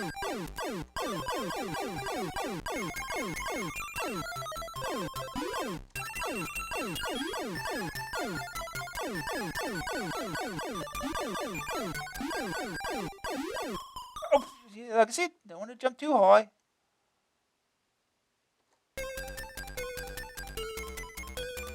And we fall right back down again.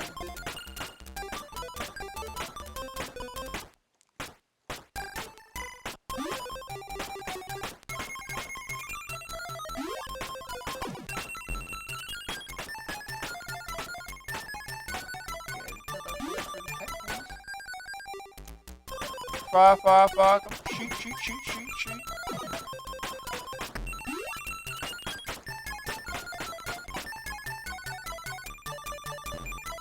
I got past 70,000.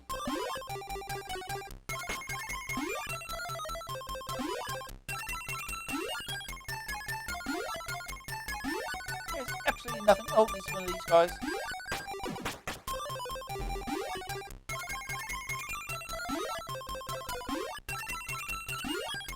Oh, look at this vehicle.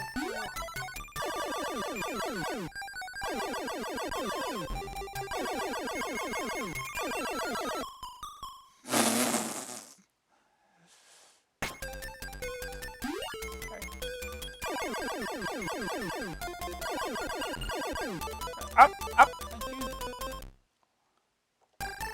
Up, controls, up, up. What's this damn thing? This thing's got an awful hitbox.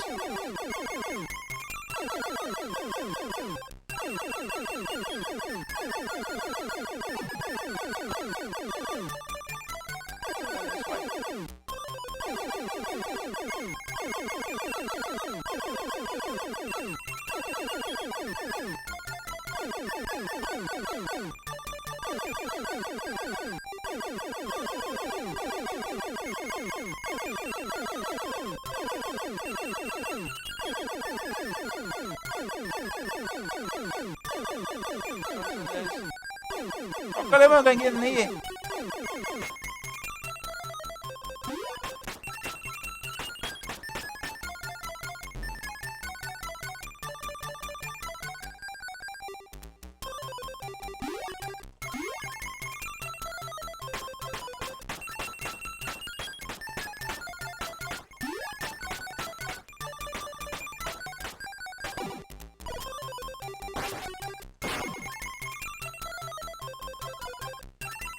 This way.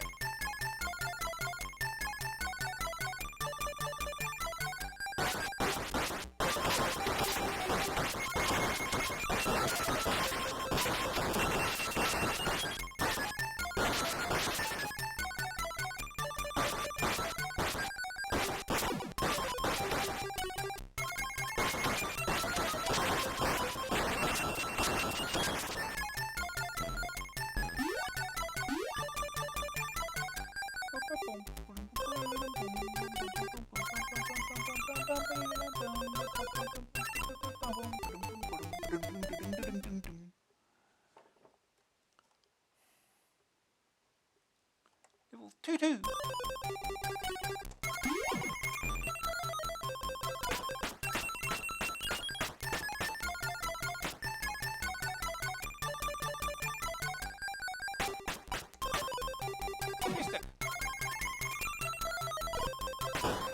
I don't. Why did I do that? That was stupid.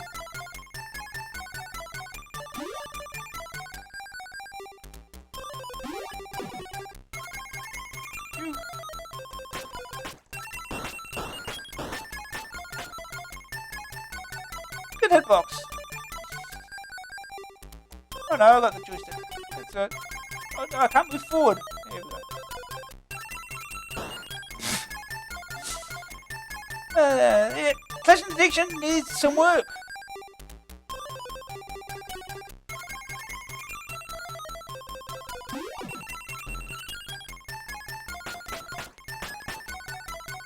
What am I hitting?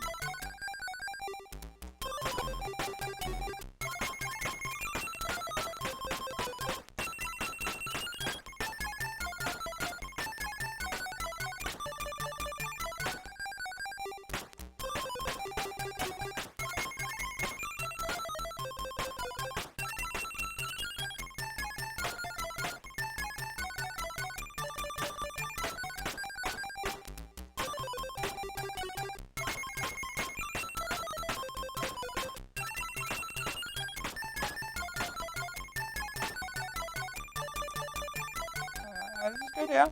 Down, please. Down.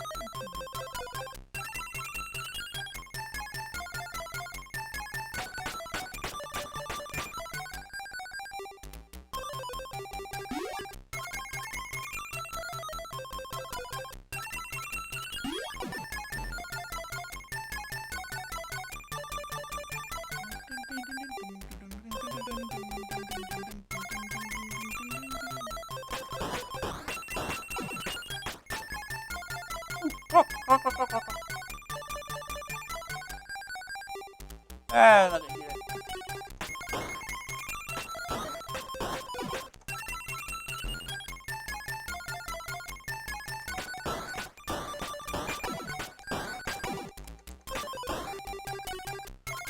Let's go.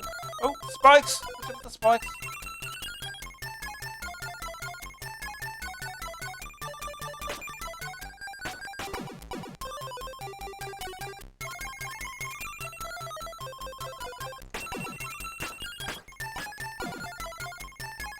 Gun!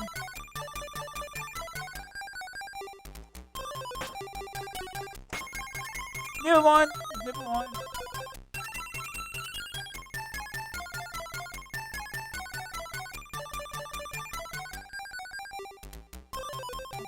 Never mind.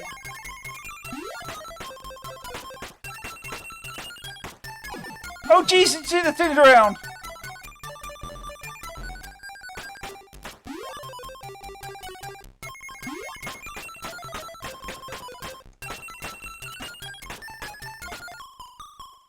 What? Oh, there's spikes there. Didn't even notice.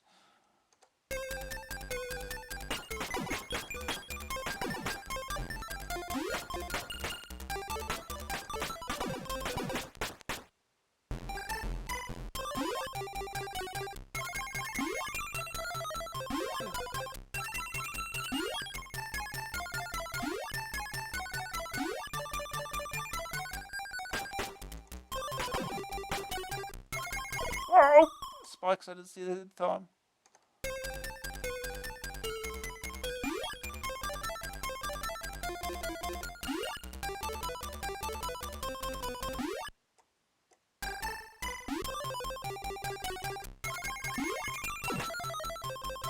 Is anything up here? I don't think there is. I think we'll go down the water.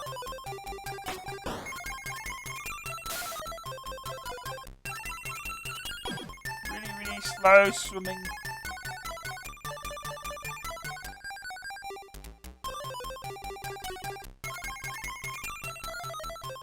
Not even possible to make it.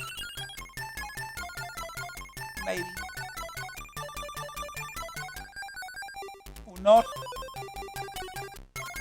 Here we are. No. It's, oh, ready here. Go on. Faster. Oh.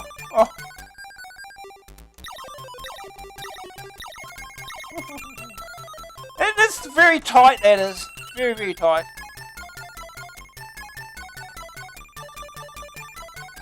Down. Follow the arrows.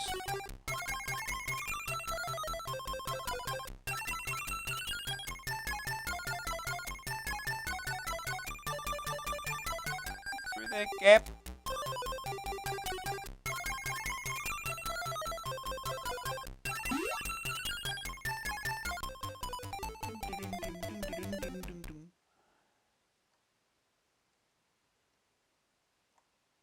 Level 2-3. Ready?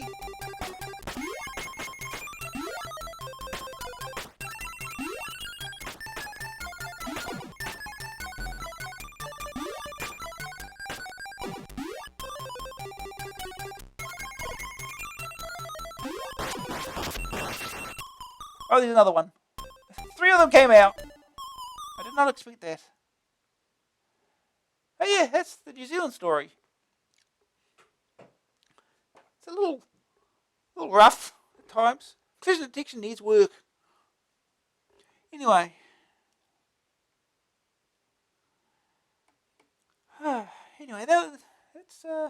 That's the last game in the issue. So let's read the rest of the magazine. It's midnight. This better be quick.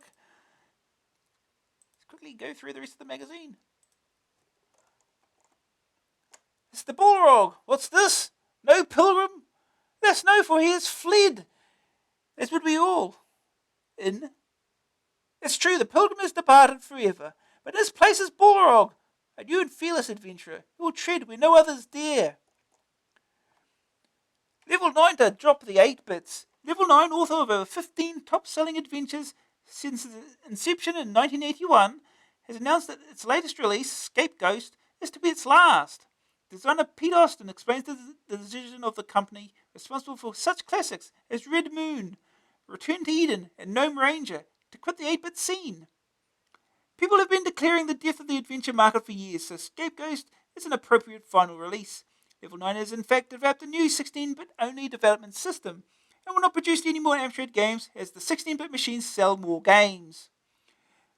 Bad news indeed for all CPC adventurers. Balrog demanded to know if there was any way Pete could change his mind.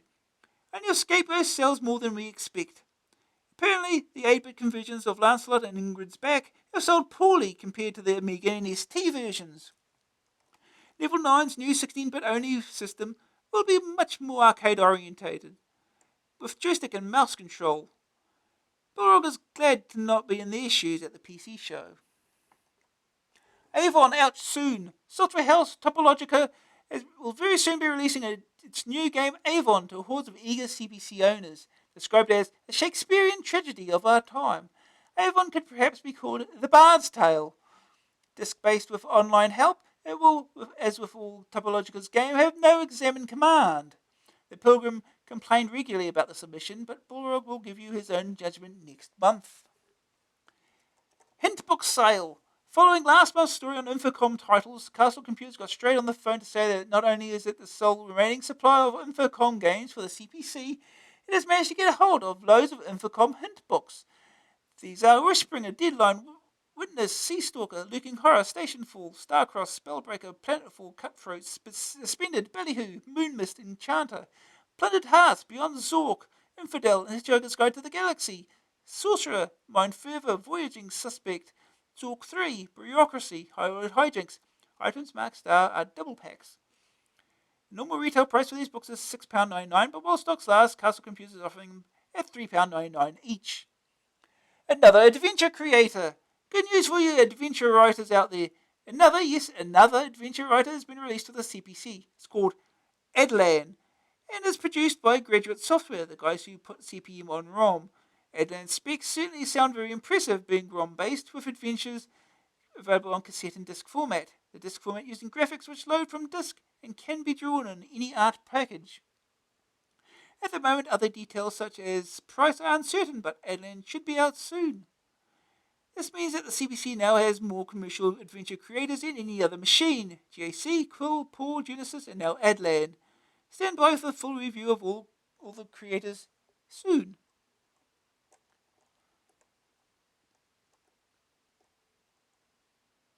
H. Higgs is stuck in top secret. I have passed the dogs and climbed the fence, knocked out the guard in the jeep. What do I do next? Mr. Unrecognizable Signature is having problems in Kobayashi Naru. The problem being that when they enter one of the portholes, they die and have to quit. If you can help these lost souls, write to Balrog and he will print the answer next month.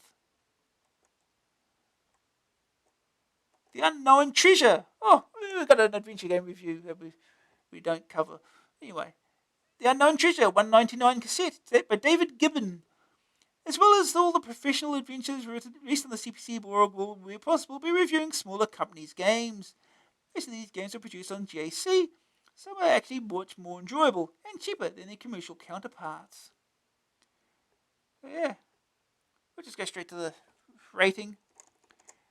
Atmosphere, 30%. Interaction, 24%. Challenge, 36%. AA rating, 30%. Balrog does, however, look forward to seeing David's future games.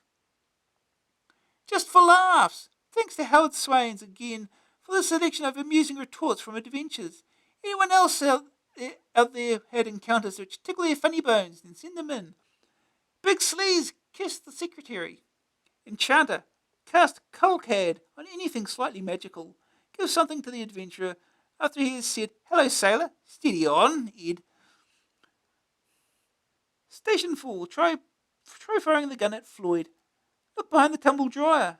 Try hugging and kissing Floyd. Ooh. At the Budstail Club. You may have seen the Elite Club elsewhere in AA, but Borog reckons a Barstail Club is a much better idea, as the game is over 8 times as large, 230k versus 42k, and better. So if you want to become a bardist, write to Bullrog and join the new Real Elite. Ooh, the Real Elite. Simon says, meet Siren Software's Simon Cobb in his home territory in Manchester, and you realise you may be talking to the CPC's most ardent supporter. Steve Carey took notes and tried to keep up. The CPC is a great machine, and anyone thinking of upgrading it should consider its reasons very carefully for doing so. It's still got plenty of life left in it, and still has a multitude of uses it can be put to. I want to hold your hand. We find lots of people buying their CPC second hand, and it's actually a pain, because we get them phoning us up for instruction manuals, and with piracy being like it is, it's very difficult for us to just send out manuals. So we ask people to send in the original disc. We can tell if it's original, by the way, and then return it to them with a manual. The other thing which happens is people ring us up for advice. They just bought their Amstrad, even new or second hand, and don't know the first thing about it, and want us to tell them everything.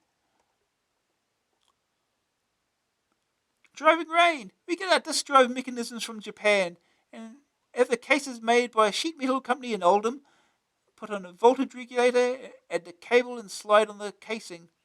Then we test them, obviously, and they're ready to go out with a power supply, operating system and instructions.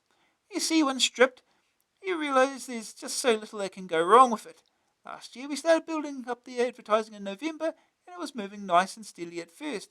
Then towards Christmas, it was getting just so hectic we couldn't keep up. We had to order more cases about 3 weeks before Christmas. When we're busy, we can sell 200 a month. That's on ST as well. That's about 60% on the Amstrad. Most people come to us from the ads, but many also come from friends.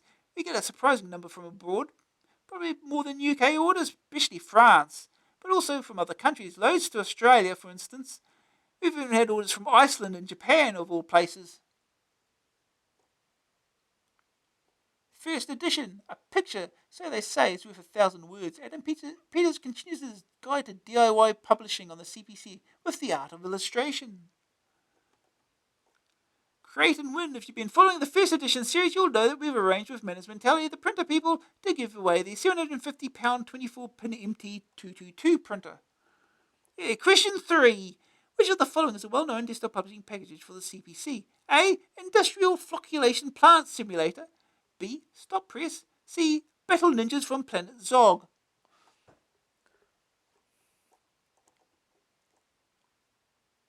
Better by design. Ugh. Artful dodges. You can create images like this using an art package and then import them into DTP documents. Scanners. Also worth mentioning is the Electric Studio Light Pen, which allows you to draw on your screen, thereby letting you insert hand-drawn images into the computer through another method. Remember to check compatibility and, if possible, try the piece of hardware first before shelling out the moolah. Subscribe now to Amstrad Action, your magazine dedicated to your machine. £17.95 for 12 action-packed issues. Type-ins. New boy Adam Waring introduces this month's keyboard capers. 128k memory swapper. Alistair Young provides a useful utility for users with 128k machines. The program was written on 6128, but should work on expanded 464s, 664s if the indicated lines are substituted. 2 IO6s are set up by msave, which copies RAM banks 0 to 2 into banks 5 to 7, and mswap, which exchanges the information in these banks. The IO6s reside at address AF00, which is safe memory that will survive a system reset and can be reactivated by call AF00 as a built-in safety feature. You cannot mswap before firstly doing an msave. The system will crash if you did. The memory swap is ideal for using alongside such programs as Protext. To do this, after line 430 to read run protext or whatever, and the program will be loaded automatically after memory software is implemented. If you think your program is good enough to be published in type-ins, then send your program on disk or tape, not listings. We simply don't have the time to type them in, with as much documentation as possible. Every listing published will earn itself a cash prize. So get these routines in. Frackland, 664 and 6128 only. Create weird and wonderful landscapes with Andy Wood's fractal generation program. An alien world is built up using fractal principle applied to general land masses, broken down repeatedly into smaller upper and lower land areas. They're forgetting these spaces here. The landscape is made up of an array of both 32 by 32 elements, each holding the height of the landscape at that point. The array is divided into 4 quadrants, and a random height is allocated to all the points within that quadrant. A recursive procedure breaks down each quadrant into sub-quadrants, modifying the values until they can no longer be subdivided. Once all the calculations have been determined, a perspective view is generated. Hidden line removal is obtained by clever use of the fill command. Trees are planted to add a sense of scale, and sea level is raised. The sea level is raised with each viewing, gradually submerging the landscape to create islands and inlets. Data creator Richard Carr of my whole hometown Hull has come up with just the thing for budding contributors to type-ins and cheat mode. His data creator converts bytes in memory into a listing of data statements, along with a few lines of basic to poke the code back into memory, ready to run. Firstly, load in the bin file you want to convert, and then run Richard's program. Answer the questions the program asks you, and a basic file called data will be saved.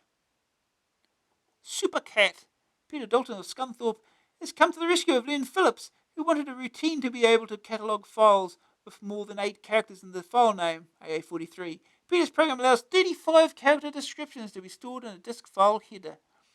After running the basic loader, home will be lowered to A4FF, and the code replaced above it. The save and cat routines can be switched on and off as required, and the file name of up to 35 characters stored ready for transfer to the file header when your program is saved.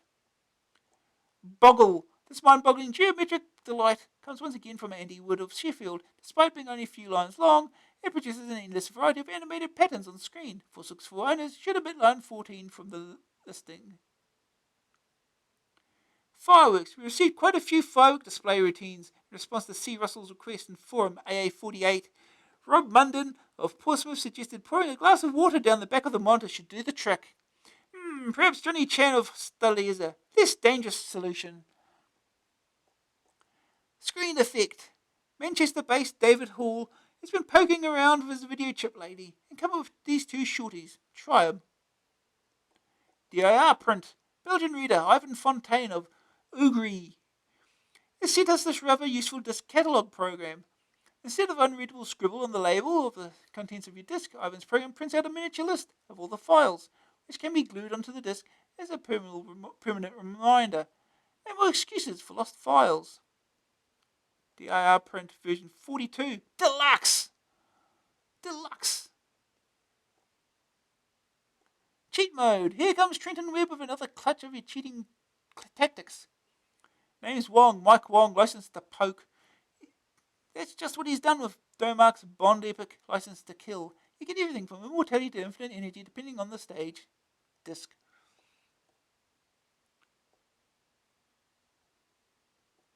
It's the passwords for Gemini Wing and Thunderbirds even. Classic collection. We've got a little list, you gamers, with all your requests for your Blast from the Past section. So here's a load of your most requested repeats.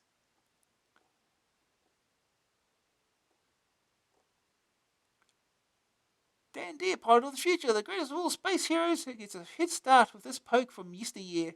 It's entered using method 1 and gives you infinite lives, but it will only work on side A of the tape.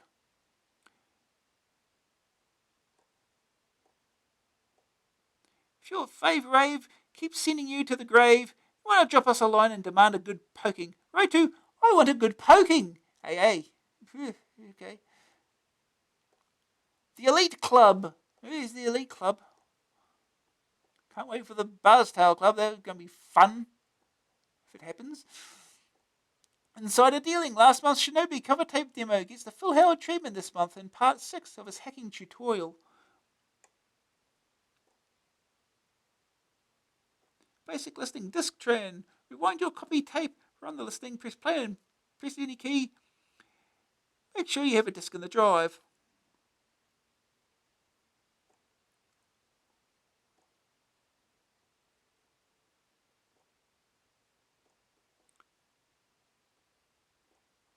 Here's the buyer's guide. It means we're near the end. Invest with Pro Punter. Turn your CPC 6 into an expert racing advisor. Okay, sure.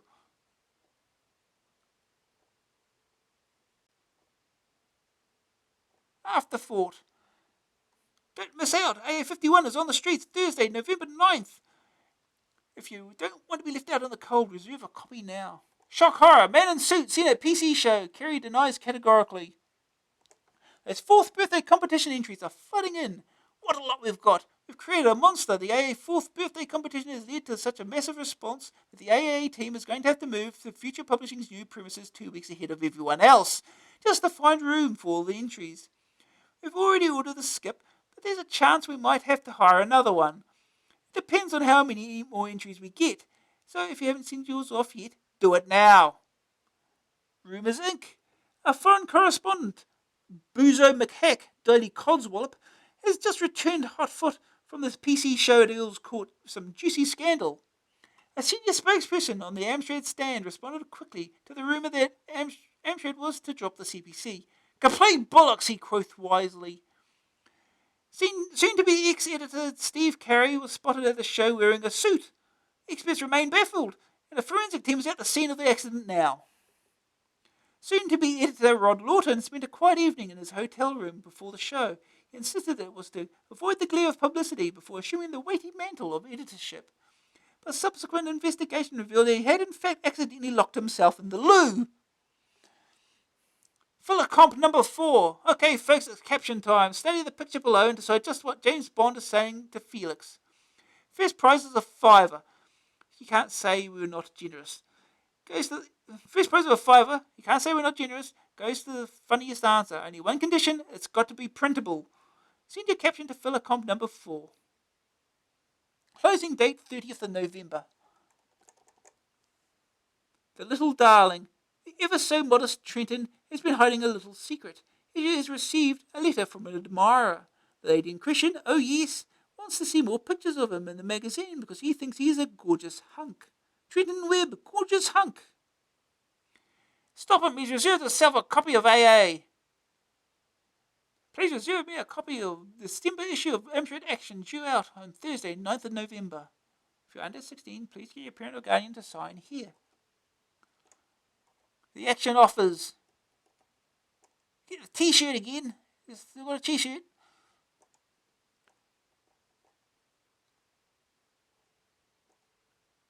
Still got them highlighter pens too.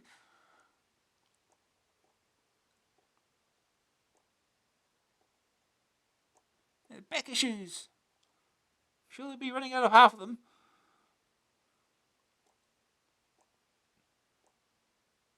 Here's subscriptions, $17.95. Overseas subscriptions, EML Europe, $33.95. Surface Europe and rest of the world, $23.50. Hit 'em for $6.